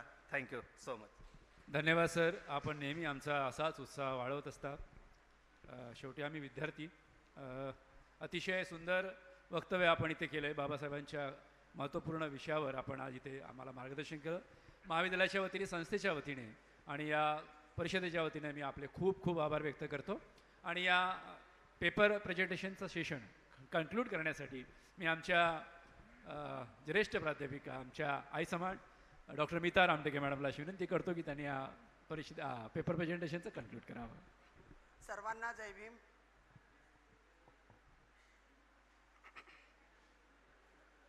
तथागत गौतम बुद्ध, भारतरत्न डॉक्टर बाबासाहेब आंबेडकर, महात्मा ज्योतिबा फुले, सावित्रीबाई आणि ज्यांच्या जयंती असं छत्रपती शाहू महाराज आणि सर्व संत महात्म्यांना माझा त्रिवार अभिवादन. आज डॉक्टर बाबासाहेब आंबेडकर महाविद्यालय चंद्रपूर, कर्मवीर महाविद्यालय मूल, राष्ट्रसंत तुकडोजी महाराज चिमूर आणि त्याचबरोबर आंबेडकर हिस्ट्री राईट काँग्रेस यांच्या संयुक्त विद्यमाने ही आंतरराष्ट्रीय परिषद 2 दिवस झाले साजरी होत आहे. या परिषदेमध्ये उपस्थित असलेले, माझ्यासमोर बसलेले माझे सगळे डॉक्टर बंधू, प्राध्यापक, मान्यवर मंडळी, त्यामध्ये doctor Bhagat sir, doctor Bansod sir, doctor Maske sir, doctor Gedam sir, doctor Chahal sir आणि समोर बसलेले डॉक्टर कवाडे सर, तिकडे डवरे सर, राठोड सर आणि माझी मैत्रीण आणि जी चेअरमॅन आहे गोंडवाना विद्यापीठाची डॉक्टर रश्मी बंड, आणि विशेष म्हणजे माझ्यासोबत जे आता बसलेले होते त्यामध्ये माझे वर्गबंधू अगदी खोडकर डॉक्टर बोबाटे माझे वर्गबंधू आहेत, आणि त्याचबरोबर दुसरे वक्ते राष्ट्रसंत तुकडोजी महाराज येथील इतिहास विभागातील लोकप्रिय डीन डॉक्टर चिकडे सर. आज मला इथं तिसऱ्या सत्राचं, हे तिसरं सत्र आहे, तिसऱ्या सत्राचं पेपर वाचन मला तुम्ही अध्यक्षपद दिलं त्याबद्दल मी सर्वांचे आभारी आहे. प्रथमतः ज्या विद्यार्थ्यांनी रिसर्च पेपरचं वाचन केलं त्यांना माझी एक विनंती आहे, केव्हाही पेपर लिहत असताना तिथं तळटिपाने रिसोर्स साधनं आवश्यक आहेत. प्राथमिक आणि दुय्यम साधनं हे आम्हाला माहीत नव्हतं, परंतु महाराष्ट्र परिषद भरायची, त्या महाराष्ट्र परिषदेमध्ये आमचे पेपर बाजूला जायचे, कारण आम्ही नागपूर विद्यापीठाचे. सरळ म्हणायचे हे नागपूर विद्यापीठ पेपर का, तळटिपा नाही, रिसोर्स साधनं नाही, तिथं विभागणी करायची. मग एक अनुभव आला, मग दुसरा अनुभव मात्र त्याप्रमाणे पेपर आम्ही सबमिशन केलं. तर माझं एवढंच मत आहे का तुम्ही जेव्हा रीडिंग करता तेव्हा आपलं शीर्षक स्पष्ट शब्दात सांगा, आणि त्या शीर्षकाच्या अनुषंगाने तुम्ही कुठली प्रायमरी सोर्सेस आणि दुय्यम सोर्सेस अभ्यासणारा याचं हे नमूद करा, आणि नंतर थोडक्यात सारांश, म्हणजे 7 मिनिटामध्ये तुमचा पेपर वाचन होते. आणि तुमचे जे गाईड आहेत, मी गाईडला टीका करत नाही, पण मला सर्व गाईडांना एक गाईड मार्गदर्शकांना विनंती आहे की जेव्हा तुमचे विद्यार्थी रिसर्च पेपर वाचतात किंवा तयार करतात त्यांना तुम्ही आयडिया द्या का हे पेपर तुम्ही असं लिहा, हे पेपर तुम्ही असं लिहा, ही पुस्तक तुम्ही वाचा. एक पुस्तक वाचून तुमचा शोध प्रबंध तयार होत नाही. सरांनी उल्लेख केला, सर दीक्षितांचं पुस्तक वाचतो आम्ही, कोराळकरांचं पुस्तक वाचतो, आचार्यांचं पुस्तक वाचतो. नाही, तुम्हाला प्रायमरी सोर्सेस अनेक आहेत, तुम्हाला मिळत नसतील तर तुम्ही गुगलवर सर्च करा आणि तिथून तुम्ही प्रायमरी सोर्सेस पहा आणि नंतर आपलं शोधप्रबंध लिहा. काही विद्यार्थ्यांचे शोधप्रबंध खरंच चांगले होते, पण अहिल्याबाई होळकरावर ज्यांनी वाचलं त्या विद्यार्थिनीला एक सूचना आहे की अहिल्याबाई होळकराचे प्रायमरी सोर्सेस महेश्वरला आहेत, प्रायमरी सोर्सेस इंदोरमध्ये आहेत, आणि त्या इंदोरमधून अहिल्या स्मारिका निघत असते. ती इतकी जुनी स्मारिका आहे का तिथं तुम्हाला अहिल्याबाईचे अनेक पैलू मिळतील. आणि एवढंच नव्हे तर पेशवे दप्तरामध्ये जा, तिथं तुम्हाला अहिल्याबाई होळकरांनी छोट्या छोट्या नोंदी करून ठेवलेल्या आहेत. त्या सगळ्या नोंदी तुमच्या या संशोधनाला खूप उपयुक्त होतील, ही माझी सूचना आहे. दुसरं, काहींनी आर्थिकवर पेपर वाचले तर हिंदीमध्ये खरोखरच खूप छान पुस्तकं आहेत. ज्ञानचंद्र खेमचोरा हे त्यांचं नाव आहे, इतकं सुरेख पुस्तक आहे. बाबासाहेबांचे आर्थिक विचार छान लिहिलं. दुसरं आहे डॉक्टर बाबासाहेब आंबेडकर मिशन और कार्य, डॉक्टर बालींचं. असे असंख्य इतिहासकार आहेत, लेखक आहेत की ज्यांनी असे चांगले चांगले आपले विचार मांडलेले आहेत. जेव्हा आपण वास्तविक पाहता बाबासाहेब म्हटलं का ओरिजिनल सोर्सेस बाबासाहेब आहे, दुसरे नाही. मी जेव्हा महाराष्ट्र कॉन्फरन्समध्ये बौद्ध धर्मातील स्त्रियांचं स्थान पेपर वाचत होती, मला एका आमच्या सरांनीच विचारलं, मी सोर्सेस वाचत आहे का हो मॅडम, म्हणे तुम्ही प्राथमिक सोर्सेस नाही वाचले. मी गडबडली थोडीशी, मी म्हटलं बाबासाहेब उभा केला ना, कसं वाचू, प्राथमिक सोर्सेस बाबासाहेबच आहेत ना, त्यांच्या विचारा पलीकडे आम्हाला विचार मांडतात ना, त्यांच्यावर भाष्यही करतात नाही, तो आमचा अधिकार नाही, ती आमची लायकी नाही. प्रगत पंडित आणि त्यांच्यावर भाष्य करणं नाही. आणि म्हणून म्हणते की तुम्ही जेव्हा पेपर वाचता तेव्हा तुम्ही रिसर्च पेपर वाचत असताना प्राथमिक साध्य वाचा. त्याचबरोबर अनेकांनी बौद्ध शिक्षण पद्धती, तुम्हाला दर्यागंजला जर तुम्ही गेलेत, दिल्लीच्या दर्यागंजला, तर तुम्हाला खूप पुस्तकं मिळतील. डॉक्टर मस्के सर आणि या अमरावती विद्यापीठातून अनेक तुम्हाला मोठमोठे थिसिस मिळतील का ज्यातून तुम्ही वाचन करून आपलं थिसिस लिहू शकता. एवढंच माझ्या विद्यार्थ्यांना सूचना आहेत. आणि सगळ्यांचे पेपर छान होते.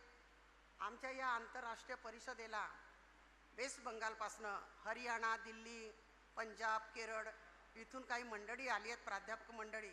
खरोखरच ते या परिसरा पाहून खूप प्रभावित झाले.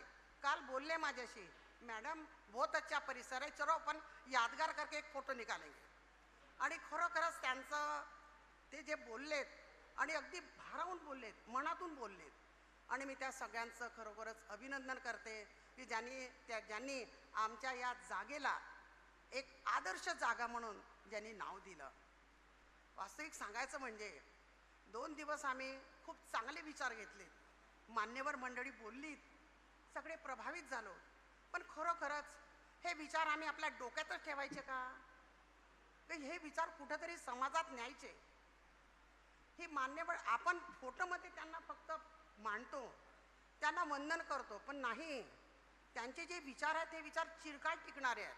संत कबीर म्हणतात, सूरत से बड़ी किरत बिन पंख उड़ जाए, सूरत से बड़ी किरत बिन पंख उड़ जाए, सूरत तो जाती रे किरत कबू न जाए. ही जी माणसं, ही जी मान्यवर मंडळी आहे, आपल्याला फोटोच्या रूपात बंदिस्त केलो आपण, पण त्यांचे विचार मेले नाही, त्यांचे विचार अजून जिवंत आहेत. आणि हे सगळे विचार या सगळ्या तरुण प्राध्यापक मंडळी आहेत, तरुण विद्यार्थी आहेत, या सगळ्यांनी आपापल्या समाजात, आपापल्या गावात हे विचार तुम्ही प्रज्वलित करा, या विचाराला प्रसार करा. काही टीकाही करतील, काही टीकाही करतील, लक्षात द्या, काही टाळे वाजवतील, काही टीकाही करतील, पण जब तक जिंदा है तब तक निंदा है. म्हणजे जोपर्यंत आपण जिवंत आहोत तोपर्यंत निंदा होणारच. आणि म्हणून यांच्याकडे न पाहता तुम्ही खरोखरच चांगल्या पद्धतीने वाटचाल करा. अडथळे अनेक येतील, पण मी एका वर्तमानपत्रात वाचलेली आहे, गुलशन तो नहीं बना सके सारे जहां को. एक आमदाराच्या 4 ओळी आहेत, नाव नाही घेत. गुलशन तो नहीं बना सके सारे जहां को हम, कुछ काटे कम कर दे गुजरे जहां से हम. मला तुम्ही इथं 2 शब्द बोलण्याची परवानगी दिली त्याबद्दल खरोखरच सोनटक्के सरांचे मी आभारी आहे. आणि सर्व मंडळीचं आभार मानून इथंच थांबते. जय भीम. धन्यवाद मॅडम. आपण जो विश्वास व्यक्त केला तो विश्वास सार्थ राहील. सर्व मान्यवरांचं मनपूर्वक आभार व्यक्त करतो संस्थेच्या वतीने, महाविद्यालयाच्या वतीने. असं सहकार्य पुढीलही काळात राहू द्या सर, मॅडम. आणि तुमचे खूप खूप आभार. हे सेशन इथं आपण संपवतो आहे आणि लगेच दुसरं सेशन सुरू होणार आहे सर.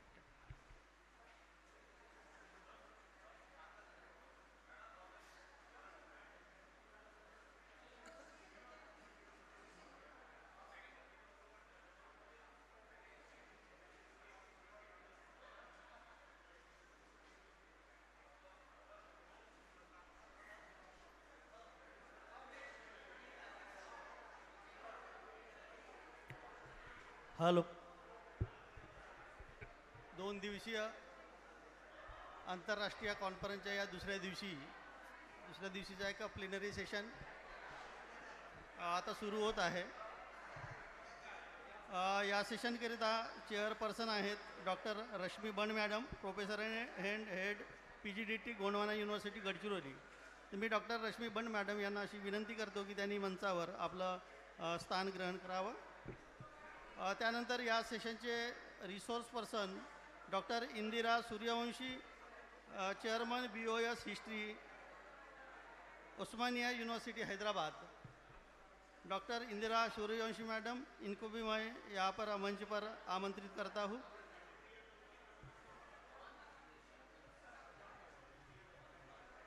हेलो. और रिसोर्स पर्सन है डॉक्टर मुकेश कुमार, दिल्ली यूनिवर्सिटी दिल्ली. इनसे मैं भी गुजारिश करता हूँ कि वो भी मंच पर अपना स्थान ग्रहण करें. डॉक्टर अंजू गुराव, दिल्ली यूनिवर्सिटी दिल्ली, यह भी एक इस सत्र के रिसोर्स पर्सन है. ये मैडम यहाँ पर ऑनलाइन जुड़ने वाली है.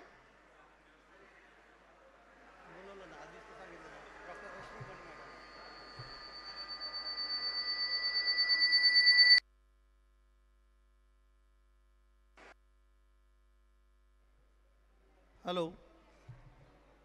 हां, त्यानंतर पुन्हा रिसोर्स पर्सन आहे डॉक्टर प्रीती बागडे, हरिसिंग गौर सेंट्रल युनिव्हर्सिटी सागर, आणि त्यानंतर doctor Aniruddha, Delhi university Delhi.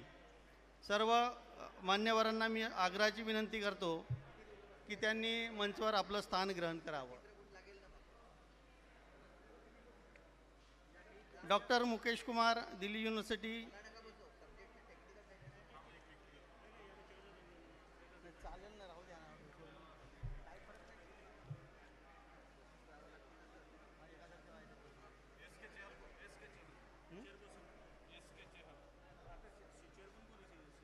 Rashmi Bend madam आहे. या इंदिरा स्टुडिओ आहेत, ते ऑनलाईन आहे.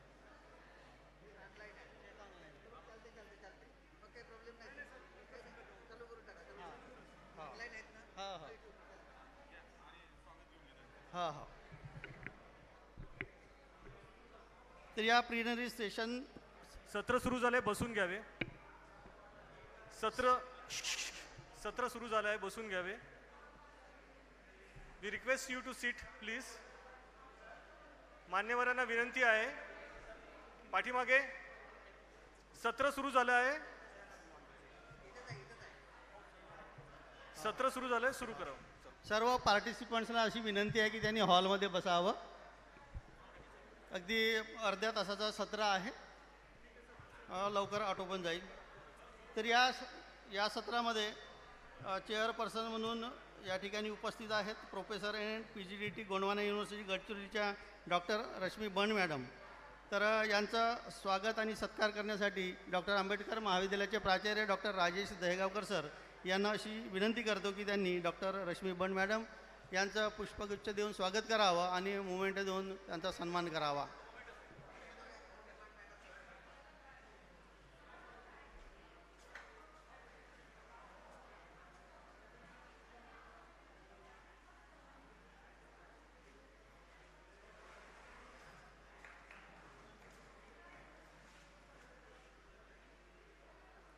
त्यानंतर doctor Indira Suryavanshi madam, chairman BOS history Osmania university Hyderabad, यासुद्धा या ठिकाणी उपस्थित आहेत. त्यांचंही स्वागत करण्यासाठी मी डॉक्टर राजेश दहेगावकर सर, प्राचार्य डॉक्टर आंबेडकर कला वाणिज्य विज्ञान महाविद्यालय चंद्रपूर यांना विनंती करतो की त्यांनी मॅडमचा पुष्पगुच्छ देऊन स्वागत करावं, तसेच स्मृतिचिन्ह देऊन त्यांचा सत्कार करावा.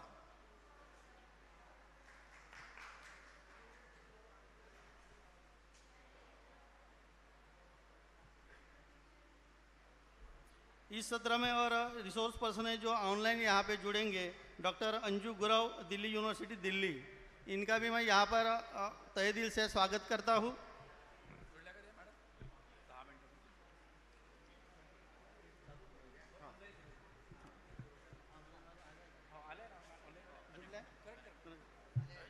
हाँ, तो मैं doctor Anju Gurav madam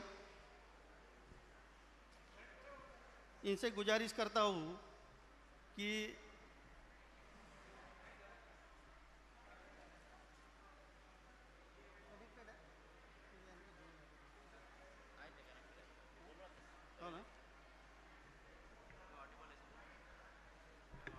doctor Anju Gurav madam,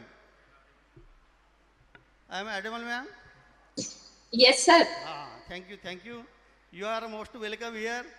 और हम आपका स्वागत करते हैं और आपसे गुजारिश करते हैं कि आपका स्पीच आप शुरू कीजिए please. Thank you so much for giving me this opportunity.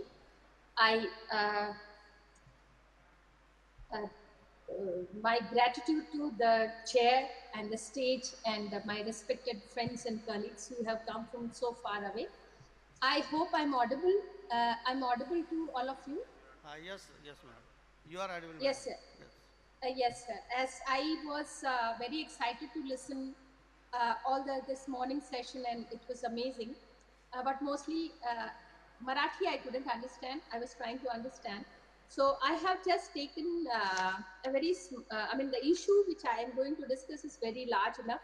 But as I got the information and the indication that I need to be little specific, so this what I have decided to discuss is I have chosen the topic and which is The topic is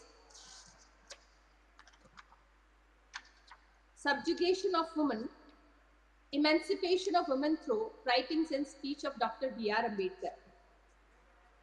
As we all know that Dr. Ambedkar's writings, if you read, because I have taken primary sources here, and primarily this is Baba Sahib Ambedkar's, it's volume 17, part 3. This is volume 17, part 3. So I would be discussing mostly from this, and I would be very specific. But the title is Emancipation of Women Through Writings and Speech of Dr. B.R. Ambedkar. We all know that subjugation is one of the aspects which is being used by the rulers. And we never find this fact which has been admitted anywhere in the world, that those who are running the system of patriarchy or anything else in the world, they admit that we have formulated the system of exploitation to subjugate women systematically, because this kind of confession and this kind of admission we never find anywhere in the world, anywhere in the writing.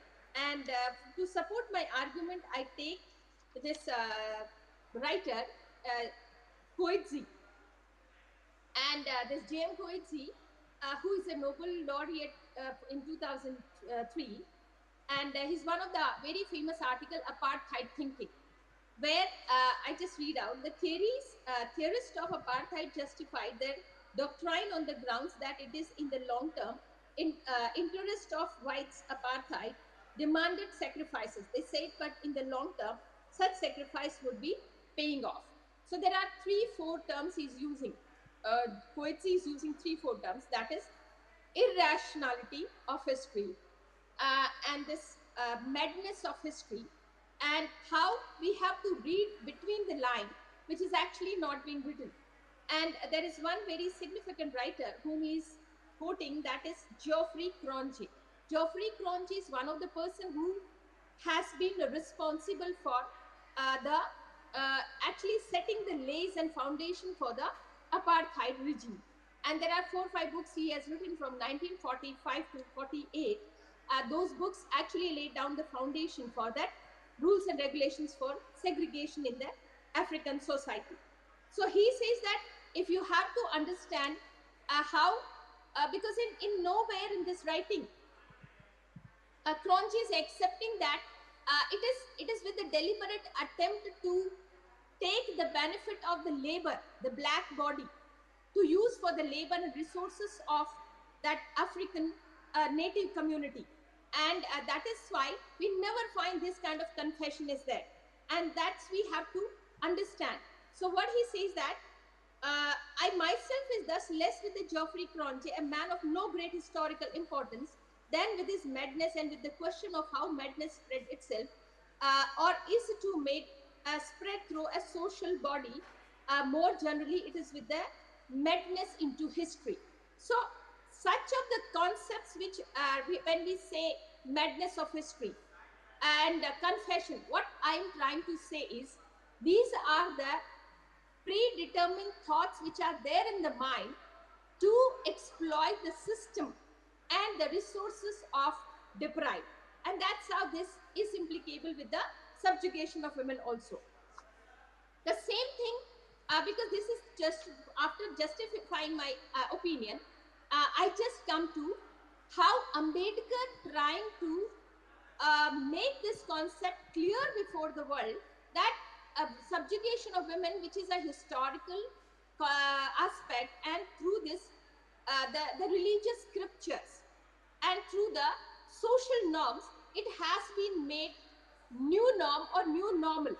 And that's how he says that, because I have taken the support of the primary source, as our earlier honorable speaker madam was saying, that we have to be depending on the primary sources.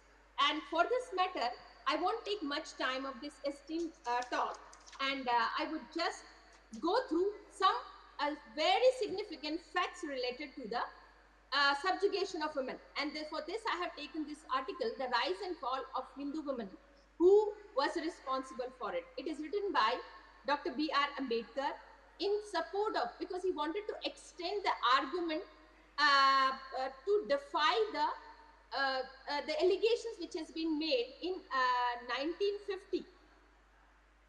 In 1950, one article was published in Eve's Weekly, January 21, 1950, in which Gautam Buddha and the Buddhism was made responsible for the fall of women. And then Dr. Ambedkar gives systematic arguments. And one of the argument which has been taken for this article, Eve's Weekly, January 1950, in which the writer was saying that it is Buddhism who made women of India in a miserable state. And Ambedkar says that there are a number of examples he's giving, and this is primarily I'm taking the text itself, which is a writing of Baba Saheb Ambedkar. And what he says that in Mahaparinirvana Sutta, which is published by the Oxford University Press, in this Mahaparinirvana Sutta, one dialogue between Bhikkhu and Ananda is there, in which a Bhikkhu is asking that how are we to conduct ourselves with regarding to womankind. As it not seeing them, Ananda says, but if we should see them, what are we to do? Not talking, Ananda. So this is how when you meet a woman, what kind of behavior we have to do with the woman. And Ananda says that don't talk to them, don't look at them. This is exactly not the fact. And to support his argument, Baba Saheb Ambedkar says that this statement we find in Oxford University Press Mahaparinirvana Sutta, but the same argument, the same dialogue we never find, which is the secondary form page of the introduction of the Sutta, published volume 11 of the SBE by Davies, where we don't find that this same dialogue is existing.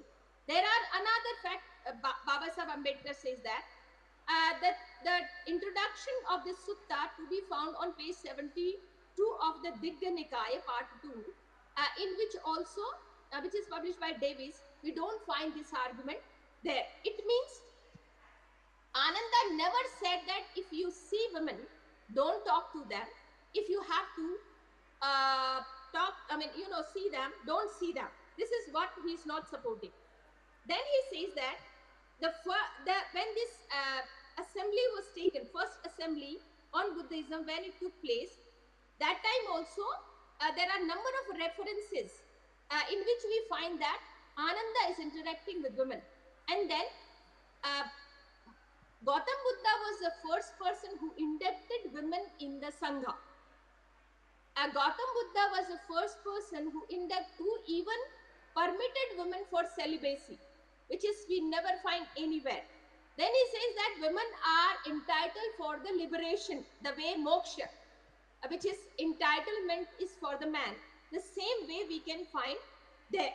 So then if we go and we find the reference of Nanda Kovada Sutta in Mahaprajapati Gautami. Mahaprajapati Gautami have brought 500 women to Buddha, and she wanted Buddha to educate them and direct these women for the doctrine and discipline. Then there are number of references where, because once Mahatma Buddha was there, and he was walking with King Prasenji, and then he come to know, he get the information that wife of King Prasenji, queen, has given birth to a daughter, and the face of king was sad. Then Buddha give innumerable example. Then he says that all men are born out of women. How could you feel bad? Women are much superior than men. So these are, and then there is one reference which is being given by some people. They says that while there are references where Buddha says that the Sangha of women is being subordinated with the male Sangha, or then he says, because let me just give you this little reference here, and then he says that it is bhikkhu, bhikkhunis, you know, where the men bhikkhus were residing, it is known as sangha. And for the bhikkhunis, it was also sangha, but the resident of women. And then he says that because the relationship of male and female, the male bhikkhu and female bhikkhu, it was a guru shishya, just to make it more local. It's a teacher and taught, teacher and pupil.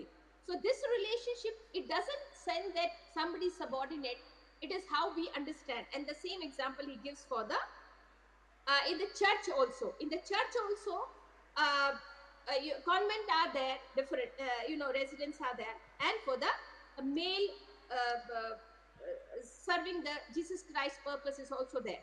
And then that is why, number of examples, I'm just having the reference of this article, and which is easily available on Google, all of us can see. I will conclude my argument in the last, when he says, in the describing to the bhikkhunis what happened when a monarch who rolls the wheel, who is destined to be a Chakravarti, world monarch, appear in the world. The Buddha is reported to have told monk that there are 7 jewels. We all know there are 7 jewels Buddha is referring, and when he says, whenever such a monarch appear, there is the appearance of the 7 treasures. The treasures of the wheel, the elephant, the horse, jewel, and the woman. So woman is one of the jewel he's counting there. And then he says that first time ever in the history, women are being entitled for moksha. Women are being given liberty to come out of marriage. Women are being given liberty to choose a ascetic life, which is we don't find anywhere in the world. So that is how, and because this article is very significant, in the last, if you see, is categorically, quoting Manu. All these Manu Smriti references he's giving, and then he says that how Manu is degrading women, and because it would be otherwise very long. So I conclude my argument here, and thank you so much for being patient and listening me. I would definitely like to have some kind of feedback from this honorable stage. Thank you so much. Thank you very much, madam. You have given very valuable and fruitful information here, and I hope all the participants will get benefited. Thank you very much. Thank you, sir. त्यानंतर आपल्या या मंचावर उपस्थित resource person doctor Indira Suryavanshi madam, chairman BOS history Osmania university Hyderabad, इनसे मैं गुजारिश करता हूँ कि यहाँ पर अपनी बात रखें। Doctor Indira Suryavanshi madam.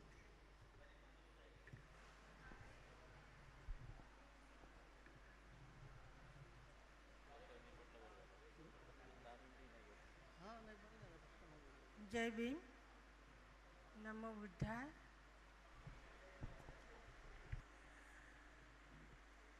Session of the chair, respected delegates,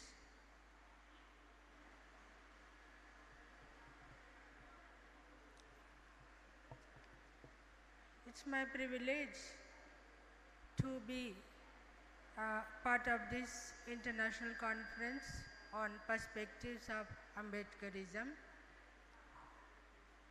This is the place where Diksha Bhumi, it is a Diksha Bhumi where Baba Saheb brought revolution. So my talk is on revolution. Do we see in the history of revolution of India that we are teaching revolutions in India? No, revolution, there are many revolutions took place in India, but so far in the history of India, revolutions were not placed. It has not given any importance on the name of revolution. But we see that the lacuna in the history is that we see that revolution in the world as French Revolution American War of Independence, Green Revolution, Commercial Revolution. There are so many revolutions, Russian Revolution. But so far, in India, the revolutions which took place has not given any place. So we have to now understand the revolutions brought by the Buddha, the revolution brought by Baba Saheb, revolution brought in the 12th century, and revolution brought by Jyotiba Phule, revolution brought by Savitribai Phule. We have to understand. So the revolutions are very, very crucial to study. It will change our lives. It will change the Indian understanding of history, and it will again improve the peace, progress and prosperity of our country. So that is the need of the hour now. Now on the perspectives of Ambedkar on Buddhism. What are the perspectives of Ambedkar on Buddhism? Why Baba Saheb has considered Buddhism as revolution? So Buddhism, whether Buddhism is a revolution or it is a religious movement.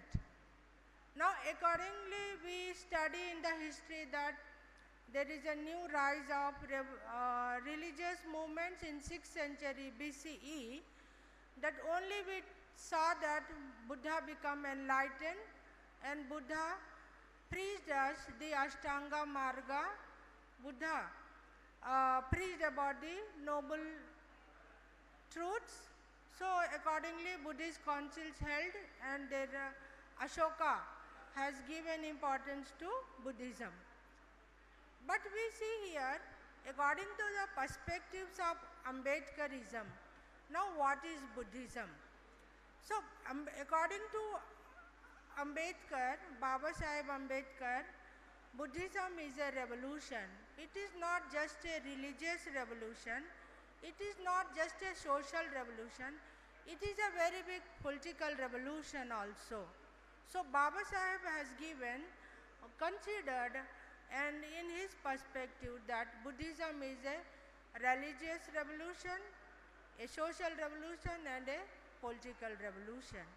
How this is become a religious revolution, social revolution and political revolution? So in my paper, the highlight is what is Buddhism, how it has brought Buddhism. So Buddhism is, when we talk about Gautama Buddha, Gautama Buddha has brought a revolution in 6th century. There are causes for that. What are the causes for bringing revolution during 6th century BC? So we have to understand our own country, India. What was India from earliest times? When we talk about India, India is a very good center place for agriculture. We see Meluha. It is a trade center. So the earliest name of the country is Meluha. India is known for Meluha, for its trade, for its agriculture. Then it is known for civilization, culture, Indus Valley civilization. So we see that when Indus Valley civilization is very much had scientific developments, engineering skills, town planning, drainage system.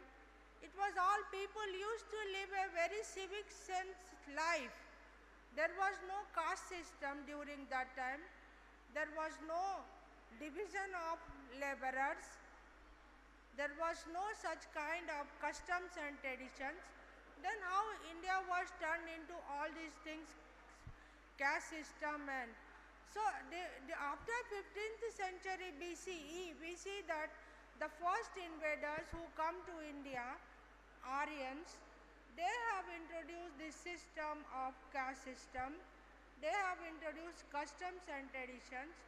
They have divided the people on the name of caste. They have divided the laborers, not labor, not they have divided the people into caste system.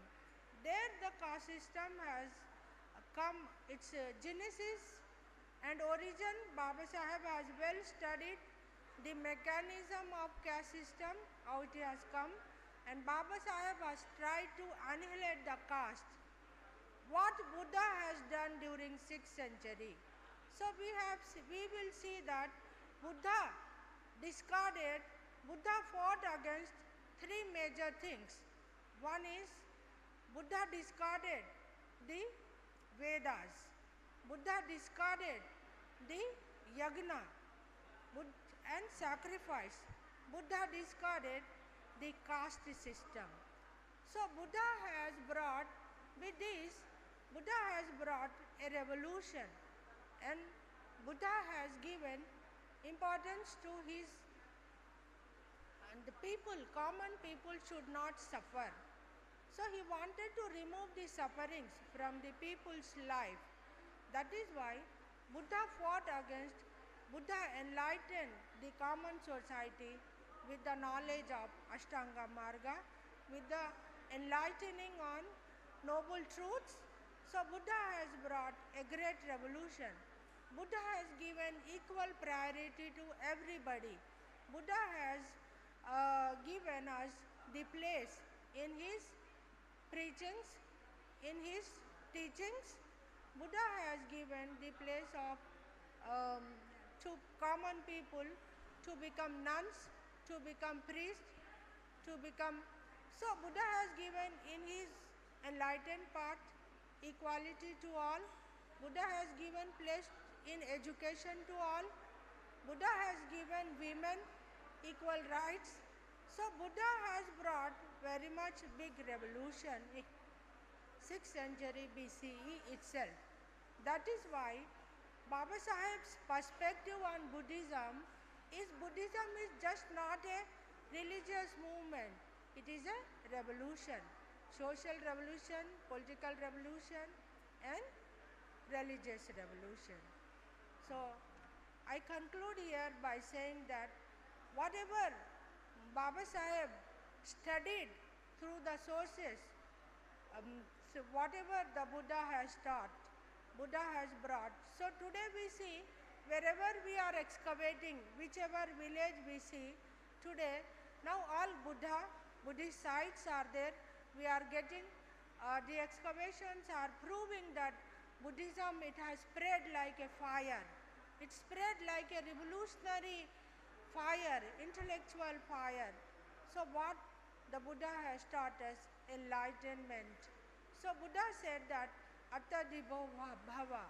So we have to enlighten ourselves. Enlighten thyself is now the need of the hour. So what Buddha has taught today, now the world is preferring only Buddha to avoid wars, to avoid so many things, to bring peace, progress and prosperity in the world. So I say the perspectives of Ambedkarism on Buddhism is very deep, with that very deep enlightened knowledge. Baba Saheb has considered Buddhism is a revolution. Thank you.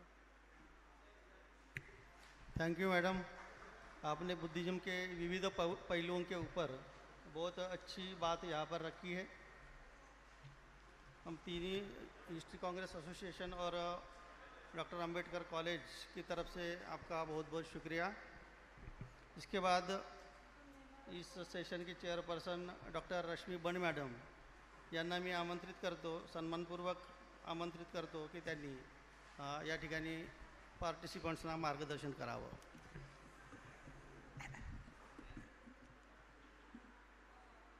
Rajshri Shahu Maharaj यांच्या स्मृतीला विनम्र अभिवादन। Bharat Ratna doctor Babasaheb Ambedkar यांना त्रिवार वंदन। आजच्या या सत्रामध्ये सहभागी असलेले या व्यासपीठावरील सर्व सन्माननीय मंडळी, माझ्यासमोर असणारे सर्व माझे मार्गदर्शक, गुरु, या ठिकाणी या सत्राला उपस्थित असणारे सर्व विद्यार्थी बंधू भगिनी, फक्त मला तुमचे 5 मिनिटं लागतील। 5 किंवा 10 मिनिटाच्या वर मी बोलणार नाही, कारण की वेळेचं भान मलाही आहे आणि म्हणून हा वेळ वाढलेला आहे. या वेळामध्ये कमीत कमी संवाद आपल्याला साधता येईल असा प्रयत्न मी माझ्याकडून करणार आहे. या ठिकाणी आजच्या सत्रामध्ये कालपासून सुरू असणारे हे सत्र, या सत्राचे जे ऑर्गनायझर आहेत डॉक्टर बाबासाहेब आंबेडकर महाविद्यालय, राष्ट्रपिता महात्मा गांधी चिमूर आणि त्याच्यानंतर कर्मवीर महाविद्यालय मूल, त्यानंतर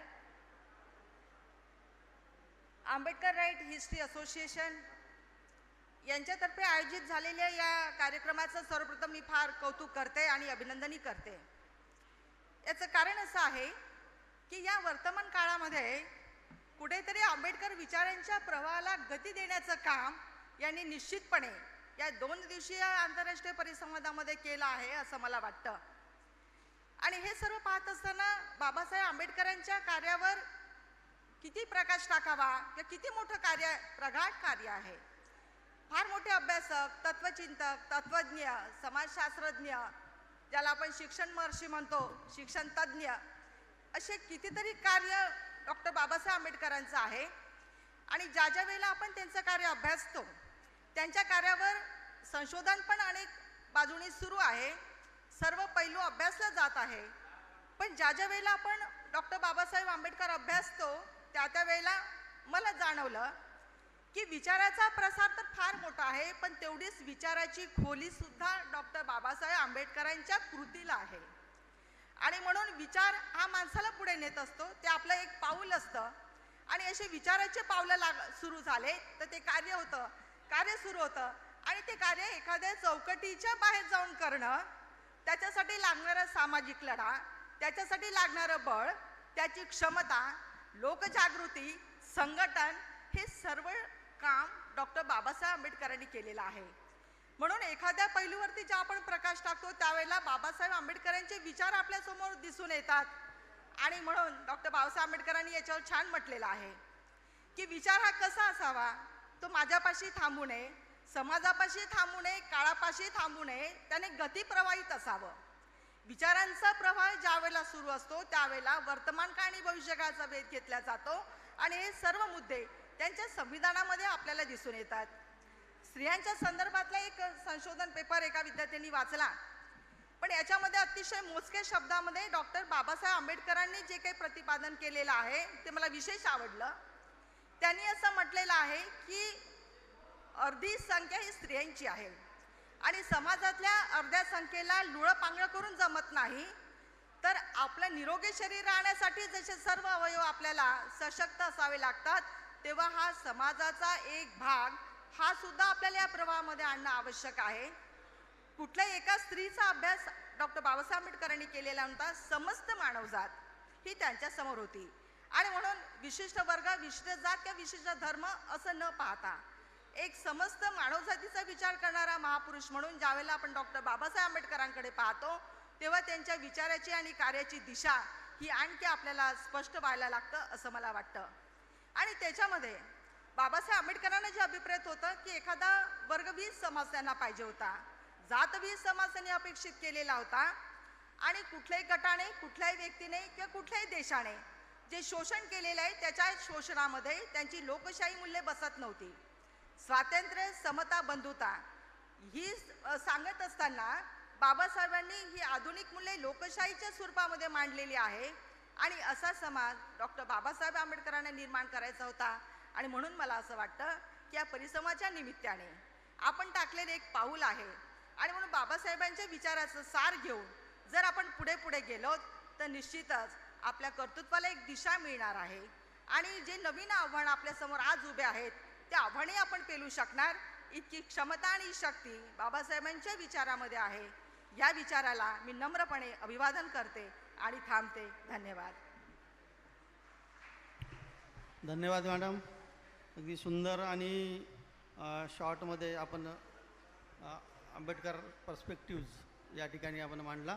पुन्हा एकदा आपलं फार फार धन्यवाद. तेलंगणा विद्यापीठामध्ये डॉक्टर बाबासाहेब आंबेडकरांचा विचार पोहोचवण्याकरिता अविरतपणे कार्य करणाऱ्या तेथील उस्मानिया विद्यापीठ तेलंगणा अर्थात हैदराबाद येथील इतिहास अभ्यास मंडळाच्या अध्यक्षा प्रोफेसर डॉक्टर इंदिरा यांना Savitribai Phule eminent researchers award 2020 देण्याकरिता मी निमंत्रित करतोय. Professor doctor Tarachand Gedam sir, आमचे मार्गदर्शक तथा एक शिवोई Senate member doctor B R Waghmare साहेब, प्राचार्य डॉक्टर माझे गुरुवर्य एस बी भगत सर, आंबेडकर हिस्ट्री असोसिएशनचे संस्थापक अध्यक्ष डॉक्टर संदेश वाघ सर यांना कृपया त्यांनी विचारपीठावर यावं.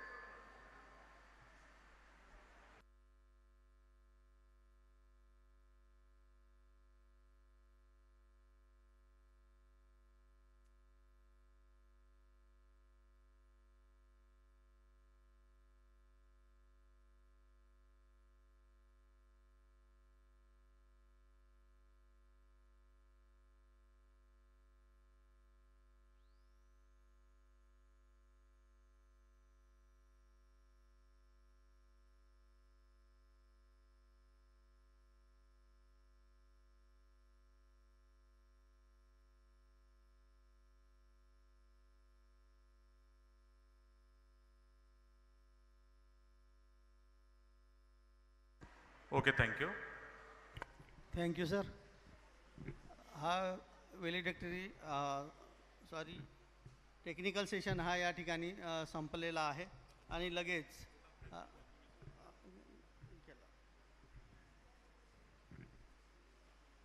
या सेशनमध्ये जे प्रमुख मार्गदर्शक डॉक्टर रश्मी बन मॅडम आणि डॉक्टर सूर्यवंशी मॅडम यांचं या ठिकाणी आभार व्यक्त करतो आणि हा सेशन या ठिकाणी संपलेला आहे असं घोषित करतो. त्यानंतर व्हॅलिडिक्टरी प्रोग्रामला लगेच सुरू होत आहे.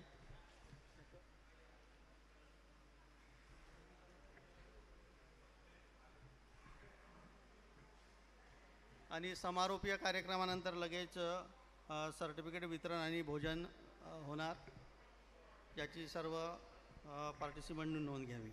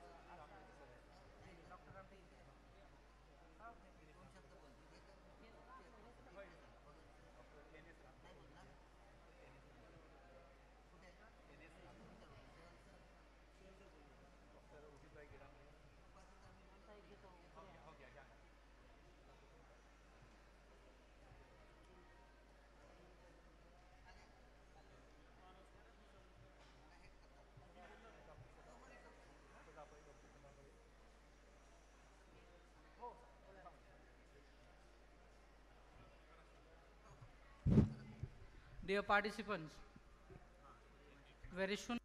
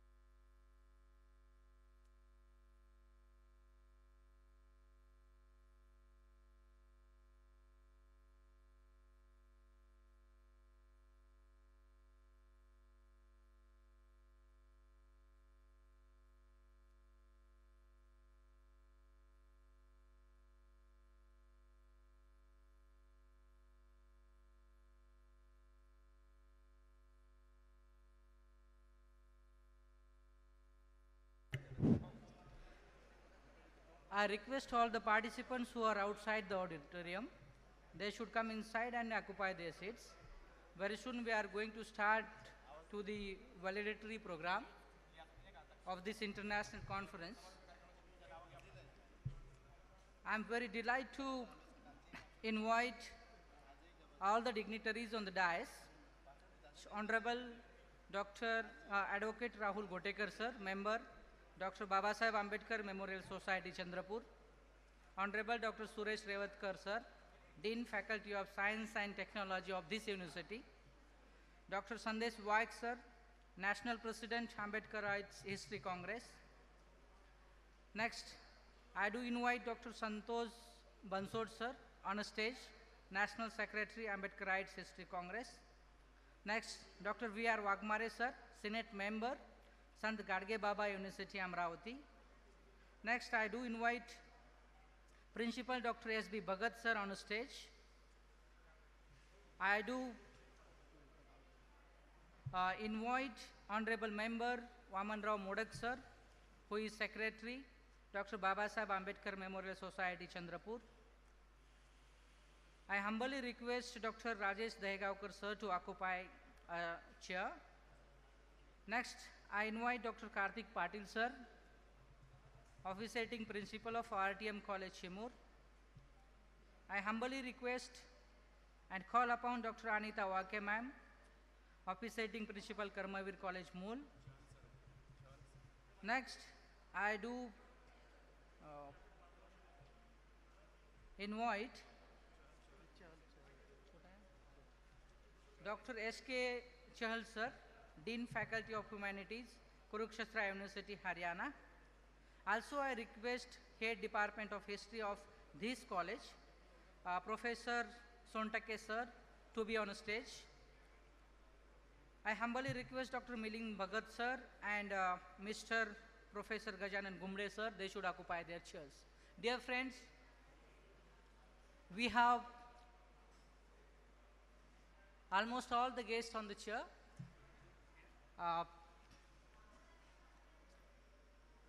It feels proud for me and gives immense pleasure. In short, I feel that today is the happiest soul on this earth from the organizer side, and we do welcome them on the chair. And at the very outset of this valedictory program, we must welcome all the dignitaries on the dais with a bouquet. So,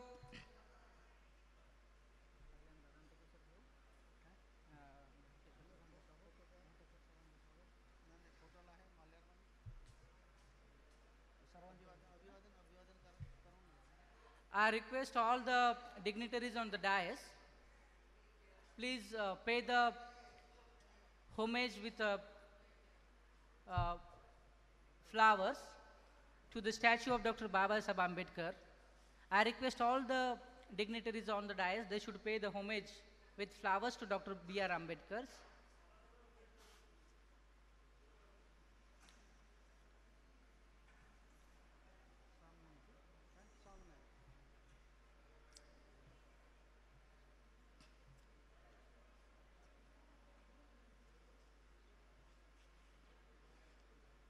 dignitaries are paying homage to the statue of Dr. B.R. Ambedkar, who is the symbol of knowledge. So we have been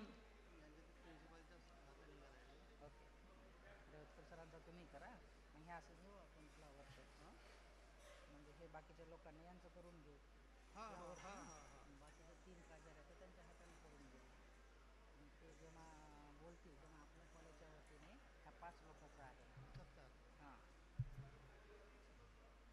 So homage is being offered by the dignitaries on the dais.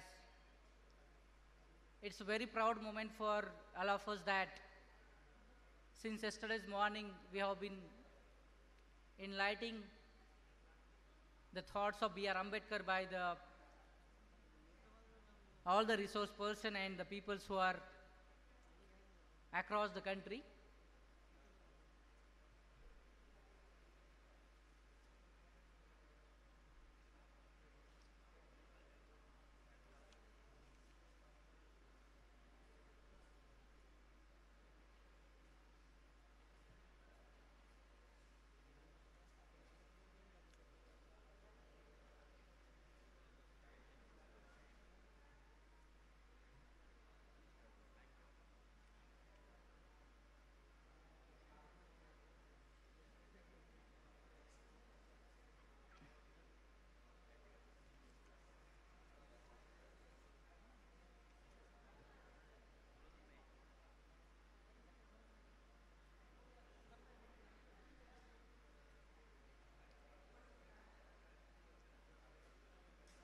Thank you very much, sir. Now I request Honorable Advocate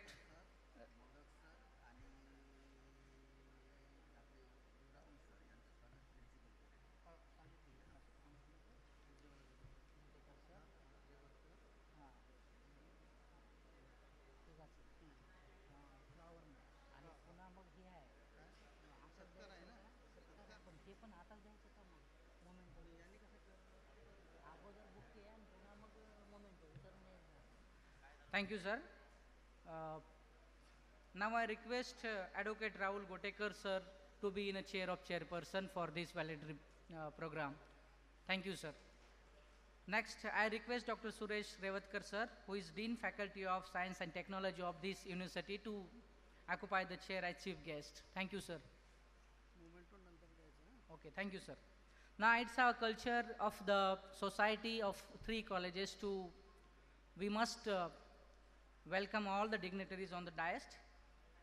At the very first, I request the principal, Honorable Dr. Dayagaonkar, sir, to welcome and felicitate the chairperson of today's valedictory function, Honorable Advocate Rahul Gotekar, sir, with the flowers and bouquet. So, chairperson is being felicitated by Dr. Dayagaonkar, sir.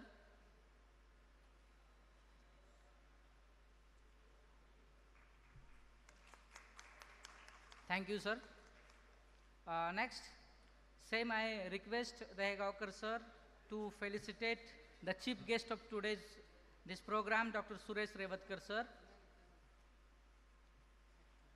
Suresh Revatkar, sir, is being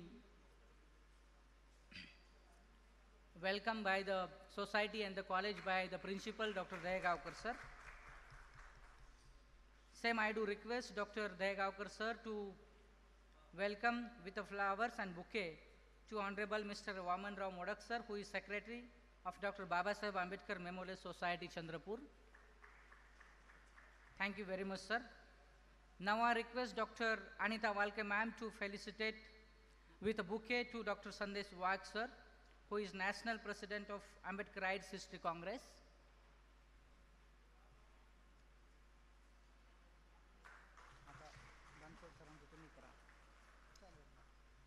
Thank you, sir. And ma'am, next I do request Professor Dr. Ramteke, sir, to felicitate Dr. Santosh Bansod, sir, who is National Secretary of Ambedkar of Arts History Congress.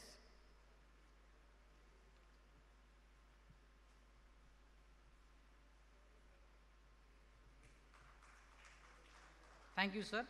Next, I do request Dr. N.S. Ramteke, sir, to felicitate and to welcome Dr. V.R. Wagmare, sir, who is Senate member of Sant Gadge Baba Amravati University. So, Dr. V.R. Wagmare, sir, is being welcomed by Dr. Ramteke, sir. Thank you, sir. Next, I request Professor Praveen Upre to welcome Dr. S.K. Chahal, sir, Dean Faculty of Humanities, Kurukshetra University, Haryana.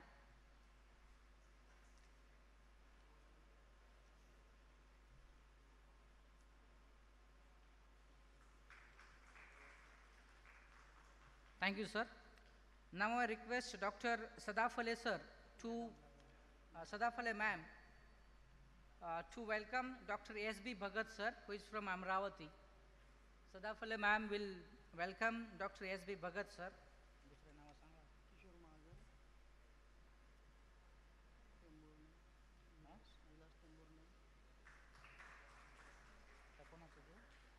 Now I request Dr. Kishore Mahajan, sir, to welcome to our loving principal, Dr. Rajesh Dahegaonkar, sir, who always inspires us to undertake such big conferences, such seminars.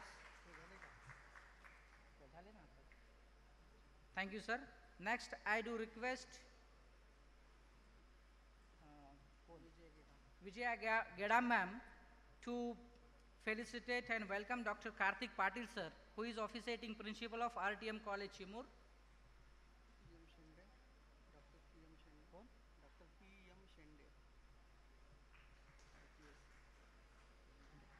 Thank you, sir. Now I request Dr. P.M. Shende, sir, to welcome Dr. Anita Walke ma'am, who is principal of Karmavir College, Mool. And as we know earlier that the conference is a collaborative one and all the principals are present on a dais.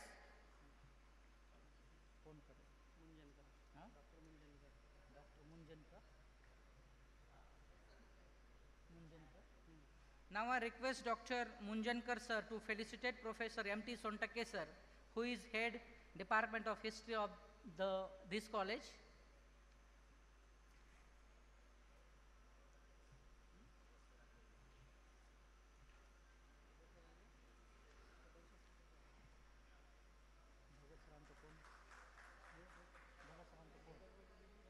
Thank you, sir. Now I request Dr. Satish Petkar, sir, to welcome and offer a bouquet to Dr. Milind Bhagat, sir, who is the convener of this an international conference. It's a very proud moment for all of us to say Mr. Bhagat, sir, has taken a lot of efforts to make this. Now I request Dr. Chimurkar, sir, to felicitate and welcome Dr. Gajanan Gumde, sir, who is the convener and head Department of History, Karmavir Mahavidyalaya, Mool. I must confess here, at the very outset of this conference, Mr. Bhagat, sir, and Mr. Gumde, sir, has taken a lot of efforts. And without taking too much time, I request now Dr. and the Honorable Principal, Dr. Dahegaonkar, sir, for an introductory speech for this valedictory program. Respected Dahegaonkar, sir.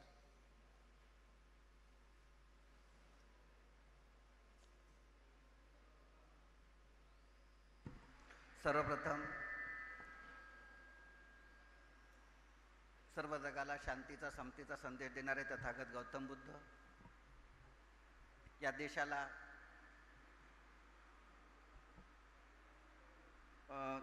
आरक्षण मिळवून देणारे छत्रपती शाहू महाराज यांची आज जयंती आपण इथे साजरी केलेली आहे. आणि केवळ त्यांच्या जयंती दिनामुळेच आपली ही कॉन्फरन्स, ही 2 दिवसीय कॉन्फरन्स आपण म्हणजे ऑर्गनाईज केलेली आहे. भारतीय गट शिल्पकार डॉक्टर बाबासाहेब आंबेडकर यांच्या स्मृतीस मी सर्वप्रथम विनम्र अभिवादन करतो. सोबतच महात्मा ज्योतिबा फुले आणि क्रांतिज्योती सावित्रीबाई फुले यांनाही मी वंदन करतो. आणि आज व्हॅलिडिटीच्या फंक्शनसाठी आपल्याला उपस्थित चेअरपर्सन म्हणून उपस्थित झालेले ॲडव्होकेट राहुल घोटेकर सर, या डॉक्टर बाबासाहेब आंबेडकर मेमोरियलचे सभासद आणि चंद्रपूर महानगरपालिकेचे कॉर्पोरेट आहेत. त्याचबरोबर आमच्या विनंतीला मान देऊन आमचे प्रिय मित्र डॉक्टर सुरेश रेवतकर सर, आमच्या कठीण काळात कधीही आमच्या मागे उभे असणारे आणि धावून येणारे, कोणतंही काम नसताना माझ्या एका शब्दाला देऊन ते आज आपल्यामध्ये उपस्थित झालेले doctor Suresh Revatkar sir, dean faculty of science and technology, या संस्थेचे सचिव वामनरावजी मोडक हे अतिथी म्हणून आपल्याला लाभलेले आहेत. त्याचबरोबर हे कॉन्फरन्स ऑर्गनाईज करण्याकरता या 4 संस्थांनी फार मोठ्या प्रमाणामध्ये सहभाग घेतलेला आहे. त्यापैकी सर्वात महत्त्वाचे व्यक्ती म्हणजे डॉक्टर संदेश वाघ सर, जे national president Ambedkar history Congress यांच्या कॉन्सेप्टमधून, संकल्पनेमधून म्हणजे आयोजनाची सुरुवात करण्यात आलेली आहेत. आणि ते 2 दिवस इथं 3 दिवसापासून इथं जातीय त्याने उपलब्ध आहेत आणि त्याने हिरिरीने फार मोठा भाग घेतलेला आहे. आपण जे सुवेनियर रिलीज केलं त्या रिलीजमध्ये त्यांनी त्याचं प्रिपरेशन आणि सर्वात प्रिपरेशन करण्यामध्ये त्यांचा सर्वात मोठा सहभाग लाभलेला आहे. मी फक्त ते इथे प्रिंट आऊट करून घेतलं, पण बाकी सगळं प्रिपरेशन सरांनीच केलेलं आहे मुंबईवरून. आणि त्यांचे ना माझं रोज गप्पा चालायच्या या विषयात, कसं करायचं, काय करायचं. त्याचबरोबर या नॅशनल सेक्रेटरी आंबेडकराईट हिस्ट्री काँग्रेसचे सचिव संतोषजी बनसोड, आमच्या या कार्यक्रमामध्ये प्रामुख्याने प्राचार्य म्हणून आपल्याला doctor VR Waghmare sir, senate member Amravati university, त्याचबरोबर doctor SK Chahal sir, dean faculty of humanities Kurukshetra. म्हणजे आनंद वाटतो सांगायला की या कॉन्फरन्स करता 16 स्टेटमधील मंडळी आपल्या पाण्या पावसाची किंवा कोणत्याही पर्वा न करता इथे आवर्जून 24 तारखेला सायंकाळी 40 मंडळी उपस्थित होती इथे. आणि मी त्यांचं गेट टुगेदर आपल्या परिसरामध्येच सायंकाळचं भोजन देऊन सगळ्यांची परिचय करून घेतला.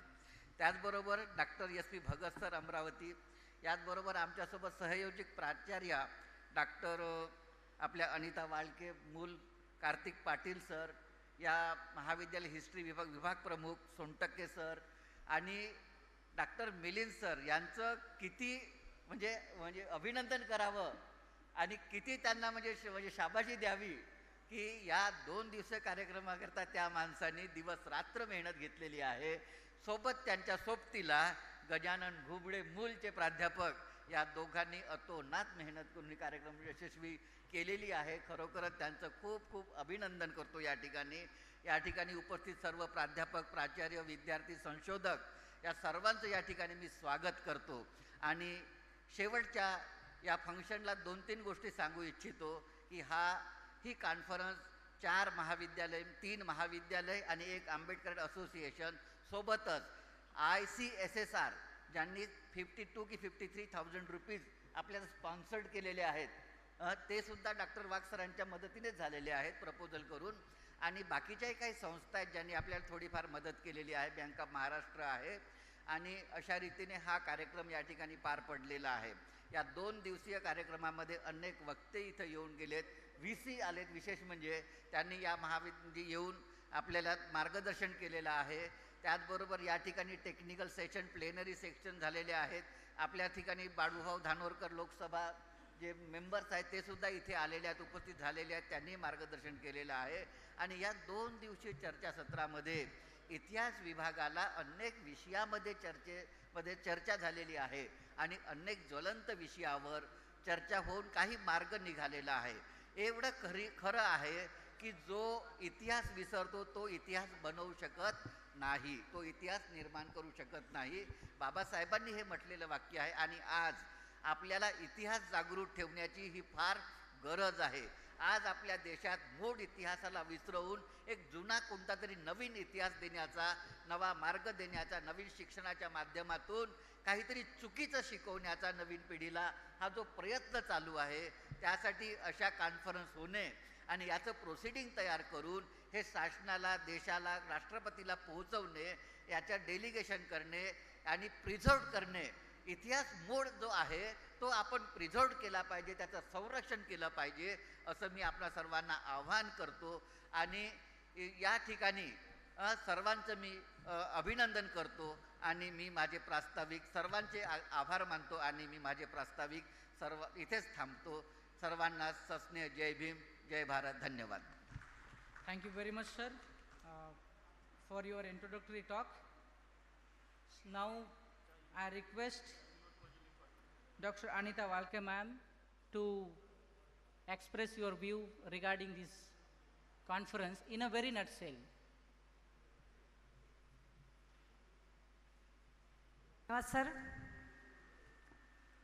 ज्या पवित्र आणि पावनभूमीमध्ये हे चर्चासत्र, हे परिषद होते, त्या पावनभूमीला महाकारुणी तथागत गौतम बुद्ध आणि भगवान बुद्धाचा विचार पुन्हा नव्याने आपल्या सर्वांपर्यंत पोचवण्याचं कार्य ज्यांनी केलं ते भारतीय घटनेचे शिल्पकार डॉक्टर बाबासाहेब आंबेडकर, आणि ज्यांच्या जयंतीनिमित्ताने आपली परिषद एक दिवसाने वाढली ते Rajshri Shahu Maharaj.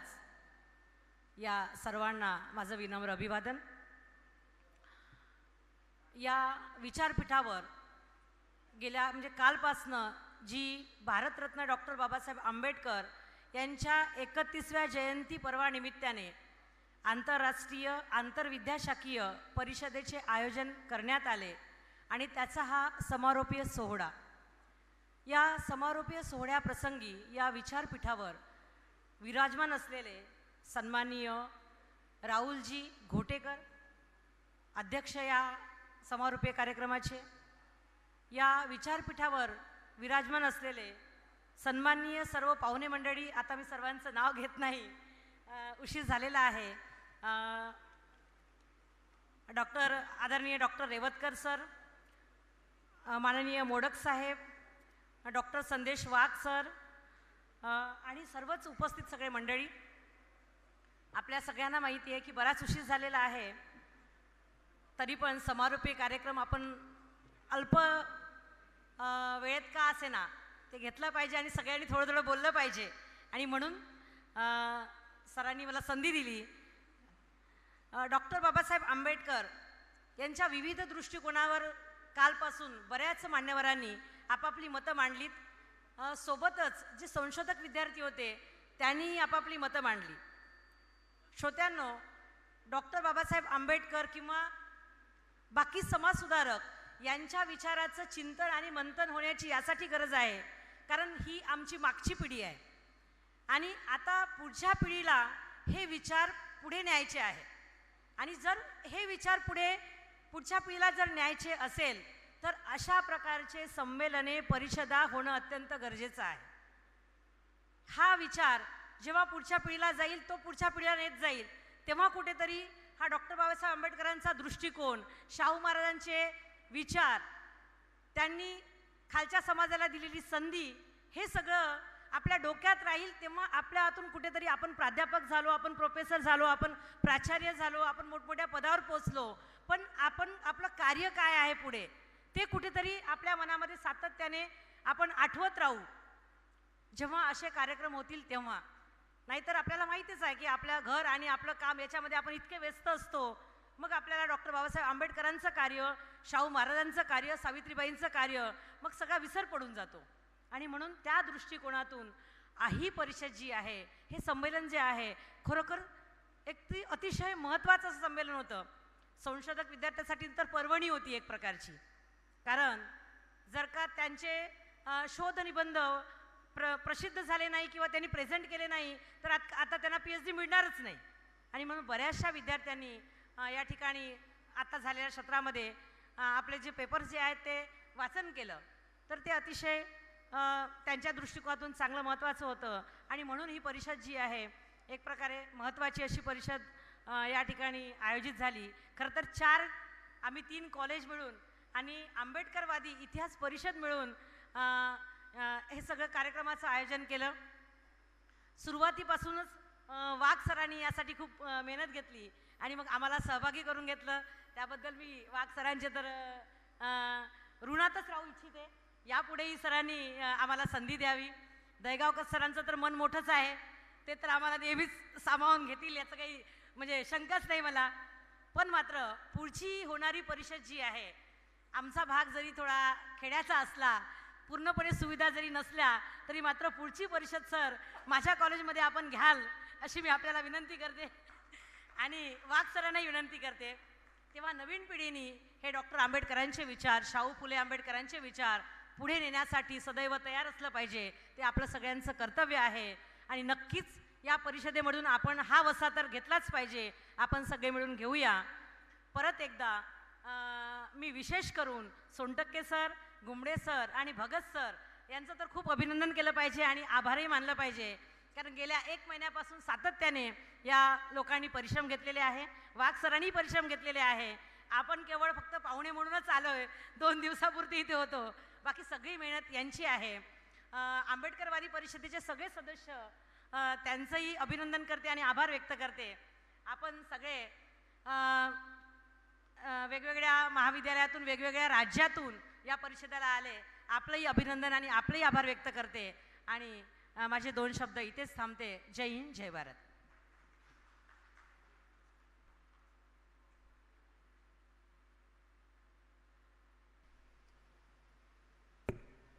Thank you, ma'am, for your beautiful talk. Now I request Dr. Karthik Patil sir, who is officiating principal, RTM College, Chemur, to express his views regarding this conference.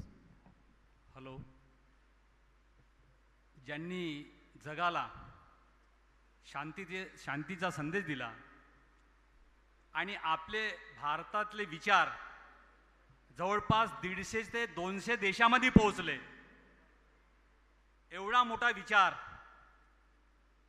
भारतामध्ये उदयास आला आणि तो विचार संबंध जगामध्ये पोहोचला, असा शांतीचा संदेश देणारे महाकारुणी तथागत गौतम बुद्ध, ज्यांनी समता प्रस्थापित करण्याचं काम केलं, शूद्र अतिशूद्रांना शाळा महाविद्यालय वसतिगृह स्थापन केले आणि तुम्हा आम्हाला एक नवी शिक्षणाची चाऊल वाट दाखवली, असे समता प्रस्थापित करणारे छत्रपती शाहू महाराज, ज्यांनी संबंध इतिहासच बदलला, प्रस्थापिताला हादरे दिले. प्रतिगामी पुरोगामी 2 विचार आहे. या भूमीमध्ये काल एक विचार होता, याच भूमीमध्ये दुसरा विचार होता. चंद्रपूरच्या लोकांना अवगत करतो, जसं नागपूरला 2 विचार आहे, प्रतिगामी आणि पुरोगामी, तसं चंद्रपूरला प्रतिगामी पुरोगामी असे 2 विचाराची काल आणि आज ही बैठक होत आहे, वैचारिक बैठक होत आहे, चिंतन होत आहे, मंथन होत आहे. यामधून नव्या दिशेला प्रेरणा या भूमीतून आपल्याला मिळते आहे. असे विश्वरत्न, युगप्रवर्तक आणि नव्या क्रांतीचे उद्गाते डॉक्टर बाबासाहेब आंबेडकर,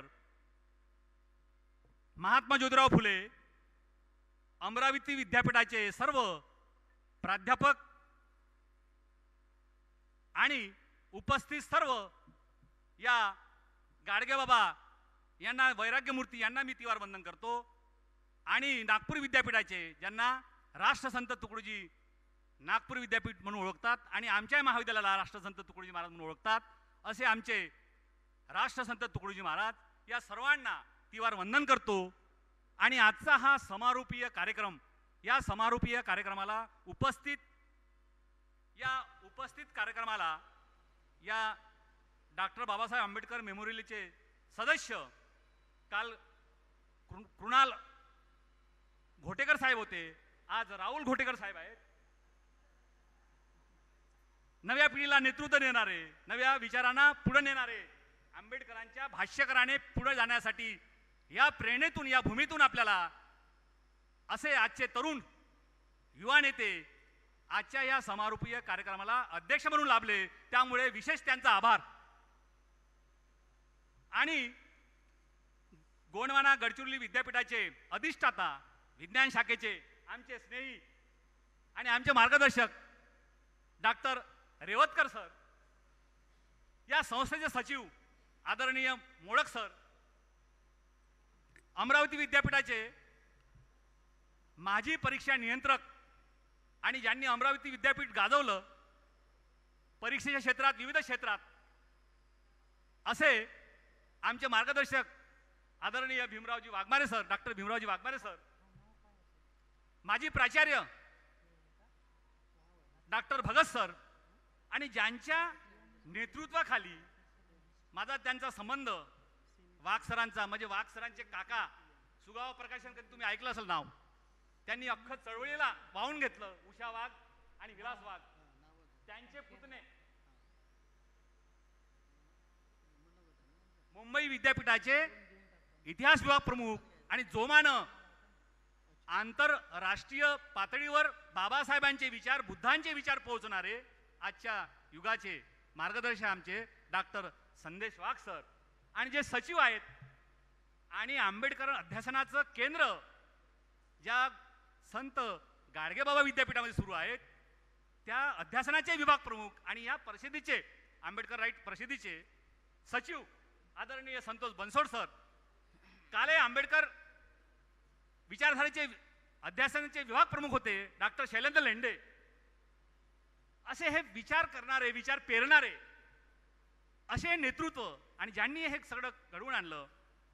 माझ्या महाविद्यालयाचे डॉक्टर प्राध्यापक प्रफुल्ल वाजुळवाडे सर, या महाविद्यालयाचे प्राध्यापक सोनटके सर, डॉक्टर मिलिंद भगत, आणि कर्मवीर महाविद्यालयाचे घुमळे सर, डॉक्टर घुमळे सर, आणि आम्ही प्राचार्य, आमचे प्राचार्य मार्गदर्शक doctor Deogaonkar sir, doctor Anita Walke madam आणि मी स्वतः या संपूर्ण 2 दिवसीय समारोपीय कार्यक्रमाला उपस्थित सर्व संशोधक, ज्यांनी पेपर वाचले आणि ज्यांनी काहीतरी देण्याचं काम केलं, विचार देण्याचं काम केलं, असे सर्व कानाकोपऱ्यातून, भारताच्या कानाकोपऱ्यातून आले, भारताच्या बाहेरचे सुद्धा आले. डॉक्टर सुगीराव सोरात सर, रोहन भडके आणि तात्या लक्ष्मण तात्या या परिषदेला उपस्थित न राहिल्यामुळे, पण काल मात्र आभासी पद्धतीने दोघांनी संवाद साधला. त्याच्यामधून एकच आपल्याला सुखदेवराव सोरातांनी सांगितलं की शूद्र पूर्वी कोण होते, तर आपण सर्व शूद्र लोक, ह्या शूद्रांचा इतिहास काय आहे तो बाबासाहेबांनीच बदलून टाकला. का खरा इतिहास तुम्ही इतिहासाचे वारसदार आहात, तुम्ही इतिहासकार आहात, आणि तुम्हाला नवा इतिहास हा बनवायचा आहे, घडवायचा आहे, आणि नव्या दिशेने तुम्हाला वाटचाल करायची आहे. अशा पद्धतीने हे सर्व या चळवळीचं एक केंद्रबिंदू म्हणून बाबासाहेब आंबेडकरांवर येऊन ठेपलेला आहे. त्यांचा विचार जर तुम्हाला आम्हाला पोहोचण्याचं काम भेटलं, करायचं काम भेटलं, तर ते आपण जरूर करूया.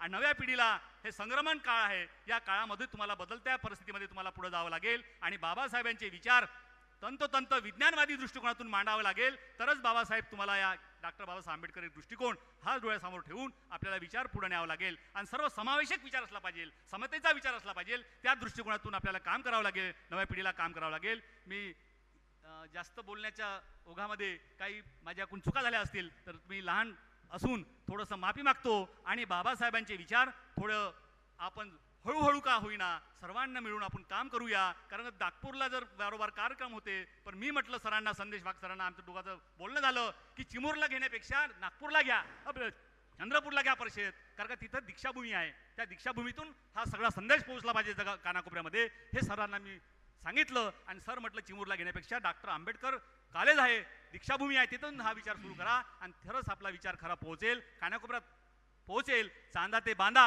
म्हणजे संपूर्ण देशामध्ये निघून जाईल हा विचार, तरच आपण नव्या पिढीला मार्गदर्शन करू शकू. हे बरंच मी या प्रसंगी सांगतो आणि थांबतो. धन्यवाद. Thank you very much, Dr. Patil sir. Actually, we teachers are very heartily grateful to all the 3 principals for your grateful support to us. Now, we are at the point that we should have the feedback from our participants. So any success can be depend on the feedback. For this conference feedback, I do call upon 2 researchers, 2 participants from this conference. First, I call upon Kalpana Buran from Wardha to express her view regarding this conference. That may be positive and negative. I do call upon Kalpana Buran.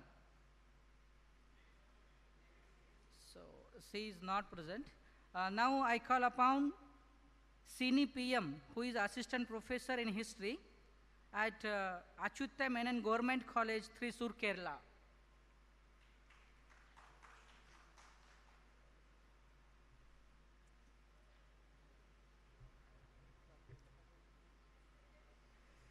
Of the dais and all invitees assembled here.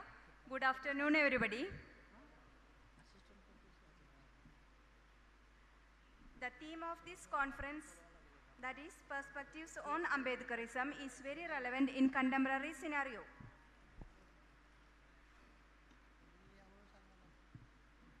Especially in times of social tension on regarding reservation, the ideology of Ambedkar, that is, the untouchable sought equality and justice, not favors, is most relevant.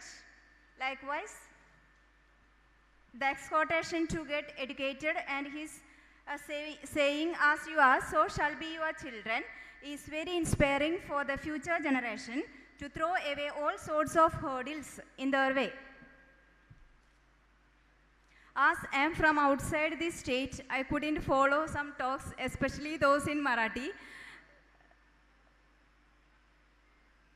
Then food and accommodation is nice. People are very hospitable.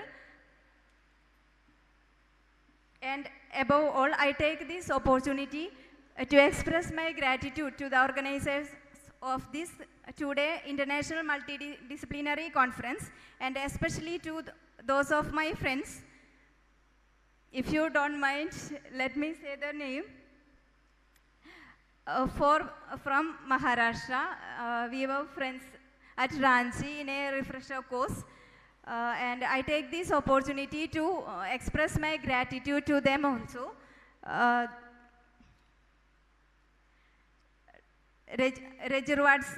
Praful Rejurwad sir, Santosh Gonga sir, Dr. Dilip Telang sir, and Chaura Kishore sir. Above all, due to this conference that for 2 years, I am reading much on Ambedkar. Thank you very much. Thank you very much, ma'am, for your valuable feedback. So thank you for your time from Kerala to Maharashtra, especially to Chandrapur. We are very thankful to you. Now,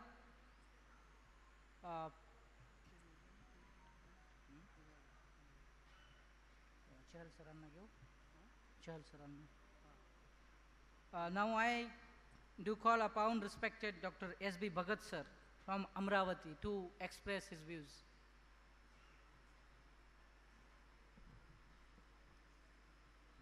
सर्व महापुरुषांना विनम्र अभिवादन. सन्माननीय व्यासपीठ आणि या 2 दिवसीय आंतरराष्ट्रीय परिषदेमध्ये सहभागी झालेले आमचे सगळे सहकारी मित्र, आज या परिषदेचा समारोपीय दिवस, समारोपीय कार्यक्रम 20 मध्ये आंबेडकराईट हिस्ट्री काँग्रेस स्थापन झाली. वाघ सर बसून आहेत, बनसोड सर बसून आहेत. सगळ्या महाराष्ट्रामध्ये वाघ सर आणि बनसोड सर सगळ्या महाराष्ट्रामध्ये फिरले. पश्चिम महाराष्ट्र असो, कोकण असो, मुंबई असो, नागपूर विद्यापीठ असो, गोंडवाना असो किंवा मग अमरावती विद्यापीठ असो, आणि त्याच्यामधून आंबेडकराईट हिस्ट्री कॉन्फरन्स आजची असोसिएशन आकार घेत गेली आणि एक विचार समोर आला की सगळ्या महाराष्ट्रातील आणि महाराष्ट्राच्या बाहेरील आपल्या देशामधील जे आंबेडकराईट विचारवंत आहेत, आंबेडकराईट प्राध्यापक आहेत, आंबेडकराईट संशोधक आहेत, त्यांना एका व्यासपीठावर आपल्याला आणायचं आहे. पहिला प्रयोग मुंबई विद्यापीठामध्ये ऑफलाईन कॉन्फरन्स घेण्याचा ठरला. संदेश वाघ सरांनी सगळी तयारी केली आणि महाराष्ट्रातील, महाराष्ट्राच्या बाहेरील अनेकांचं मुंबईकरता रिझर्वेशन झालं. आणि गमतीचा भाग असा की त्याच वेळेस कोरोना लागला, म्हणजे आमच्या सगळ्यांचे रिझर्वेशन झाले होते, वाघमारे मी म्हणा किंवा बाकी अनेक मंडळींचे रिझर्वेशन झाले होते. ते रिझर्वेशन आम्हाला नंतर कॅन्सल करावे लागले.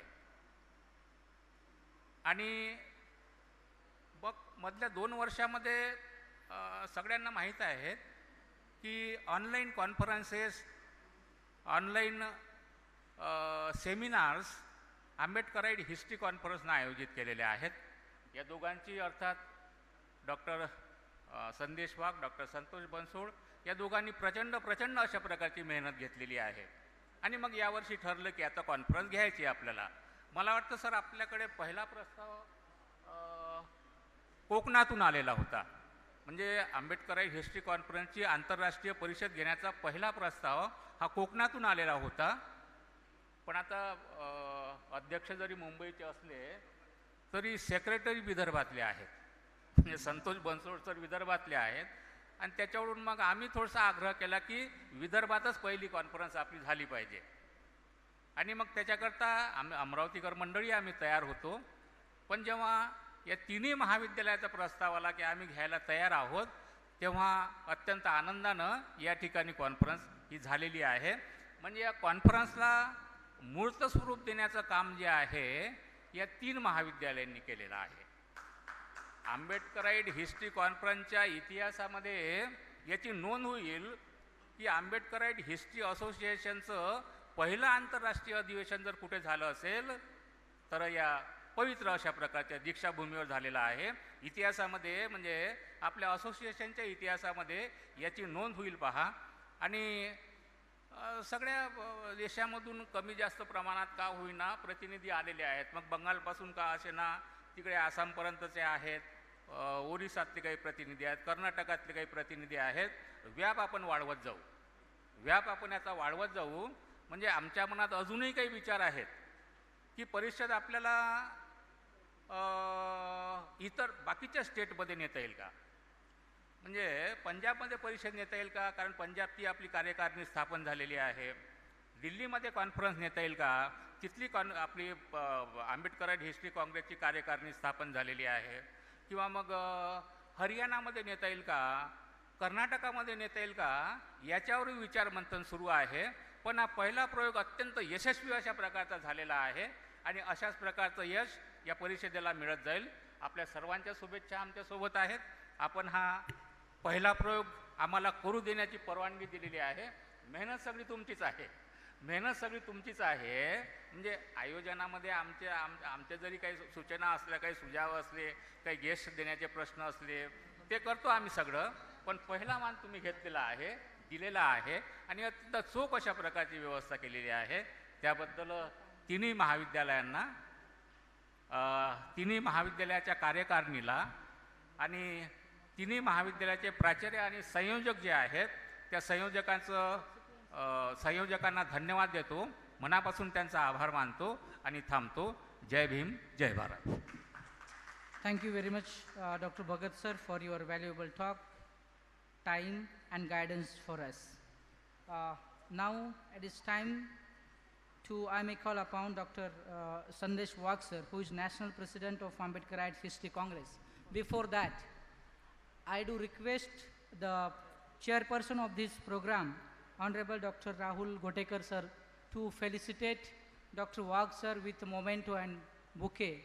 It is our culture or our hospitality to offer and to welcome the National President Dr. Sandesh Wagh sir, who has been always in support for us for this conference and will be in future too. So I do request Chief Guest Dr. Revatkar sir to join your hands and to welcome Dr. Wagh sir with a memento and bouquet. So this is an honor on the behalf of all the 3 colleges. And thank you very much, Dr. Wagh sir, for accepting our honor. And in a collaboration, our relationship will be reciprocal in future too. And now I request Dr. Wagh sir to express your views. Thank you very much. At the outset, I am thankful to the management of the college, Dr. Ambedkar College of Arts, Commerce and Science, Diksha Bhumi, Chandrapur, Karmaveer महाविद्यालय मूल, राष्ट्रसंत तुकडोजी महाविद्यालय Chimur, and the management of all the colleges for giving me an opportunity to explain our views on the behalf of the Ambedkarite History Congress about the concept of this particular conference, that is perspective of Ambedkarism. Without taking much of your time, I would just like to explain what exactly came in our mind regarding the perspective of the Ambedkarism in true sense, and this is totally academic presentation. This is to be noted. Honorable Principal Degaonkar sir, Honorable Principal of the Mool College, Honorable Principal Patil sir, and Honorable all the distinguished personalities on the dais, S.B. Bhagat sir, Wagmare sir, Dr. Santosh Bansod sir, Dr. Sontake sir, and my friend Dr. Professor Gumade sir, and Milind Bhagat sir. Also, my friend from Haryana University is Dean of the Social Science, and Meeta Ramteke madam, in fact, who has suggested to take the conference in this particular college. I'm really thankful to you, sir, madam, and Ghotekar sahib, and all the distinguished personalities, Dean of the Faculties and the management. Thank you very much. Without taking much of your time, just be an academic. What is our views about the perspectives of the Ambedkarism? Next, please. Basically, we need to understand that Dr. Babasaheb Ambedkar played a very important role in the social reformation movement in the India. And his thoughts and ideas are revolutionary, which propagated the progressive movement, which is the base of the Ambedkarism. Next. Now, when we are trying to understand these particular points, we need to understand what were the social conditions at that time. When we understand the social conditions, we see that the caste system was there, untouchability was there, bonded labor system was there, and this total system was based on the negation of the humanity and human values. It was very end of the existence of the society in its true sense. This is what we want to say, and I reiterate and say, as the president of Ambedkarite History Association, that it was the negation of the humanity itself. The system has degraded the Hindu society and ruined the Hindus for the thousands of years. Next. And what is the difference between Ambedkarism that we need to understand? We need to understand what was before Babasaheb Ambedkar, and we need to understand what is after Babasaheb Ambedkar in true sense. We need to understand. Prior to Dr. Babasaheb Ambedkar, as already mentioned over here, the untouchables and the backward castes were socially degraded, economically impoverished, politically suppressed, religiously ostracized, and indefinitely excluded from the educational, political, religious, cultural, and social rights in the India in true sense that we need to understand. Next. Then we need to also understand that the political movement that started in 1885 with Alan Active in Hume, nobody took the cause of the untouchability, nobody talked about the reservation, but it was Dr. Babasaheb Ambedkar later on who has given this voice from the South Borough Franchise Commission. Next. Let us understand what is Babasaheb Ambedkar. Babasaheb Ambedkar, when I'm talking about that, Dr. Babasaheb Ambedkar was a far-sighted statesman, a legal luminary with extraordinary acumen, constitutional expert, exceptional learning, a true nationalist, and a great ability and mettle, and above all, a staunch protagonist of the democracy. Well, democracy as defined by Abraham Lincoln is said that it is a rule of the people, by the people, and for the people. But Dr. Babasaheb Ambedkar said, what is democracy? He said that democracy is a way of life in which in the socio-economic life of the people, revolution is brought about without bloodshed. So Dr. Babasaheb Ambedkar never believed in the bloodshed, and he always believed in the constitutional ways and the democracy in true sense. That's what the contribution of Dr. Babasaheb Ambedkar is. Let us understand perspective of Ambedkarism. Next. While explaining all these particular points, before all the delegates for the international conference, what is our viewpoint is an also important point. Ambedkarism stands for establishing human rights for the depressed classes. All the SCs, STs, DTs, denotified tribes, nomadic tribes, women, and all the minorities in the India, their human rights are being safeguarded by the constitution given by Dr. Babasaheb Ambedkar. Therefore, I reiterate and say the perspective of Dr. Ambedkar is to establish human rights in India in true sense. Another, Ambedkarism propagates the movement which raised the issues pertaining to the human rights, and it waged relentless struggles against the odds and discriminations which are faced by the excluded communities in India. Ambedkarism is a revolution against the ethnocentrism. Ambedkarism in the search of the self-respect, self-dignity, and it is a personification of the human values in true sense. As once upon a time J.F. Kennedy said, next please, he said that we are not here to curse the darkness of the night, but we are here to ensure the bright future. Dr. Babasaheb Ambedkar has ensured us the bright future, and without which we could not understand Dr. Ambedkar's ideology. That is one thing. Now, Ambedkarism is what? It is reforming and reframing the Indian society. The society which was based on the untouchability, caste system, bonded labor, and various other social evils is been changed to the democratic society because of Dr. Ambedkar, because the constitutional articles plays a very important role. It opposed the fascism, it opposed the autocracy, it opposed the dictatorship and kingship, and I strongly believed in the democracy in true sense that we need to understand. And the policy of reservation Dr. Ambedkar gave is a social affirmative policy. And just to tell you, there are 29 different countries where the reservation is given. So it is one thing that we need to understand, that it is not only India that gives the reservation, but the reservation is given in the different countries in different heads that we need to understand. Next. And also we need to understand that Ambedkarism stands for haves-not classes. This is a true point that we need to understand. And here would like to go for the dimensions, some of the dimensions. Next. Now here I have pointed about these perspectives of Ambedkarism, as the theme of the conference is perspective of the Ambedkarism. So first perspective that I would like to explain is about the social perspective, constitutional perspective, feminist perspective, democratic perspective, political perspective, and the religious perspective. The most important perspective that we are sitting over here is religious perspective. Dr. Babasaheb Ambedkar said that I will make this entire India a Buddhist country. But in true sense, Dr. Ambedkar has already made this country as a Buddhist country in the form of the constitution. This entire constitution, Article 14, Article 15, Article 16, Article 17, which is in the part 3 of the Constitution of India, is nothing else but the philosophy of Buddha. Dr. Ambedkar once upon a time said that I have taken the principles of the equality, liberty, fraternity not from the French Revolution, but I have taken it from Buddha, who is my master. So this is a place where on 16th October, Dr. Babasaheb Ambedkar has converted to Buddhism. So this is called as the Diksha Bhumi, and we are very glad to say that we have got the opportunity to come over here, and we got the opportunity to express Dr. Babasaheb Ambedkar's views. So we are really thankful to you, Gurtekar sir. We are really thankful to Dahigaonkar sir for giving us an opportunity where Dr. Babasaheb Ambedkar's feet have touched this land. So this is very great opportunity for us, and this is the first offline conference that we are holding. 425 conferences online level we have taken, and 7 lakh people have participated on that. This is online mode. This is the record in the India that 7 lakh participants have seen our lectures in true sense. Now let's go for some of the points. I'll skip it out and just like to say that, well, talk about the social system. I would like to say that caste system, untouchability, bonded labor and social slavery, all these are anti-national and anti-social. Who spoke against all these systems? It was Dr. Babasaheb Ambedkar. He says that caste system is anti-national and untouchability is anti-national and anti-social. Whatever is anti-national and anti-social cannot be national. So the theory of nationalism, which was propounded by the other peoples, and the theory of nationalism, which is propounded by Dr. Babasaheb Ambedkar, is different. I am just saying over here, I was a member of the Dr. Babasaheb Ambedkar Mahatma Phule Writings Committee. Gurtekar sahab, 22,000 pages writings and speeches of Dr. Babasaheb Ambedkar has been published till date in New Delhi and in government of Maharashtra.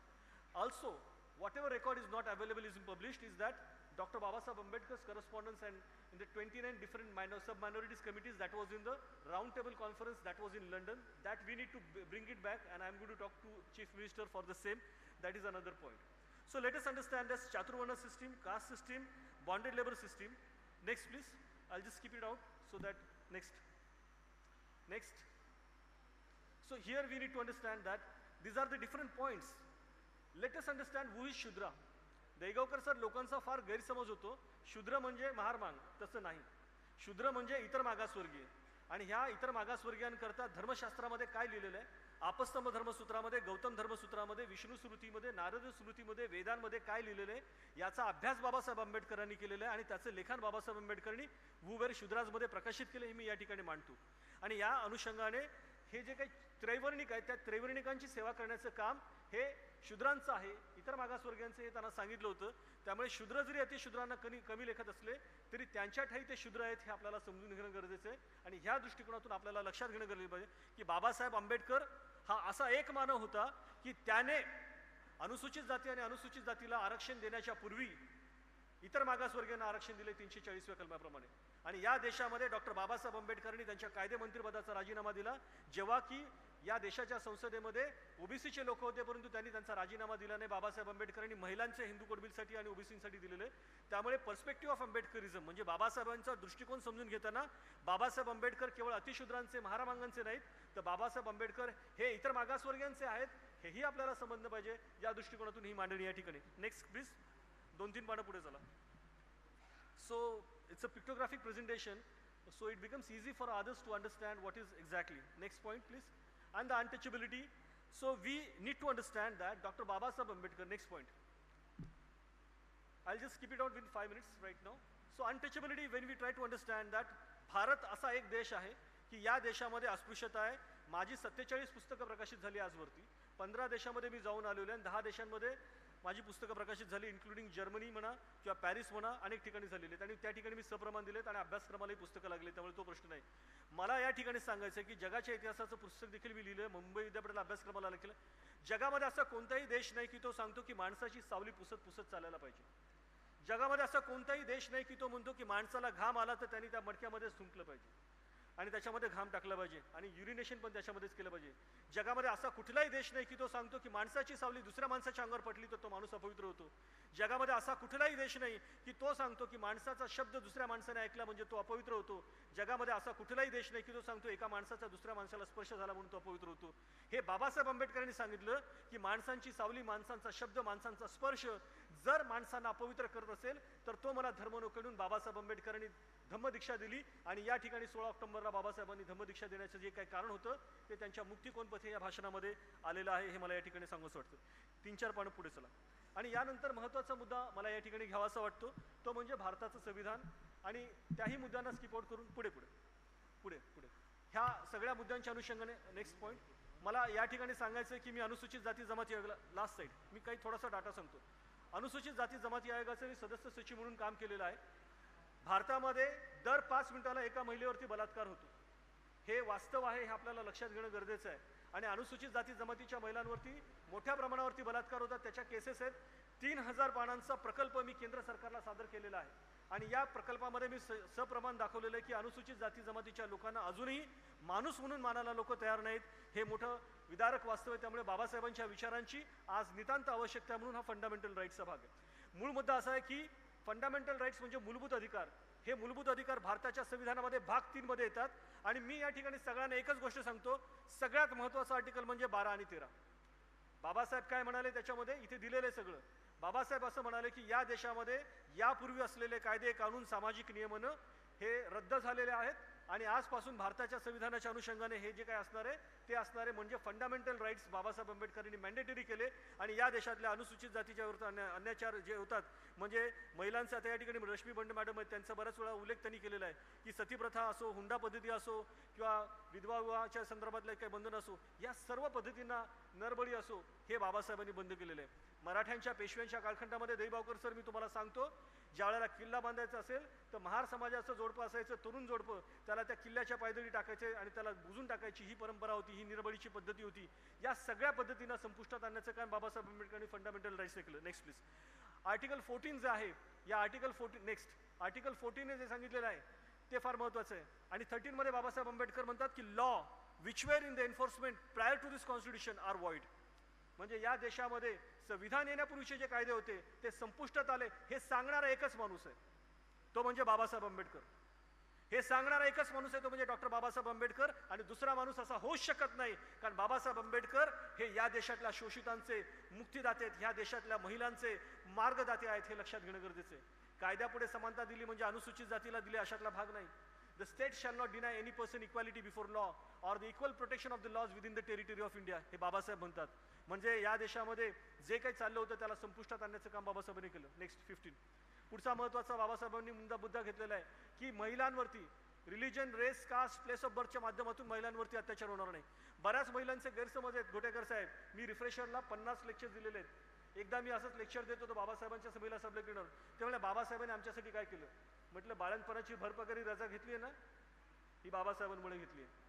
कारण हा जो प्रसूतीपूर्व, प्रसूती आणि प्रसूतीनंतरचा कालखंड, ही जी रजा मिळते हे केवळ आणि केवळ बाबासाहेबांचे उपकार, आर्टिकल 15चे उपकार, आर्टिकल 42चे उपकार आणि बाबासाहेब आंबेडकर बॉम्बे लेजिस्लेटिव्ह असेंब्लीला असताना उपकार आणि 1942 ते 46 मध्ये असताना त्यांनी केलेलं हे तुमचे उपकार आहेत म्हणून तुम्हाला ही रजा मिळते.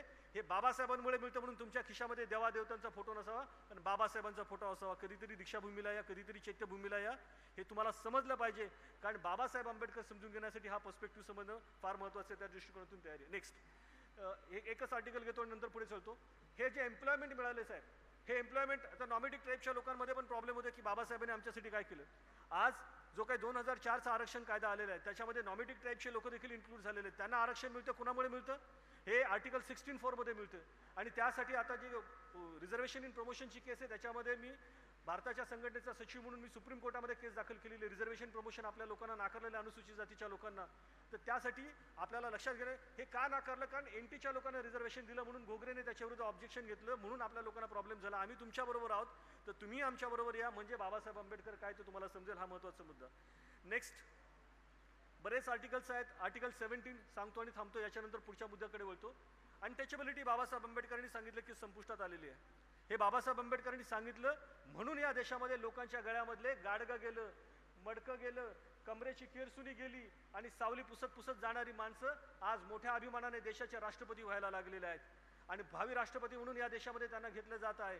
पंतप्रधान म्हणून त्यांचं नाव पुढे जाण्याची शक्यता आहे. मुख्यमंत्री म्हणून जर आपण पाहतो महिलांना घेतलं, हे बाबासाहेबांची देण आहे. हा पर्स्पेक्टिव्ह ऑफ आंबेडकरिझम समजला जेव्हा जाईल त्यावेळेला खऱ्या अर्थाने सोशल इंजिनिअरिंग होईल. सोशल इंजिनिअरिंग तेव्हाच होईल ज्या वेळेला खऱ्या अर्थाने तो विचार लोक घेऊन पुढे जातील. नेक्स्ट हा कॉन्स्टिट्यूशनचा पूर्ण मुद्दा स्किप करा. कॉन्स्टिट्यूशनल रेमेडीज म्हणा, अबॉलिशन ऑफ टायटल्स म्हणा, बाबासाहेब आंबेडकरांनी सर्व लोकांना संपुष्टात आणलं. नेक्स्ट पुढे वाटत चला. नेक्स्ट हे बाबासाहेब आंबेडकरांनी अरेस्ट करता येत नाही सांगितलं. Protection of life and personal liberty सांगितले. नेक्स्ट अशा अनेक मुद्द्यांना दिलेले आहे. आणि महिलांना रात्री 6 नंतर अटक करता येत नाही. कोणाचे उपकार आहेत? बाबासाहेब आंबेडकरांचे उपकार आहेत. हे समजलं पाहिजे आणि कुणी उलटसुलट बोललं तर त्याला सांगता आलं पाहिजे की बाबासाहेब आंबेडकरांमुळे बाबा तुला नोकरी मिळाली, बाबासाहेब आंबेडकरांमुळे तुला भरपगारी रजा मिळाली आणि बाबासाहेब आंबेडकरांमुळे महिला आयोग आला आणि बाबासाहेब आंबेडकरांमुळेच हे विशाखा कायदा आला. हे बाकी कुणामुळे आलेलं नाही कारण त्याला कॉन्स्टिट्यूशनल बेस आहे. नेक्स्ट हे सगळं स्किप करा. Next point. आणि याच्यानंतर बाबासाहेब आंबेडकरांचे जे दुसरे पैलू आहेत त्या पैलूंकडे मी वळण्याचा प्रयत्न करतो. पुढे चला सर. नेक्स्ट नेक्स्ट आणि त्या पैलूंमध्ये मला एक सांगायचं आहे की बाबासाहेब आंबेडकरांचा नेक्स्ट जो पैलू आहे त्या पैलूंमध्ये नेक्स्ट हे मायनॉरिटीजला राईट्स मिळाले 26, 27, 28 हे बाबासाहेब आंबेडकरांमुळे मिळाले. 29 नेक्स्ट पुढे पुढे हां डायरेक्टिव्ह प्रिन्सिपल्स जे आहेत त्याच्यामुळे राज्य आणि केंद्र सरकारला महत्त्वाची भूमिका मिळते. नेक्स्ट तर अशा अनेक मुद्दे आहेत. महिलांना जे कोर्टामध्ये वकील मिळतो फुकटचा सरकारी वकील त्याचा देखील 39 आर्टिकलमध्ये इन्क्लुशन आहे. नेक्स्ट सर पुढे चला सगळं तुम्ही घ्या. आणि त्याच्यानंतर मला या ठिकाणी थोडक्यात सांगावं असं वाटतं की पॉलिटिकल मुवमेंटच्या संदर्भात मी एवढंच म्हणेल की या देशामध्ये बाबासाहेब आंबेडकरांनी साऊथ बोरो फ्रँचाईज कमिशन पुढे सगळ्यात पहिल्यांदा एक मागणी केली आणि ती मागणी म्हणजे काय की right to vote and right to citizenship. Babasaheb Ambedkar म्हणाले की आम्ही या देशाचे नागरिक नाही आहोत. बाबासाहेब आंबेडकर असंही म्हणाले होते गांधींना एका ठिकाणी की गांधी मला मायभूमी नाही आहे. There is a nation within a nation. म्हणजे आर्यची डेफिनेशन वेगळी आणि बाबासाहेबांची डेफिनेशन वेगळी. There is a nation within a nation and one nation is of the upper caste and another nation is of the backward caste those were staying on the outskirts of the villages. ही संकल्पना म्हणून बाबासाहेब आंबेडकरांनी त्यावेळेला separate इलेक्ट्रोडची मागणी केली. त्यानंतर Simon commission असो, Cripps commission असो, कॅबिनेट मिशन असो, त्यानंतर राऊंड टेबल कॉन्फरन्स असो. राऊंड टेबल कॉन्फरन्समध्ये बाबासाहेब आंबेडकरांनी 29 वेगवेगळ्या सब कमिटीजमध्ये काम केलं आणि या देशामधल्या मायनॉरिटीजमध्ये अनुसूचित जाती जमातीच्या लोकांना घ्यावं म्हणून बाबासाहेब आंबेडकरांनी त्यावेळेला मांडलं. हा महत्त्वाचा मुद्दा. त्या संदर्भात मुख्यमंत्र्यांना मी निवेदन देणार आहे. एनिवेज पुढे पुढे सरकार. हा पॉलिटिकल मुवमेंट झाला आणि शेवटच्या मुद्द्याकडे येतो आणि वळतून थांबतो. सरांनी सांगितलं थांबा म्हणून की बाबासाहेब आंबेडकरांनी ज्या काही कन्सेप्ट दिलेल्या आहेत पॉलिटिकल डेमोक्रेसी, इकॉनॉमिक डेमोक्रेसी या फार महत्त्वाच्या आहेत आणि त्या दृष्टिकोनातून बंद करा स्लाईड. त्या दृष्टिकोनातून मला असं वाटतं की या परिषदेच्या निमित्ताने पर्स्पेक्टिव्ह ऑफ आंबेडकरिझमच्या निमित्ताने doctor Ambedkar college of arts, commerce, science and Deekshabhoomi, Karmaveer Mahavidyalaya Mul, राष्ट्रसंत तुकडोजी महाविद्यालय चिमूर यांनी जे काही सहकार्य दिलेलं आहे ते अत्यंत महत्त्वपूर्ण आहे. त्यांच्याशिवाय ही परिषद यशस्वी होऊ शकली नसते. राजेश दहीगावकर सर, पाटील सर आणि आमच्या मॅडम यांच्याबरोबर आमच्या अनिता वाळके मॅडम प्राचार्य यांच्याबरोबर आमच्या मिटिंग होत होत्या आणि त्यांनी दिवस रात्र एक केलं. आणि मी सांगतो या ठिकाणी हे जे काही कन्व्हेनर्स आहेत या ठिकाणी सोनटक्के सर आहेत, घुमडे सर आहेत आणि या ठिकाणी मिलिंद भगत सर आहेत. मिलिंद भगत सरांनी तर रात्री 12 वाजता त्यांच्या घरी मला नेलं, जेवू खाऊ घातलं. एवढ्या पद्धतीने त्यांनी एन्थुसियाझम दाखवला. तर तर हे जे आहे हा बाबासाहेब आंबेडकरांचा जो काही आंबेडकरवाद आहे, मला वाटतं ह्या कॉलेजच्या लोकांमध्ये मॅनेजमेंटमध्ये जिवंत असल्यामुळे ह्या पद्धतीने हे सगळं यशस्वी झालेलं आहे. आणि महत्त्वाचं म्हणजे प्राचार्यांनी कोणत्याही पैशाच्याकडे बघितलेलं नाही, हे मी या ठिकाणी सांगतो. त्यांनी जे सोविनर काढलेलं आहे ते 1000 रुपये जरी खर्च केले तर असं सोविनार होणार नाही. अशा पद्धतीने एकदम सुंदर अशा पद्धतीची छपाई केली, जेवणाची चांगल्या पद्धतीने सोय केलेली आहे. मी या ठिकाणी सांगतो की 200 पेपर आलेले आहेत, त्या सर्व पेपरांना आपण या ठिकाणी प्लॅगरिझम टेस्टला पाठवलेलं आहे. आणि पुढे आश्वासन देतो की केंद्र सरकारच्या वतीने हे पुस्तक आपण महाविद्यालयाच्या वतीने प्रकाशित करूया सर. हा महत्त्वाचा मुद्दा. या देशातल्या एज्युकेशन मिनिस्ट्रीने म्हणजे हे सांगायचं राहून गेलं, तशा पद्धतीने सांगावं लागतं. एज्युकेशन डिपार्टमेंटमधला जो ICSSR आहे, Indian council of social science research, यांनी केवळ 7 दिवसात आपल्या परिषदेला 55,000 रुपये सँक्शन केलेले आहेत. असं कधीच होत नाही, 2-2, 3-3 महिने लागतात. अर्थात मी तिकडे आहे, हा भाग वेगळा, आणि प्रपोजल सरांनी खूप चांगल्या पद्धतीने टाकला, हा भाग वेगळा. परंतु आपल्याला केंद्र सरकारचं पाठबळ आहे आणि आपल्या पुस्तकालाही केंद्र सरकारचं पाठबळ असणार आहे. आणि त्यामुळे ही परिषद यशस्वी झालेली आहे असं मी या ठिकाणी घोषित करतो. पुन्हा एकदा आपल्या सर्वांचे मनापासून आभार मानतो आणि मला बोलायला संधी दिली त्याबद्दल आपल्या सर्वांचे मनापासून आभार. काही चुकलं असेल तर माफ करा लहान भाऊ म्हणून सर. आपण जी काही संधी दिली त्याबद्दल आपले आभार. धन्यवाद. नमो बुद्धाय. जय भीम. Thank you very much. शाहू महाराजांच्या जयंतीनिमित्त आज सकाळी अभिवादन झालं हे या ठिकाणी सांगणं गरजेचं आहे. आणि असा कोणताही मुद्दा आम्ही ठेवला नाही. ही परिषद या तारखेला घेण्याचं कारण 26 जून आहे. एक दिवसाची परिषद 2 दिवस करण्याचं कारण 26 जून आहे. कारण आरक्षणाचे जनक छत्रपती शाहू महाराज आहेत, ज्यांनी सांगितलं की तुम्हाला तुमच्या समाजाचा नेता मिळाला आहे, तो म्हणजे डॉक्टर बाबासाहेब आंबेडकर. आणि शेवटी सांगतो, बाबासाहेब असं म्हणाले होते की जागृतीचा अग्नी तेवत ठेवा. हे फार महत्त्वाचं आहे. जागृतीचा अग्नी तेवत ठेवा. तुमच्या माझ्यातला जागृतीचा अग्नी तेवत ठेवलेला आहे. म्हणूनच आज आपण मसनवटीवरतून गावकुसाच्या आतमध्ये आलेलो आहेत. हाडकी हाडळकीवरनं गावकुसाच्या आतमध्ये आलेलो आहेत. फाटके कपडे घालणारी आपली माणसं, गळ्यात गाडगं घालणारी आपली माणसं, आणि नवीन कपडे घेतले तर त्या कपड्याला फाडणारे आणि त्याला ठिगळ लावून चिखलामध्ये मडवून जाणारी आपली माणसं आज चांगले कपडे घातले, सुटाबुटामध्ये राहायला लागले. आज आमचा विकास गवईने नवीन सूट घेतला का तर म्हणे बाबासाहेब आंबेडकरांच्या कार्यक्रमाने राष्ट्रीय पुरस्कार मिळालेला आहे. CHV काम करणारा माणूस म्हणजे 7-8 हजार रुपये पगार मिळणारा माणूस जर एवढा आदर्श घेऊ शकतो तर ते केवळ बाबासाहेब आंबेडकरांमुळेच आहे. आणि मला असं वाटतं की या ठिकाणी पर्स्पेक्टिव्ह ऑफ आंबेडकरिझमच्या निमित्ताने जे काही पेपर वाचले गेले ते अत्यंत चांगल्या पद्धतीने वाचले गेले. छान कार्यक्रम झाला. गेडाम सरांनी देखील आम्हाला नागपूरपासून इथे आणलं, त्यांना सोडलं, त्याबद्दल त्यांचे मनापासून आभार. अनेक मान्यवरांचे आभार. एवढंच सांगून माझे 2 शब्द संपवतो की यूं तो चले थे मंजिले जानिब अकेले मगर लोग साथ आते गए और कारवा बनता गया और कारवा बनता गया. ये बाबा साहब अम्बेडकर का कारवा है, ये बाबा साहब अम्बेडकर का काफिला है. ये आगे ही चलते जाएगा और सबको साथ लेके जाएगा. भारत का संविधान चिरायु हो. भारत की संविधान में स्वातंत्र, समता, बंधुता, सामाजिक न्याय का तत्व चिरायु हो. इसी मूल वाक्य को आगे लेके हुए पर्सपेक्टिव ऑफ अम्बेडकरिज्म के संदर्भ में मुझे 2 शब्द बोलने के लिए आपने जो परवानगी दी, इसलिए मैं आपको तहे दिल से शुक्रिया करता हूँ. धन्यवाद. नमो बुद्धाय. जय Bhim. Thank you very much, sir. Really, you have expressed Dr. Babasaheb Ambedkar's views on perspectives of Ambedkarism. Equally, Dr. Babasaheb works for marginalized, untouchables, and downtrodden in a very short span of time. Again, we are very thankful to you. Now, I may call upon Dr.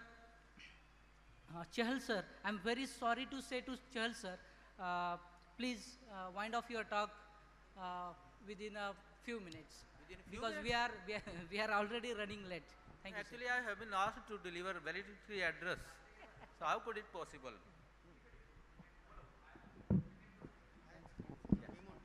So before Chahal sir, before that I request dignitaries on the dais, Dahegaonkar sir, and along the dais to felicitate Dr. Chahal sir. Dr. Chahal sir, in his valedictory address, will be talking about Dalit consciousness and historiography on the lower caste in India. He is the Dean of the Social Science Humanities in the Kurukshetra University, Haryana, and he has traveled long back from Haryana to our place. We congratulate him. Dr. Chahal sir is being felicitated by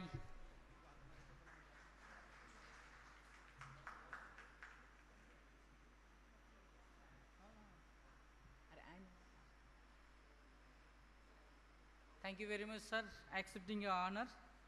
Now I request Chehal sir for his guidance. Dalit consciousness and historiography on the lower caste class in India. Thank you, sir. I think you will bear me out for 15 or 20 minutes. Okay, I will not take much time. Honorable Chair, Dr. Rahul Gotekar, other dignitaries on and off the dais, my dear friends. At the outset, I am thankful to Dr. Sandesh Wagh, who is president of this Ambedkarite History Congress, and Dr. Santosh Bansod, who is secretary, for inviting me here to deliver valedictory address in this, very important session of this conference. At the outset, my dear friends, may I ask you which medium you would like to hear me from? English, Hindi, Marathi, or a mixed language? Though actually I have also tried to learn Marathi, but I think I'm not very much fluent in speaking Marathi. So I think mixed language would be better, okay? Is it okay? Thank you. My dear friends, as Professor Wagh told, the topic of my address would be Dalit consciousness and historiography on the lower caste movement in India. And before I begin my lecture, actually I would like to express the feelings of my heart. In fact, I am feeling blessed to be here with the second Diksha Bhumi, Chandrapur. I am feeling blessed. Baba Saheb ne yahan conversion karaya lakhon logon ko. The first conversion took place at Nagpur, and this is the second place. So I am feeling very much blessed to be part of this session which is organized here. And now I come to my address. So far as Dalit consciousness is concerned, actually which is also theme of us, the historians, and which is I think also theme of this Dalit History Conference. It actually began in medieval times, particularly in medieval times, though some historians claim that it began in ancient India with the Lord Buddha, but we have clear-cut evidence in medieval times. Medieval times we find some very important saints belonging to the depressed classes. I think you must have heard the name of Ravidas. Ravidas, who was a Dalit saint from North India. He was the first person. Ravidas पहले व्यक्ति थे, पहले आदमी थे जिसने दलित consciousness के विचार को आगे बढ़ाया अपनी पोएट्री के माध्यम से. अदर नेम इज चोखा मेला, हु वाज very much from this land of Maharashtra. संत चोखा मेला, इसका नाम आपने सुना होगा. दलित कॉन्शियसनेस में ये बड़े प्रोमिनेंट लोग थे. End the third one was Nandanar, who belong to the remote south lands of India, southmost lands of India, Tamil lands. Nandanar was also a very important person in medieval times, who spoke about the Dalit consciousness. And there were another persons, for instance, Guru Ghasidas, Guru Garib Das. ऐसे बहुत सारे लोग हुए हैं, बहुत सारे संत हुए हैं जिन्होंने, खासकर who belong to the depressed classes. मैं उन्हीं की बात कर रहा हूँ जो डिप्रेस्ड क्लास से आए और जिन्होंने इस चेतना को, इस विचार को आगे बढ़ाया. देखिए, when you talk about Dalit consciousness, देखो, I would like to draw your kind attention, dear dignitaries. When you talk about Dalit consciousness, actually many ideas came to our mind. Dalit consciousness का जब विचार शुरू होता है, उसके साथ ही दलित historiography शुरू हो जाती है, उसके साथ ही दलित पोइट्री शुरू होती है, उसके साथ ही दलित प्रोज शुरू होती है, उसके साथ ही अलग जो है डायमेंशन शुरू होते हैं स्टडीज़ के, दलित स्टडीज़ के.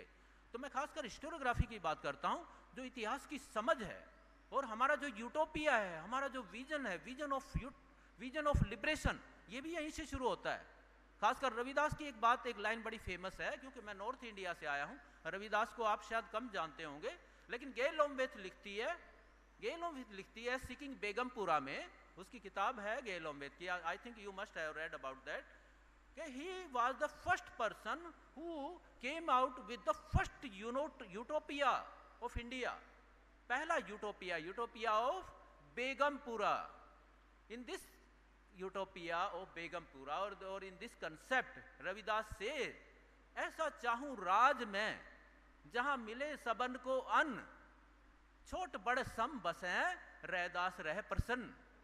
देखिए रविदास का यूटोपिया कि ऐसा राज चाहता हूं, I want such A regime जिसमें सब लोग खुश रहें, सब लोग छोटे बड़े ऊंच नीच सब लोग एक साथ खुश होकर रहें। ये यूटोपिया था। दिस वाज the first utopia end actually in modern times this utopia वाज एक्चुअली कैरी forward bye Phule and Savitri Bai Phule and Baba Saheb Ambedkar. Now I come to the modern times. In modern times, Jyotirao Phule was the first person who not only carry forward the idea of Dalit consciousness, but also initiated the foundation of Dalit historiography in modern times. मैं ज़्यादा विस्तार में नहीं जाऊंगा, लेकिन आप जानते हो फुले पहले व्यक्ति हैं जिसने दलित हिस्टोरियोग्राफी की शुरुआत करी, इसकी नींव रखी। और not only Dalit historiography on the lower classes. मैंने अभी दोस्तों I was in Shimla in Indian institute of advance study, I worked there on Jyotirao Phule and they actually the institute actually conferred upon me its prestigious fellowship. उस fellowship के तहत मैंने काम KIA. तब मैंने फुले पे, मेरा भी अपना एक काम है उसमें मैं बाद में बात करूंगा। तो फुले जो है वो हिस्टोरियोग्राफी को जो आगे बढ़ा रहे हैं लोअर क्लासेस पे। देखिए 3-4 राइटिंग्स हैं फुले की, आपने सुनी होंगी। फर्स्ट राइटिंग वाज गुलामगिरी, मराठी में लिखा फुले ने, लेकिन आप जरा देखिए ये सारी भाषा में ट्रांसलेट हो चुका है, गुलामगिरी। दूसरी किताब है किसान का कोड़ा। तीसरी किताब है सार्वजनिक सत्य धर्म पुस्तक, अभी से पर्ची आ गई। हाँ। फिर ये वैलिडिक्टरी एड्रेस किस लिए है, फिर ये सेमिनार जो हो रहा है सिर्फ एक फॉर्मेलिटी है। In any case I would like to sum up within 10 more minutes। Gulamgiri, किसान का कोड़ा, सार्वजनिक सत्य धर्म पुस्तक, अछूतों की कैफियत, ये राइटिंग्स हैं। ये जरा पढ़िए, इसमें आपको दलित कॉन्शियसनेस का और दलित हिस्टोरियोग्राफी का जो विचार है वो आगे बढ़ाते हैं। उसी तरह फुले के साथ इक्वली जो है सावित्री बाई फुले भी काम कर रही हैं। फुले की एक राइटिंग है, आपने सुना होगा, काव्य फुले। काव्य फुले जरा पढ़िए, उसमें वो कॉन्शियसनेस की भी बात कर रही हैं, लेकिन वो हिस्ट्री की समझ भी दे रही हैं। मैं ज़्यादा विस्तार में नहीं जा रहा, वरना इन राइटिंग्स पे बात काफ़ी कुछ कहा जा सकता है कि कैसे हिस्टोरियोग्राफी यहाँ से शुरू होती है, कैसे वो आइडिया देते हैं। इसके बाद अगला जो नाम आता है वो है बाबा साहेब अम्बेडकर का, जिसके ऊपर हम ये कॉन्फ्रेंस भी कर रहे हैं, जिसने हमें इस लायक बनाया, जिसने इस पूरी ट्रेडिशन को जन्म आगे बढ़ाया। फुले के बाद Baba Saheb Ambedkar wrote many books and among his writings there are many historical writings also. मैं उनकी हिस्टोरिकल राइटिंग्स का खासकर जिक्र करता हूँ, जैसे philosophy of Buddhism, philosophy of Hinduism, untouchability पे उनका जो 5वां वॉल्यूम है उस पर जो उनकी राइटिंग्स है वो देख लीजिए। इसी तरह हु वर द शूद्राज, ये पूरी एक हिस्टोरिकल बुक है। इसी तरह अनटचेबल्स, ये एक हिस्टोरिकल बुक है। इसी तरह rise end fall of Indian women, this is another historical writing. There are many historical writings which actually initiated wrote by Ambedkar, and his last writing was very important, Buddha and his Dhamma। आप जरा पढ़िए in किताबों को। इसमें अंबेडकर साहब not only he is writing history of our people, but he is also giving a different perspective। We are talking about perspectives of Ambedkar। Actually Ambedkar ने वो perspective दिए जिन perspective से हमें चीज़ों को देखना चाहिए। हिस्ट्री में सबका पर्सपेक्टिव होता है, कोई खराबी बात नहीं है इसमें। सब लोग अपने पर्सपेक्टिव के साथ आते हैं, उससे एक नया विजन मिलता है, नए इंसाइट्स मिलते हैं। अंबेडकर नए पर्सपेक्टिव के साथ सामने आए। उन्होंने दलित प्रॉब्लम पे लिखा, उन्होंने किसान प्रॉब्लम पे लिखा, उन्होंने लेबर प्रॉब्लम पे लिखा, उन्होंने ट्राइबल प्रॉब्लम पे लिखा, उन्होंने इंडियन रिलीजन्स पे लिखा, उन्होंने हिंदुइज्म पे लिखा, उन्होंने बुद्धिज्म पे लिखा, उन्होंने विमेन पे लिखा। बाबा साहेब ने हर चीज पे लिखा, लेकिन with their own perspective. Actually Ambedkar का पर्सपेक्टिव क्या है, असल में फुले का भी मुझे लगता है मिलता जुलता है। वो पर्सपेक्टिव है, this is perspective of the people. बाकी के लोग जो लिख रहे हैं उनमें और अंबेडकर में एक बेसिक अंतर है। बाकी के लोगों में और उनमें, अंबेडकर और फुले इन दोनों में एक अंतर है कि बाकी जैसे गांधी लिख रहे हैं या विवेकानंद लिख रहे हैं या कोई भी लिख रहा है, वो अपना पर्सपेक्टिव रख रहे हैं, लेकिन अंबेडकर क्या कह रहे हैं, वो लोगों के पर्सपेक्टिव को रख रहे हैं। This is Gramscian actually concept which I am using for Ambedkar and not also for Phule, के he was organic intellectual. Phule organic intellectual थे, मौलिक बुद्धिजीवी थे, जिसने लोगों के पर्सपेक्टिव को रखा। जब वो वीमेन की बात करते हैं तो वीमेन की तरह नजर आते हैं, ऐसा नहीं लगता कि उपदेश दे रहे हैं। जब वो दलित की बात कर रहे हैं तो दलित हैं, फुले भी ऐसे ही हैं। फुले जब लिखते हैं अछूतों की कैफियत तो वो दलित बन जाते हैं, दलितों की डिमांड वही रखते हैं जो बाद में अम्बेडकर ने रखी। किसान का कोड़ा जब फुले लिखते हैं या जब अम्बेडकर किसानों की प्रॉब्लम पे लिखते हैं तो वही पर्सपेक्टिव आपको दिखेगा जो लोगों का पर्सपेक्टिव है। इसके बाद मैं आगे आता हूँ। अम्बेडकर के बाद इसी हिस्टोरियोग्राफी को बहुत सारे लोगों ने आगे बढ़ाया, उसको मैं एक साथ कर देता हूँ, बल्कि दो पार्ट्स में कर लेता हूँ। पहला है जो दलित हिस्टोरियंस हैं, दलित हिस्टोरियंस ने बहुत सारा काम किया। अम्बेडकर के फॉलोअर्स थे जिसमें से आप जरा 3-4 में नाम गिनाऊंगा इसमें, जैसे नानक चंद रत्तू पहले स्कॉलर हैं और हिस्टोरियन हैं जो अम्बेडकर के मोमेंट पे खासकर लिख रहे हैं। D.R. जाटव हैं, D.C. अहीर हैं, V.T. राजशेखर हैं जिसने दलित वॉइस निकाला बेंगलोर से, आपने सुने होंगे इनके नाम, V.T. राजशेखर, A.M. राजशेखरिया हैं। कितने सारे नाम हैं जो लोग लगातार काम करते रहे। इसके अलावा मराठी में भी बहुत सारे लोग काम करते रहे, जैसे R.K. क्षीर सागर हैं जो कि औरंगाबाद में अभी भी हैं, मैं उनसे मिला था। क्षीर सागर, कितनी उन लोगों ने अपनी लाइफ लगाई है दलित के मोमेंट्स पे काम करने में। इसी तरह वे हरि नरके हैं, हरि नरके का आपने नाम सुना होगा, जिन्होंने लाइफ लगा दी अपनी। महाराष्ट्र के बहुत सारे लोग हैं ऐसे, बहुत सारे, मेरे पास वक्त नहीं है वरना मैं विस्तार से बताता इनके काम को। तो ये एक अलग ट्रेडिशन आई दलित स्कॉलर्स की, खासकर जिन्होंने दलित हिस्टोरियोग्राफी को आगे बढ़ाया। और उसके बाद आगे इस चीज़ को आगे करते हैं अगेन मोर बस मैं समअप करता हूँ। इसके बाद कुछ फॉरेन स्कॉलर्स सामने आते हैं, विदेशी विद्वान। विदेशी विद्वानों में मैं 4-5 नाम गिनाऊंगा, उन्होंने स्टैंडर्ड वर्क किए। इसमें पहला नाम है गेल ओमवेक का नाम सब ने सुना होगा। 1960-70 के दशक में इसने काम किया। किताब का नाम था cultural revolt in A colonial society. गेल ओमवेक लगातार लिखती रही, दलित एंड डेमोक्रेटिक रेवोल्यूशन, बहुत सारा काम है। उसके बाद दूसरा नाम है एलेनर जेलेट, जिसने अंबेडकर और गांधी का कंपैरेटिव स्टडी किया और कई सारा काम है, बुद्धिज्म पे उनका एक काम है। इसी तरह तीसरा जो नाम आता है वो है रोजालिंड ओ हैनलन की जो किताब है वो फुले पे है, पर्टिकुलरली फुले के जो मोमेंट है उस पर एक बहुत बड़ा फुल फ्लैड रिसर्च है, और नॉन ब्राह्मण मोमेंट पे भी ओ हैनलन। और ये कई सारे स्कॉलर हैं, ये असल में विदेशी स्कॉलर हैं। और मैं खासकर I would like to comment on Indian historians कि भारत के जो so called main stream tradition के हिस्टोरियन हैं, सारे मार्क्सिस्ट, नेशनलिस्ट वगैरह वगैरह, किसी का ध्यान नहीं गया। विदेशी लोगों ने काम किया, विदेशी लोगों ने। ये है हमारे देश के इतिहासकारों की हकीकत, जो in moments pay conspiracy of silence follow करते रहे। चुप्पी का षड्यंत्र, बात ही ना करो। लेकिन आप बात नहीं करोगे तो विदेशी नहीं करेंगे क्या? विदेशी स्कॉलर्स ने अच्छे काम किए। और उसके बाद ये हिस्टोरियोग्राफी जो है लोगों के ध्यान में गई, दुनिया को पता चला। उसी ट्रेडिशन को अभी बहुत तेज़ी से हम सब लोग आगे बढ़ा रहे हैं। मैंने अभी इसमें एक लेटेस्ट एक नया चैप्टर जोड़ा है, मैं इतना बड़ा क्लेम कर रहा हूँ। असल में शिमला में मैं था तो मैं 20 साल के बाद ये काम आया है शायद, एक standard work when I was in Indian institute of advance study. तो मेरा अभी एक लेटेस्ट किताब पब्लिश हुई है, उसी के लिए मुझे आप लोगों ने जो है फुले नेशनल रिसर्चर अवार्ड दिया, उसके लिए मैं आपका शुक्रगुजार हूँ। एक किताब ये है, इस पर भी आप विचार कर सकते हो। किताब का नाम है Hindu social reform, the framework of Jyotirao Phule. दोस्तों, इन चीज़ों पर अब हमें निरंतर काम करने की ज़रूरत है। हमारे मोमेंट पे बहुत कम काम किया गया है, लेकिन हमारा इतना बड़ा मोमेंट है लोअर क्लासेस का। तो इस डेडिकेशन के साथ मैं खुद जो है इस ऑनर को भी एक्सेप्ट किया है मैंने, कि इससे मुझे और उत्साह मिला है काम करने का, और हम सब काम करें।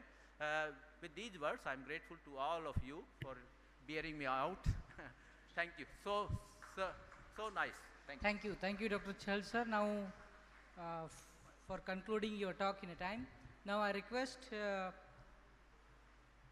Dr.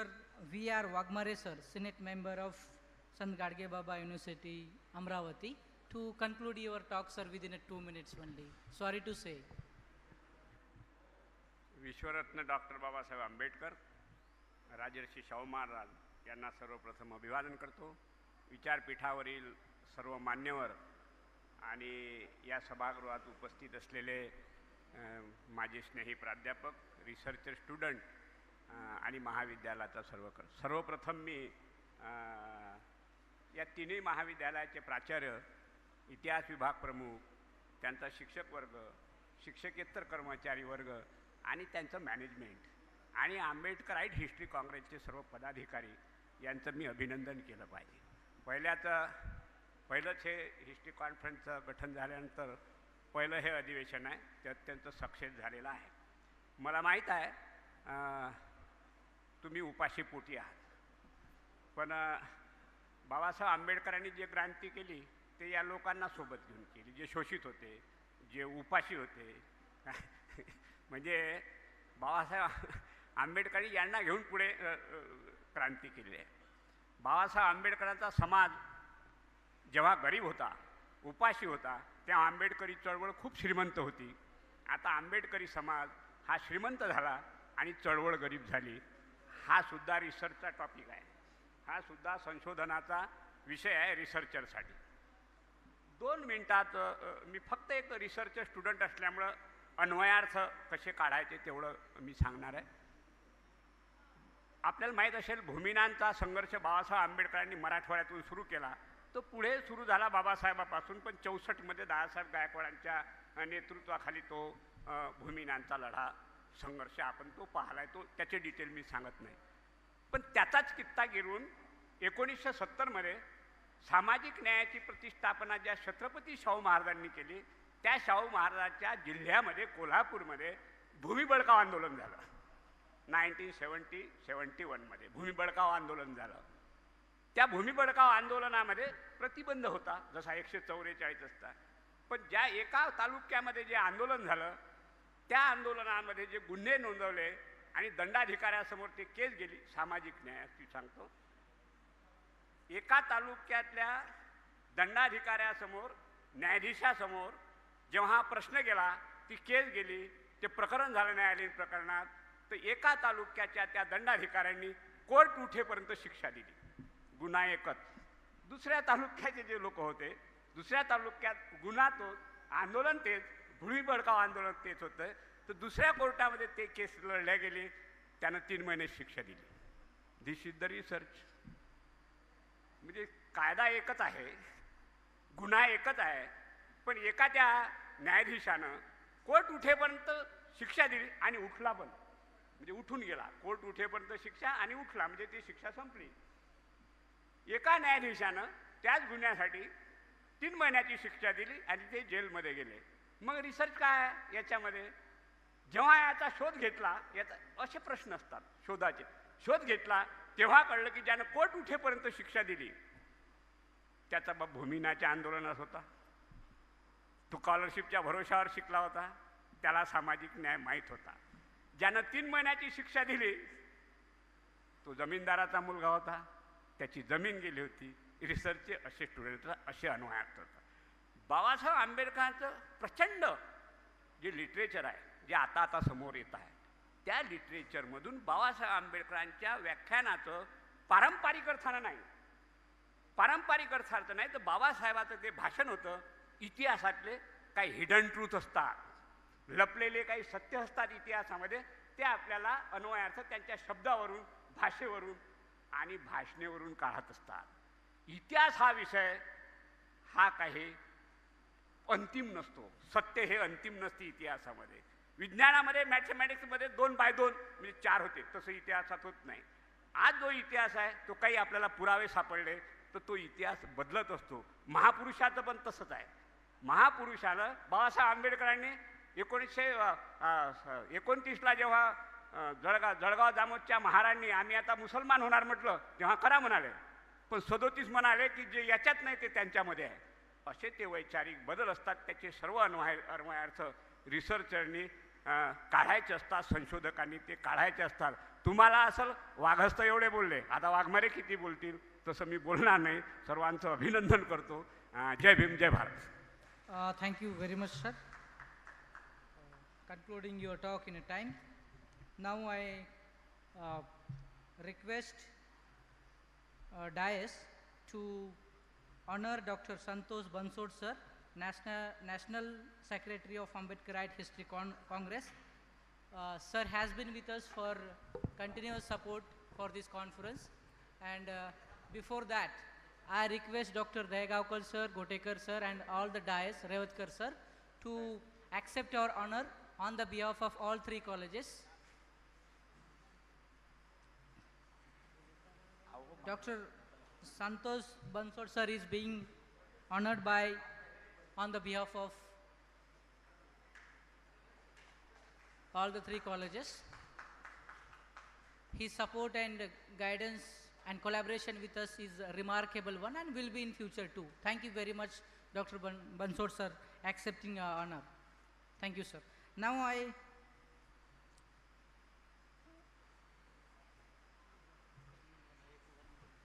सर्व महामानवांना विनम्र अभिवादन.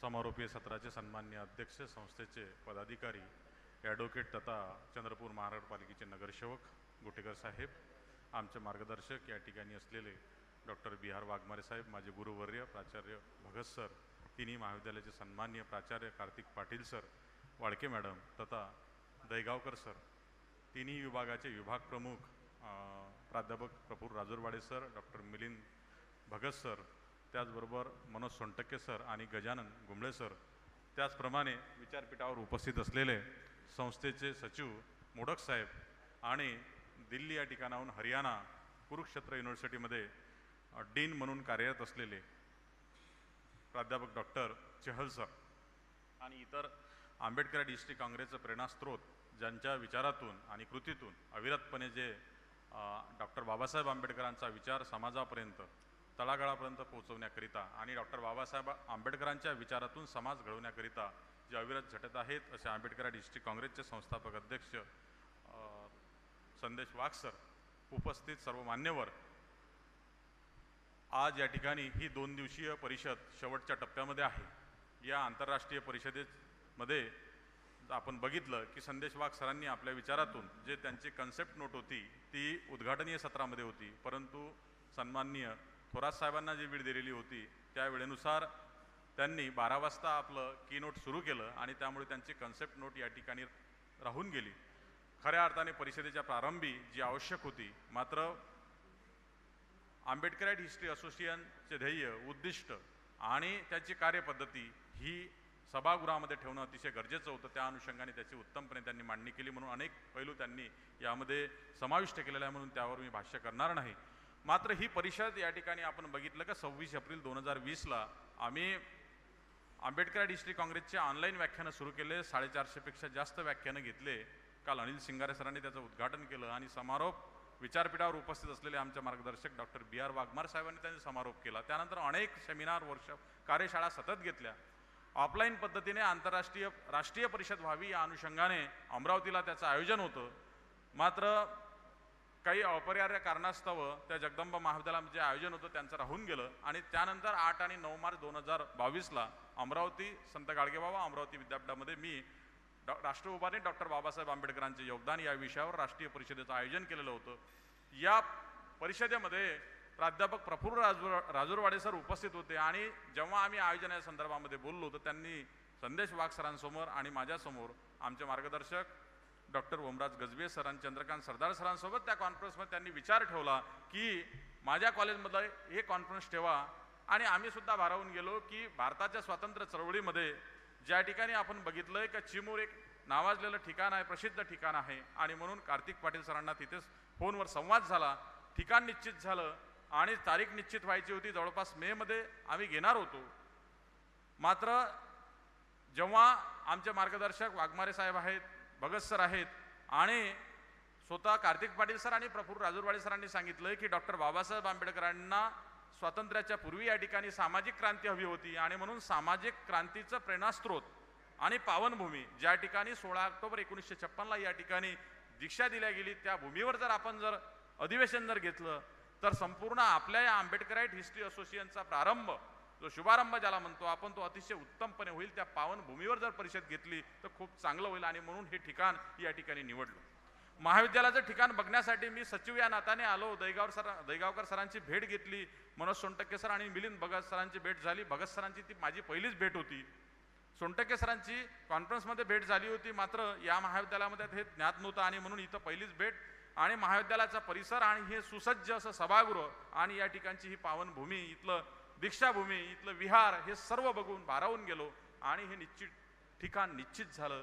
आणि तिथपासून जो प्रवास सुरू झाला तर तिन्ही महाविद्यालयाचे प्राचार्य तिन्ही महाविद्यालयाचे विभाग प्रमुख, येथील संपूर्ण प्राध्यापक वृंद यांनी अहोरात्र परिश्रम घेतले आणि खऱ्या अर्थाने ही परिषद यशस्वी झाली. आणि म्हणून तिन्ही महाविद्यालयाचे प्राचार्य, त्यानंतर गोटेकर साहेब, संस्थेचे सचिव मोडक साहेब, तिन्ही संस्थेचे सर्व सन्माननीय पदाधिकारी, यावले साहेब असतील, मूल कॉलेजचे जे काही या संस्थेचे जे काही कार्यकारिणी सदस्य आणि अध्यक्ष आहेत, प्राचार्य आणि विभाग प्रमुख यांचं सर्वांचं मी या ठिकाणी ऋण व्यक्त करतो. कारण एवढ्या अल्पावधीमध्ये इतकं उत्तम आयोजन कोणी करू शकत नाही. प्रत्येकाच्या डोक्यामध्ये डॉक्टर बाबासाहेब आंबेडकरांचा विचार रुजलेला आहे आणि हा विचार या ठिकाणी संदेश वाघ सरांनी ज्या पद्धतीने मांडणी केली की हा विचार तळागाळापर्यंत पोहोचवून खऱ्या अर्थाने पुढचं सामाजिक कार्य आपल्याला करायचं आहे.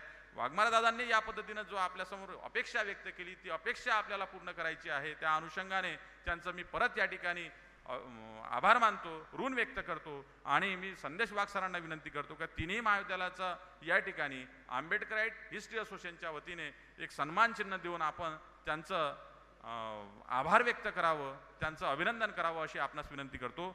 सर्वप्रथम मी राजेश जयगावकर सर, जे या महाविद्यालयाचं कुशल नेतृत्व आहे आणि धुरा सांभाळत आहे. आपण बघतोय की आजही तरुणाला लाजवणारं त्यांची हालचाल आहे, मुवमेंट आहेत आणि त्यांच्या या धडपडीमधून ही परिषद यशस्वी होऊ शकली. म्हणून वाघ सरांना विनंती करतो, वाघमारे साहेबांना, भगत सरांना विनंती करतो की त्यांना सन्मान चिन्ह देऊन त्यांचा सन्मान करावा.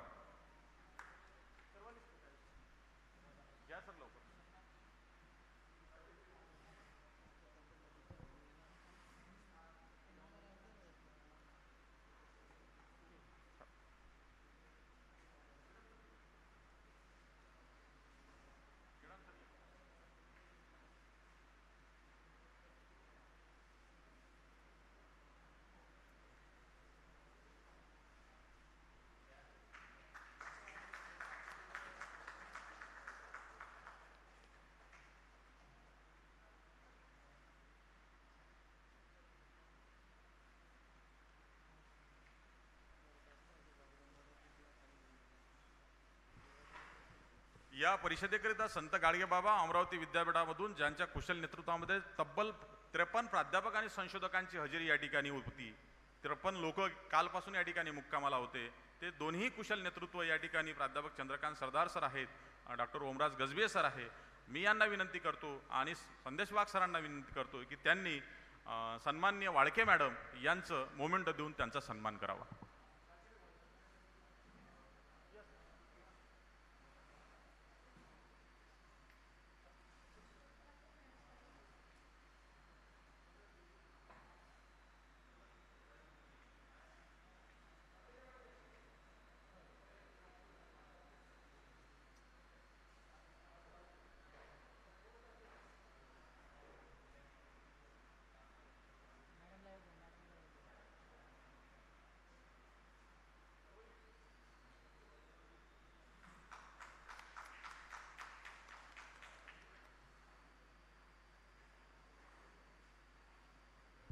ज्यांनी आपल्या महाविद्यालयाची ज्यांच्याकडे प्रस्ताव ठेवला होता आणि त्यांनी प्रस्ताव स्वीकारला आणि त्यांनी खऱ्या अर्थाने डॉक्टर बाबासाहेब आंबेडकरांच्या पदस्पर्शाने पावन झालेली भूमी 16 ऑक्टोबरला या ठिकाणी डॉक्टर बाबासाहेब आंबेडकर म्हणजे मधुमेहानं तेव्हा शेवटच्या टप्प्यामध्ये जास्त ग्रस्त होते, तब्येतसुद्धा खालावलेली होती कारण दीक्षाभूमीला त्यांचं अतिशय अतिश्रम झाले होते. तरीही 16 ऑक्टोबरला या ठिकाणी 3 लाखापेक्षा जास्त समूह एकत्रित झालेला होता.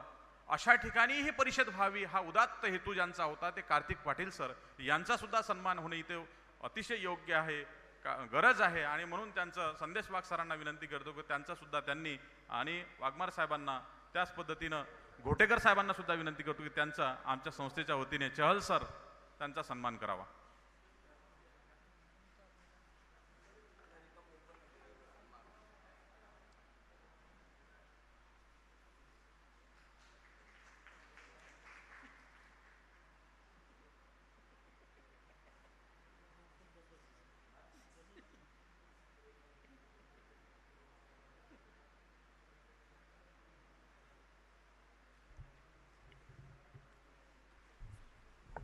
याचबरोबर सन्माननीय मिलिंद भगत सर, सन्माननीय सोनटक्के सर, तसेच प्रफुल्ल राजूरवाडे सर, गजानन गुंबळे सर यांचं सुद्धा मी असोसिएशनच्या वतीने या ठिकाणी ऋण व्यक्त करतो. गेल्या 2 दिवसापासून भगत सर आहेत, गुंबळे सर आहेत, प्रफुल्ल राजूरवाडे सर आहेत, सोनटक्के सर आहेत, 4-4 वाजेपर्यंत जागे होते आणि त्यांच्याकडे सर दादा तुम्हाला सांगू इच्छितो आपण अनेक परिषदा बघितल्या, भगत सरांनी 20-25 परिषदांचं आयोजन केलं, परंतु अशी परिषद मी कधी बघितली नाही की प्रत्येक इथल्या व्यक्तीच्या मनामध्ये चळवळ किती घुसलेली आहे, डोक्यामध्ये किती भिनलेली आहे. इथल्या प्राध्यापकांनी इथल्या डेलिगेट्सला आपल्या घरी जाऊन झोपवलं, आपल्या बेडरूम, आपले हॉल, त्या ठिकाणचे आपले मुलं बाहेर पाठवले, अक्षरशः लोकांनी खाली आपली फॅमिली सतरंजी टाकून झोपवली, परंतु डेलिगेट्सला सर्व व्यवस्था उपलब्ध करून दिली. या सर्व लोकांच्या ऋणात मी राहू इच्छितो. धन्यवाद. जय Bhim. Thank you very much, Dr. Bansod sir. We are thankful and express our grateful thanks on the behalf of all three principals. Now I request Honorable Mr. Vamanrao Modak sir, who is Secretary of Dr. Ambedkar Memorial Society, Chandrapur. Before that, I request to the dais to offer and felicitate Modak sir with a memento and a bouquet.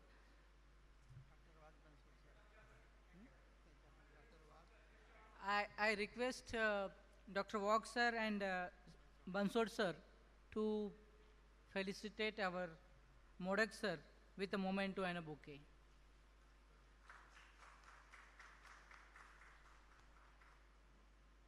Thank you. Thank you, sir. Now I request Modak sir to guide us.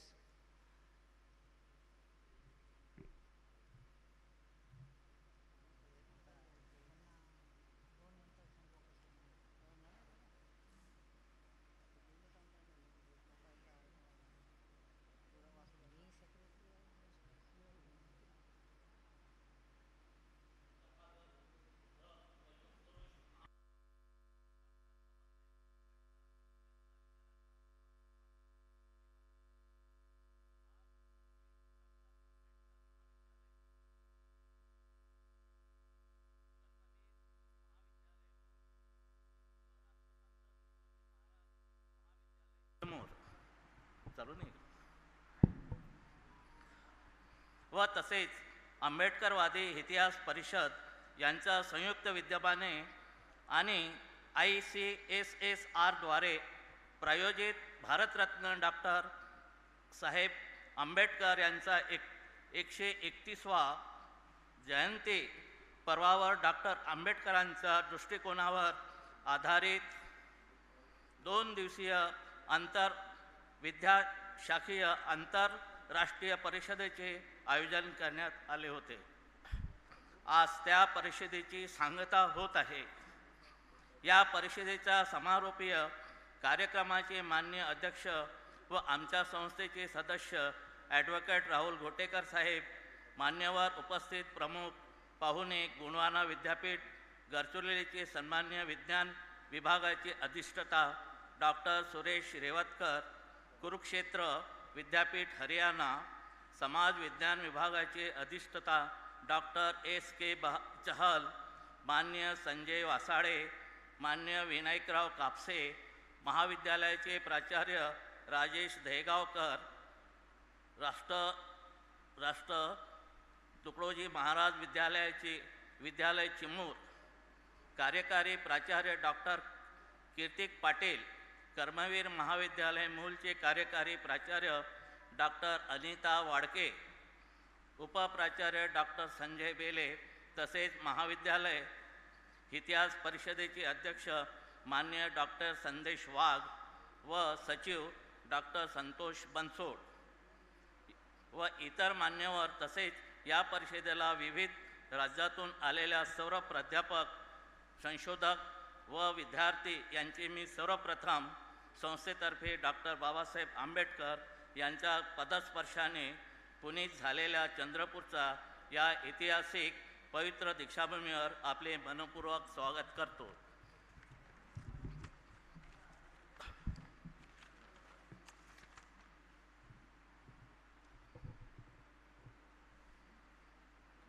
या परिषदेच्या अनुषंगाने 2 दिवसीय महत्त्वपूर्ण विषयावर आपण विचार मंथन केले आहे.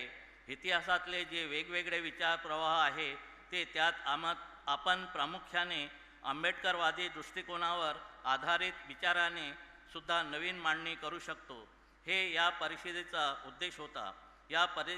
परिषदेनंतर आपण इतिहासाची शास्त्रशुद्ध मांडणी व चिकित्सा आंबेडकरवादी दृष्टिकोनावर कराल ही अपेक्षा करतो, कारण डॉक्टर आंबेडकरांचा दृष्टिकोन हा सर्व समाजाकरिता उत्थानाचा सन्मानाचा मार्ग, हक्काचा, शोषण विरहित व राष्ट्र निर्माणाचा होता.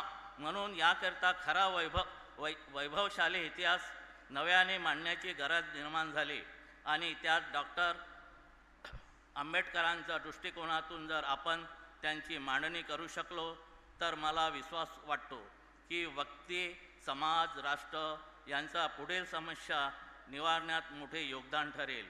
भावी पिढीला कार्यक्रम करण्यात मदतच होईल यात शंका नाही. तसेच या परिषदेच्या निमित्ताने आपण डॉक्टर आंबेडकरांनी वेळोवेळी व्यक्त केलेल्या विषयावर संशोधकांनी पाठविलेल्या संशोधन लेखनाचा संग्रह आपण प्रकाशित करणार आहातच. या सर्व संशोधकांना खूप खूप शुभेच्छा आणि आपल्या मनोगताला विराम देतोय. जय भीम, जय Bharat. Thank you very much, Modak sir, for your valuable talk.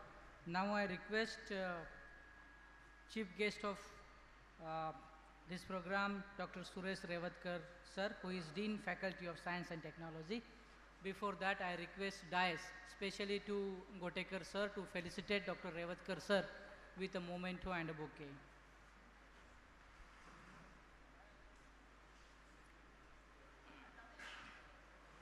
Dr. Suresh Revatkar sir is being felicitated by the Gotekar sir, Honorable Principal of this college, Honorable Principal of Karmavir College, Honorable Principal of Chimur's College, Dr. Patil sir and Bansod sir. I request Bansod sir and Wag sir to join them. So thank you, Dr. Revatkar sir. Revatkar sir has been with us and will be with us for his continuous support and guidance for us, and sir has time for us today, and I now request Honorable Revatkar sir to guide us.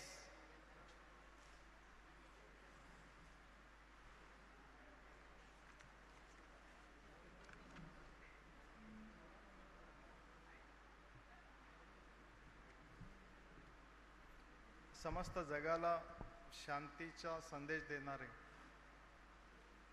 भगवान गौतम बुद्ध, या देशातील प्रत्येक माणसाला ज्यांनी जगण्याचा अधिकार दिला असे डॉक्टर बाबासाहेब आंबेडकर,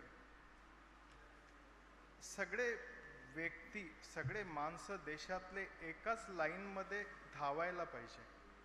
कुणी पुढे नको, कुणी मागे नको, आणि जे मागे असेल त्यांना कुठेतरी पुश करून पुढे नेणं ही काळाची गरज आहे. हा मूलमंत्र ज्यांनी जोपासला आणि अंमलात आणला असे राजर्षी शाहू महाराज यांना मी विनम्र अभिवादन करतोय. विचार मंचावर उपस्थित असलेले सर्व मान्यवर, मी सर्वप्रथम या तिन्ही महाविद्यालयांच्या प्राचार्यांचं आणि त्या टीमचं अभिनंदन करतोय. सर, खरं म्हणजे एखादी मोठी कॉन्फरन्स घेणं हा अतिशय रिस्की फॅक्टर असतो आणि तो कोणी करायला तयार नाही. पण मी गेल्या अनेक वर्षापासून आपल्या संस्थेशी जोडलेलं आणि मी बघतो की आपण नेहमी रिस्क घेत असता आणि ते रिस्क घेता एवढंच नाही तर आपण अतिशय चांगल्या पद्धतीने आयोजन करत असतात. 400 टीचर्स येणं, it is not the joke. आणि साधारणतः समारोपाच्या कार्यक्रमाला अनेकदा असं म्हणावं लागतं फोन करून, ए दादा तू ये रे, बस रे. आज मी समोर बघत आहे जी गर्दी आहे ती गर्दी ही बाबासाहेबांच्या प्रेमापोटी गर्दी आलेली आहे, ती आपल्या प्रेमापोटी आलेली आहे. आणि त्याच्यामुळे ही कॉन्फरन्स अतिशय यशस्वी झाली असं मी सांगून आपल्या तिन्ही महाविद्यालयाचं विद्यापीठाच्या वतीनं मी अभिनंदन करते. डॉक्टर बाबासाहेब आंबेडकर हे विश्वविचारवंतांच्या मालिकेतील एक युग प्रवर्तक तत्त्वज्ञ आहेत. डॉक्टर बाबासाहेबांचे संपूर्ण आयुष्य म्हणजे एक अहोरात्र चाललेले महायुद्ध आहे. दीर्घकाळ एखादे वन धगधगत राहावे तसे त्यांचे संपूर्ण आयुष्य गोरगरीब दलित यांच्याकरता धगधगत होते. या महापुरुषाला विषमतेचे हलाहल पचवावे लागले, जातीव्यवस्थेचे चटके सहन करावे लागले, तसेच मानहानीच्या यातनांनी तडफावे लागले. जगातील सर्व उन्नत मानवतावादी समाजवादी विचारसरणीची भारतीय भौगोलिक क्षेत्रात लोकशाही मार्गाने रुजवणूक आणि अंमलबजावणी म्हणजे आंबेडकरवाद होय. आंबेडकरवाद हे तत्वज्ञान आंबेडकरकालीन परिस्थिती, विश्व आणि माणूस यांचे संबंध, इतिहासविषयक दृष्टिकोन, व्यक्ती आणि समाज यांचे संबंध, राज्यघटना आणि समाजवाद, लोकशाही शासनव्यवस्था आणि धर्मसंकल्पना याचा परिपाक आहे. आंबेडकरवाद म्हणजे दुसरे तिसरे काहीही नसून ती अन्यायाविरुद्ध दिलेली बंडखोर प्रतिक्रिया होय. आंबेडकरवाद म्हणजे सुधारणावादी तत्वज्ञान नसून ते क्रांतिकारी तत्वज्ञान आहे. सुधारणा म्हणजे वरवरचे बदल करून मूळ जो आहे तो कायम ठेवून केलेली वरवरची डागडुजी होय, तर क्रांती ही मुळासकट आमूलाग्र बदलाची प्रक्रिया होय, जी बाबासाहेबांनी आपल्या जीवनामध्ये अंगीकारली. आंबेडकरवादाचा हेतू उज्ज्वल मनुष्याचे निर्माण आणि आदर्श मानव तत्वाची सर्जना हाच आहे. लोकशाहीची व्याख्या मान्य अब्राहम लिंकन यांनी सांगितलेली the government of the people, for the people and by the people ही जी व्याख्या होती मान्य अब्राहम लिंकनांची, ती बाबासाहेबांना अभिप्रेत नव्हती. बाबासाहेब काय म्हणायचे? बाबासाहेबांनी लोकशाहीची व्याख्या अशी केली होती की रक्तपाताशिवाय लोकांच्या आर्थिक आणि सामाजिक जीवनात क्रांतिकारी बदल घडवून आणणाऱ्या शासन व्यवस्थेस लोकशाही म्हणतात. ही व्याख्या पहिल्या व्याख्यापेक्षा अत्यंत प्रगल्भ आणि देशाला समृद्धीकडे नेणारी आहे असे माझे स्वतःचे नम्र मत आहे. आंबेडकरवाद हा आपल्या जीवनाचा आधार आहे, शक्ती आहे, आपल्या जीवनाची दिशा आहे, तसेच आपले सर्वस्व आहे. प्राचीन काळातील सर्वात मोठा बुद्धिप्रामाण्यवादी विचारवंत भगवान बुद्ध आहेत, तर आधुनिक काळातील क्रांतिकारी विचारवंत कार्ल मार्क्स यांच्या शिकवणीचा अभ्यास करून मार्क्सवादापेक्षा बुद्धांचा मार्ग किती कल्याणकारी आहे हे जगाला पटवून देण्याचं जर काम कोणी केलं असेल तर ते बाबासाहेबांनी केलेलं आहे. भगवान बुद्धांच्या मूल्यावर उभा असल्यामुळे बाबासाहेबांचा आंबेडकरवाद समाजामध्ये अतिशय खंबीरपणे ताठ मानेने उभा आहे. त्याला इतर विचारांच्या कुबड्या लावण्याची गरज नाही याची मला खात्री आहे. आंबेडकरवाद हा केवळ मागासवर्गीय जनतेच्या कल्याणाचे तत्वज्ञान नसून ते संपूर्ण जनतेच्या कल्याणाचे तत्वज्ञान आहे.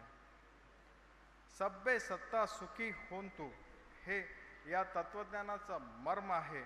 तसेच आंबेडकरवादाने तत्वाला जेवढे महत्त्व दिलेले आहे तितकेच महत्त्व कृतीलाही दिलेले आहे. त्यामुळे आंबेडकरवादाचा विचार संपन्नतेसोबत कृतीशील कार्यकर्ता निर्माण करणे ही आजच्या काळाची गरज आहे. बुद्धम शरणम गच्छामि, धम्मम शरणम गच्छामि, संगम शरणम गच्छामि ही आंबेडकरवादाची त्रिरत्न शक्ती आहे. तथागत गौतम बुद्धांनी दिलेल्या धम्माला अनुसरून डॉक्टर बाबासाहेबांनी रिपब्लिकन चळवळीची मशाल पेटवलेली आहे.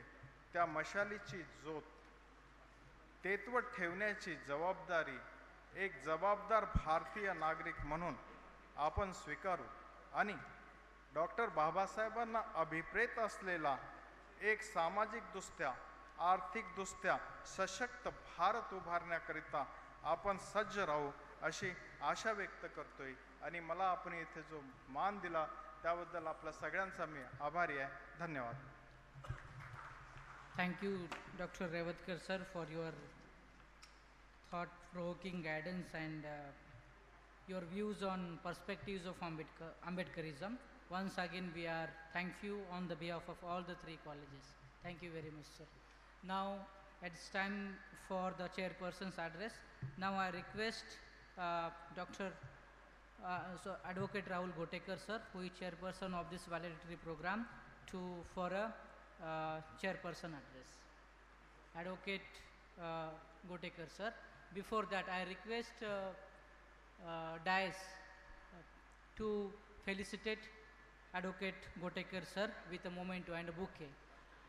I request Dr. Revatkar sir, Dahegaonkar sir, Bansod sir, Patil ma'am, Wag sir, Bhagat sir, Wagmare sir, Chahal sir, to all the Dias to felicitate a member of Dr. Babasaheb Ambedkar Memorial Societies and our guide.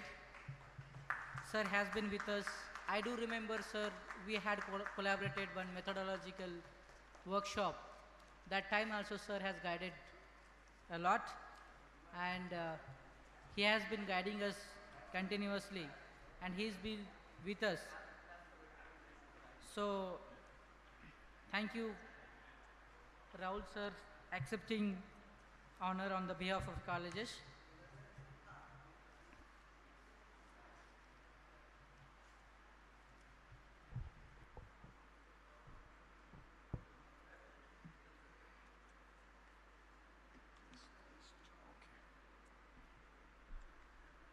विश्वाला शांती प्रीती मैत्रीचा संदेश देणारे महाकारुणिक तथागत भगवान बुद्ध, रंजले गांजले दुःखी शोषित पीडितांचे कैवरी, भारतीय राज्यघटनेचे शिल्पकार परमपूज्य बोधिसत्व महामानव डॉक्टर बाबासाहेब आंबेडकर, तसेच छत्रपती राजश्री शाहू महाराज यांच्या स्मृतीस मी त्रिवार वंदन करतो. आज खऱ्या अर्थामध्ये हा आमच्या संस्थेसाठी अतिशय मोलाचा, महत्त्वाचा आणि अभिमानाचा दिवस आहे. कारण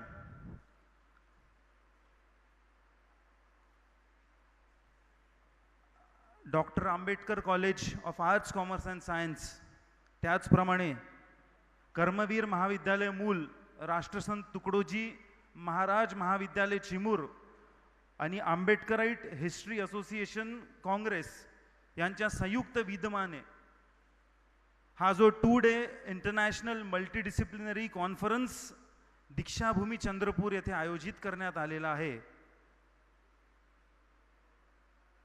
आणि या कार्यक्रमास प्रामुख्याने उपस्थित डॉक्टर सुरेश रेवतकर सर, संस्थेचे सचिव वामनराव मोडक साहेब, doctor Sandesh Wagh sir, doctor Santosh Bansod sir, doctor Waghmare sir, doctor Chahal sir, doctor Bhagat sir, आमच्या महाविद्यालयाचे आमचे लाडके प्राचार्य doctor Rajesh Degaonkar sir, doctor Kartik Patil sir, doctor Anita Walke madam, Sontakke sir, Milind Bhagat sir आणि घुमडे सर.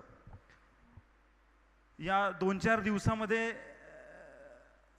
महाविद्यालयात येत असताना मला एक अतिशय आनंद वाटत होता की भगत सर आणि घुमडे सर हे मला नेहमी सोबत काहीतरी या कॉन्फरन्सची तयारी करत दिसायची. आणि मला एकदा 7:15 वाजता मी आलो तर मला दोघंही सर दिसले, तर मला अतिशय हृदयातून, अगदी अंतकरणातून आनंद झाला की हे कॉन्फरन्स, हा 2 दिवसीय मोठा सोहळा यशस्वी करण्याकरिता आपली लोक अतिशय महत्त्वाची भूमिका बजावत आहे. आणि ती भूमिका बजावत असताना त्यांनी जिम्मेदारी आपल्या खांद्यावर घेतली आहे आणि अतिशय तंतोतंत अगदी मेहनत करून त्यांनी हा सोहळा यशस्वी केला. म्हणून सर्वच आयोजन समितीचे मी अगदी हृदयातून, अगदी अंतकरणातून खूप खूप स्वागत करतो, शुभकामना देतो. मला माहीत आहे की तुम्ही सर्व बऱ्याच वेळापासून, कालपासून बसले आहात आणि आजच्या सत्राला फार विलंब झाला. मी जास्त वेळ न घेता अगदी थोड्या शब्दांमध्येच, अगदी थोड्या वेळातच मला बोलायची संधी दिली, ती अगदी हृदयातून मी तुमचं धन्यवाद देतो. आणि सांगतो की या कॉन्फरन्सला उपस्थित झालेला प्रत्येक व्यक्ती, प्रत्येक रिसर्च स्कॉलर हा भाग्यवान आहे. कारण की त्याला दीक्षाभूमीसारख्या पवित्र ठिकाणी कॉन्फरन्स करायला यायची संधी मिळाली. दीक्षाभूमी म्हणजे सर्व मानव जातीला ऊर्जा देणारी पवित्र भूमी, पावनभूमी, या भूमीवरून जात असताना प्रत्येक व्यक्ती हा आपल्या जीवनामध्ये एक नवीन ऊर्जा, एक नवीन दिशा आणि एक नवीन संकल्प घेऊन जाणार आहे. मी तुम्हाला सांगतो की महामानव डॉक्टर बाबासाहेब आंबेडकरांनी या मानव जातीसाठी जे कार्य केलं, या मानव जातीसाठी त्यांनी स्वतःला झिजवून घेऊन सर्वांना सन्मानाने जगण्याचा जो अधिकार मिळवून दिला, आणि खऱ्या अर्थामध्ये बाबासाहेबांमुळेच आज आपण या समाजामध्ये, जसं की आता साहेबांनी बोललं की आपल्याला ज्या सन्मानाच्या खुर्च्या मिळतात त्या अगदी खरं बोललेत की ते फक्त आणि फक्त बाबासाहेबांमुळे, बाबासाहेबांनी या देशासाठी जे कार्य केले त्याच्यामुळेच. बाबासाहेबांबद्दल बोलत असताना अमेरिकेचे माजी राष्ट्रपती ओबामा साहेब बोलतात की बाबासाहेबांसारखा व्यक्ती जर आमच्या देशामध्ये जन्माला आलेला असता तर आम्ही सूर्याचं नाव बदलून डॉक्टर आंबेडकर केलं असतं. हे आहेत आपले बाबासाहेब. आपल्याला अभिमान वाटला पाहिजे की असे महामानव या भारत देशाला जन्माला आले आणि या देशाला त्यांनी नवीन दिशा दिली, समानतेने जगण्याचा अधिकार मिळवून दिला. एक आणखी छोटासा किस्सा सांगून मी माझ्या शब्दांना विराम देणार की जेव्हा लोकशाहीर अण्णाभाऊ साठे यांना पत्रकारांनी विचारलं होतं की तुम्ही बाबासाहेबांवर का बरं लेखन करत नाही, तर अण्णाभाऊ साठे बोललेत की महामानव डॉक्टर बाबासाहेब हे तेजस्वी सूर्य आहेत आणि एखाद्या सूर्याला पुस्तकात कैद करणं शक्य नाही. अशी पर्सनॅलिटी, असं उत्तम कार्य करून गेलेले बाबासाहेब आणि त्यांच्याच पदस्पर्शाने पुनीत आणि पवित्र झालेल्या दीक्षाभूमीवर आज आपल्याला उपस्थित राहण्याची संधी मिळाली. आज आपल्याला इथं येऊन बोलायची संधी मिळाली, इथं येऊन रिसर्च स्कॉलर्सला आपला पेपर सादरीकरण करण्याची संधी मिळाली. खरं तर हे आपलं नशीब आहे, हे आपलं सौभाग्य आहे. आणि त्याचप्रमाणे डॉक्टर आंबेडकर कॉलेज आणि कर्मवीर कॉलेज, राष्ट्रसंत तुकडोजी महाविद्यालय आणि आंबेडकराईट हिस्ट्री असोसिएशनच्या या नाविन्यपूर्ण संकल्पनेला, नाविन्यपूर्ण या कॉन्फरन्सच्या ज्या टॉपिकला, पर्स्पेक्टिव्ह ऑन आंबेडकरिझम, किती सुंदर, किती वास्ट टॉपिक आहे. मी तर सांगतो 365 दिवस जरी तुम्ही हे कॉन्फरन्स घेतलं तरी हा विषय कधीच लहान पडू शकत नाही. कारण की बाबासाहेबांनी एवढं महान कार्य करून गेले आहे की त्यांच्याबद्दल खऱ्या अर्थामध्ये आपण बोलू लागलो तर आपले शब्द कमी पडतील. अशा महामानवाचे लेकरं आपण आहोत, याचा मला गर्व, मला अभिमान आहे. इथं बोलवून मला बोलण्याची संधी दिल्याबद्दल मी सर्व शिष्टमंडळाचे, सर्व आयोजन समितीचे खूप खूप अगदी अंतःकरणातून आभार मानतो. हा कॉन्फरन्स अतिशय यशस्वी झाला. इथून अनेक मुलांना आपल्या विचार मांडण्याची तुम्ही संधी दिलं आणि संधी देऊन हे अतिशय पावन काम तुम्ही केलं, यासाठी मी संपूर्ण आयोजन समितीचे खरंच आभार मानतो. आणि अशा पद्धतीचे कार्यक्रम, असेच नाविन्यपूर्ण कार्यक्रम तुम्ही नेहमी राबवत व्हावा असं मी तुम्हाला सूचित सुद्धा करतो. येणाऱ्या काळामध्ये या भूमीवर आणखी मोठी मोठी अशी कार्यक्रम होतील आणि याच्या आयोजनासाठी तुम्हा सर्वांचा आम्हाला साथ, तुम्हा सर्वांची आम्हाला गरज नक्कीच पडणार आहे. आणि मला खात्री आहे की तुम्ही नक्कीच आम्हाला साथ देणार. मला इथे बोलायची संधी दिली यासाठी मी तुम्हा सर्वांचे अगदी हृदयातून आभार मानतो. आणि वेळ कमी असल्यामुळे जास्त वेळ न घेता माझ्या शब्दांना इथेच विराम देतो. जय हिंद, जय भारत, जय Bhim. Thank you, Advocate Rahul sir, for your valuable guidance, and you have expressed your views on perspectives of Ambedkarism. Once again, I express my thanks. Now this is the time to express and to propose a vote of thanks of this conference. I request my dear friend and colleagues, Professor Gumde sir, to propose a vote of thanks of this conference. Professor Gumde sir. Thank you sir. विश्वरत्न doctor Babasaheb Ambedkar यांच्या 131व्या birth anniversary आणि आज राजश्री शाहू महाराज यांच्या जयंतीप्रित्यर्थ जे काही हे योग आहे, या योगाचं औचित्य साधून आंबेडकर महाविद्यालय, आंबेडकर कॉलेज चंद्रपूर, कर्मवीर महाविद्यालय मूल आणि राष्ट्रसंत तुकडोजी महाराज महाविद्यालय चिमूर सोबतच आंबेडकराईट हिस्ट्री असोसिएशन या 4 ऑर्गनायझेशनने 2 दिवसीय आंतरराष्ट्रीय परिषदेचं प्रॉस्पेक्टिव्ह ऑफ आंबेडकरिझम या विषयावर परिसंवाद आयोजित केला आणि या परिसंवादाचा आज शेवटचं सत्र, समारोपीय सत्र, आणि या समारोपीय सत्राचा शेवटचा बिंदू म्हणजे आभार प्रदर्शन. या समारोपीय कार्यक्रमाला उपस्थित या समारोपीय कार्यक्रमाचे अध्यक्ष honourable doctor Rahul Ghotekar sir, member Babasaheb Ambedkar memorial society Chandrapur यांनी या कार्यक्रमाचे अध्यक्षस्थान भूषवले. त्यासोबतच मार्गदर्शन केले, त्याबद्दल मी आयोजकाच्या वतीने त्यांचे आभार मानतो. यासोबतच या कार्यक्रमाचे मुख्य अतिथी म्हणून doctor Suresh Revatkar, dean faculty of science and technology यांनी उपस्थिती दर्शवली आणि मार्गदर्शन केले.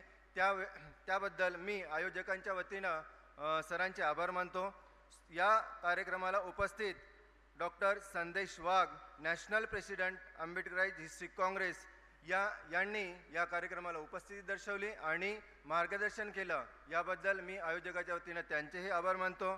यासोबतच या समारोपीय कार्यक्रमाला उपस्थित doctor Santosh Bansod sir, national secretary Ambedkarite history congress यांनीही समारोपीय कार्यक्रमाला उपस्थित राहून मार्गदर्शन केले. त्याबद्दल मी त्यांचेही आभार मानतो.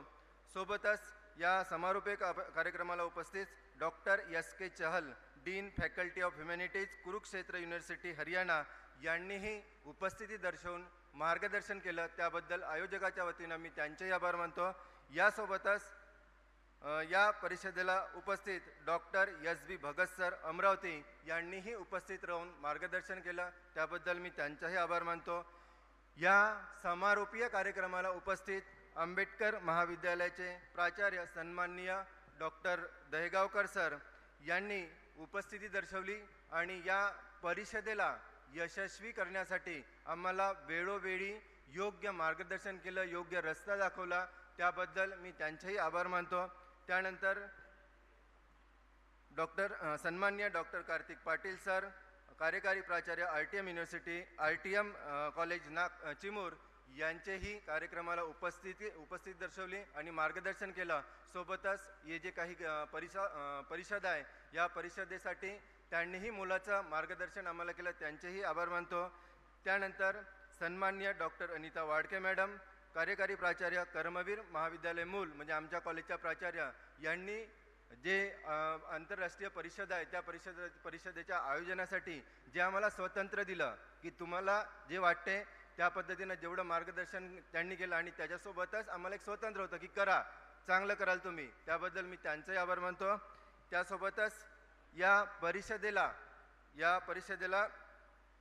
यशस्वी करण्यासाठी जे आंबेडकर कॉलेजच्या इतिहास विभागाचे head of the department MT Sontakke sir आणि डॉक्टर मिलिंद भगत सर या दोघांनीही जी परिषद आयोजनाच्या पहिल्या डेटपासून तर आत्तापर्यंत या घडीपर्यंत आणि अजूनही दिवस संपतपर्यंत, कारण मेहनत काही संपणार नाही आहे, ते अजून पुन्हा सगळे पाहुणे जातपर्यंत आम्हाला त्यांची व्यवस्था करायचीच आहे. तर त्या याच्यापर्यंत सगळी मेहनत घेतली आणि त्यांचे जे एफर्ट्स आहे त्याबद्दल त्यांचेही आभार मानतो. सोबतच या परिषदेला यशस्वी करण्यासाठी लाभलेले स्पॉन्सर ICSSR आहे, bank of Maharashtra, Canara bank आणि भरपूर साऱ्या संस्था आहे, त्यांचेही आभार मानतो. त्यासोबतच या कार्यक्रमाला या परिषदेला उपस्थित विविध भारत देशाच्या विविध कानाकोपऱ्यातून जवळपास 16 ते 18 स्टेटमधून आणि महाराष्ट्रातल्या विविध जिल्ह्यातून उपस्थित झालेले सर्व सभासद, सोबतच प्रत्येक सत्रामध्ये लाभलेले सन्माननीय मान्यवर यांचेही आभार मानतो. यासोबतच या परिषदेला यशस्वी करण्यासाठी जी आंबेडकर हिस्ट्री काँग्रेस हे जे असोसिएशन आहे, या असोसिएशन आणि त्यामध्ये वाघ सर आणि बनसोड सर यांनी जे आम्हाला विविध मार्गदर्शन केलं, सोबतच त्यांनी आमच्यासोबत आम्ही जेवढे परिश्रम घेतले तेवढे त्यांनीही घेतले. फक्त आम्ही चंद्रपूरमध्ये घेतले, त्यांनी आपापल्या जागेवर घेतले. तर त्याबद्दलही मी हिस्ट्री काँग्रेस असोसिएशन यांचा सचिव, अध्यक्ष, त्यांचे जे काही विभागीय सदस्य असेल ते सदस्य, जिल्हावाईज अध्यक्ष असेल आणि विविध सदस्य यांचा आभार मानतो. यासोबतच या कार्यक्रमाच्या यशस्वीसाठी आंबेडकर कॉलेज, कर्मवीर कॉलेज आणि चिमूर कॉलेज या महाविद्यालयांनी ज्या विविध कमिट्या नेमून दिल्या होत्या आणि त्या कमिट्यांनी उत्तम जबाबदारी पार पाडली, म्हणून आपण इथपर्यंत यशस्वी पोचलो. आणि त्यामुळे सर्व प्राध्यापक मंडळी ज्यांनी या परिषदेला यशस्वी करण्यासाठी हातभार लावला त्यांचंही आभार मानतो. त्याच्यासोबतच हे जे टेक्निकल टीम आहे त्यामध्ये विशेषतः गुगरे सर आहे, भरपूर जण आहे, आता मला त्यांचंच नाव माहीत आहे, त्यांनीही विशेष आपलं हे केलं, आपल्याला साथ दिली, त्याबद्दल त्यांचंही आभार मानतो. आणि यासोबतच या समारोपीय कार्यक्रमाला उपस्थित विशेषतः रामटेके मॅडम, माझे गुरुवर्य डॉक्टर अरविंद ढोके सर हे आणि इतर सदस्य उपस्थित आहे, संशोधक विद्यार्थी उपस्थित आहे, त्यांचंही आभार मानतो. आणि या सगळ्यांचं आभार मानून या आंतरराष्ट्रीय परिषदेचा समारोपीय कार्यक्रम राष्ट्रगीत झाल्याच्या नंतर समारोपीय कार्यक्रम संपेल असं अध्यक्षाच्या वतीने जाहीर करतो. धन्यवाद.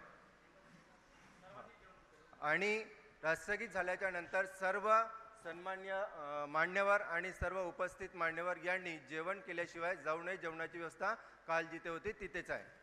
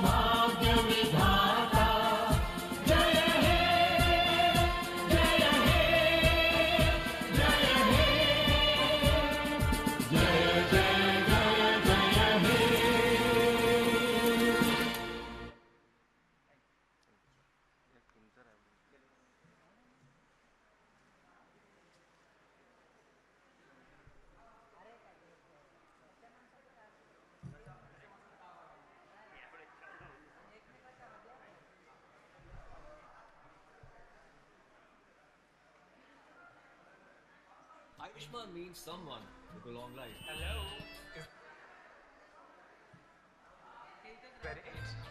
It also means grace.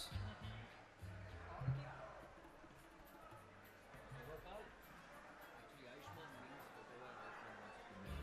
The name is given to you. Your signature is what you put. Own your signature. Signature package drinking water.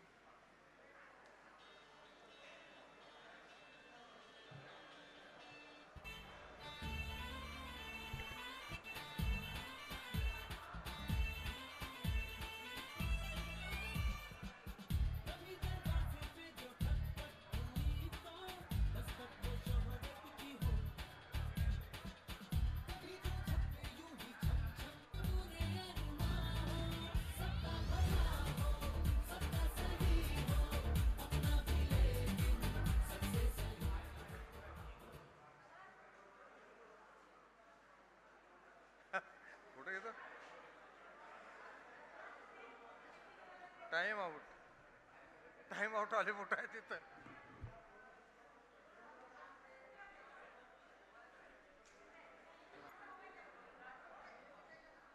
हे चिठ्ठ्या पाहून राहिलो मी. To late.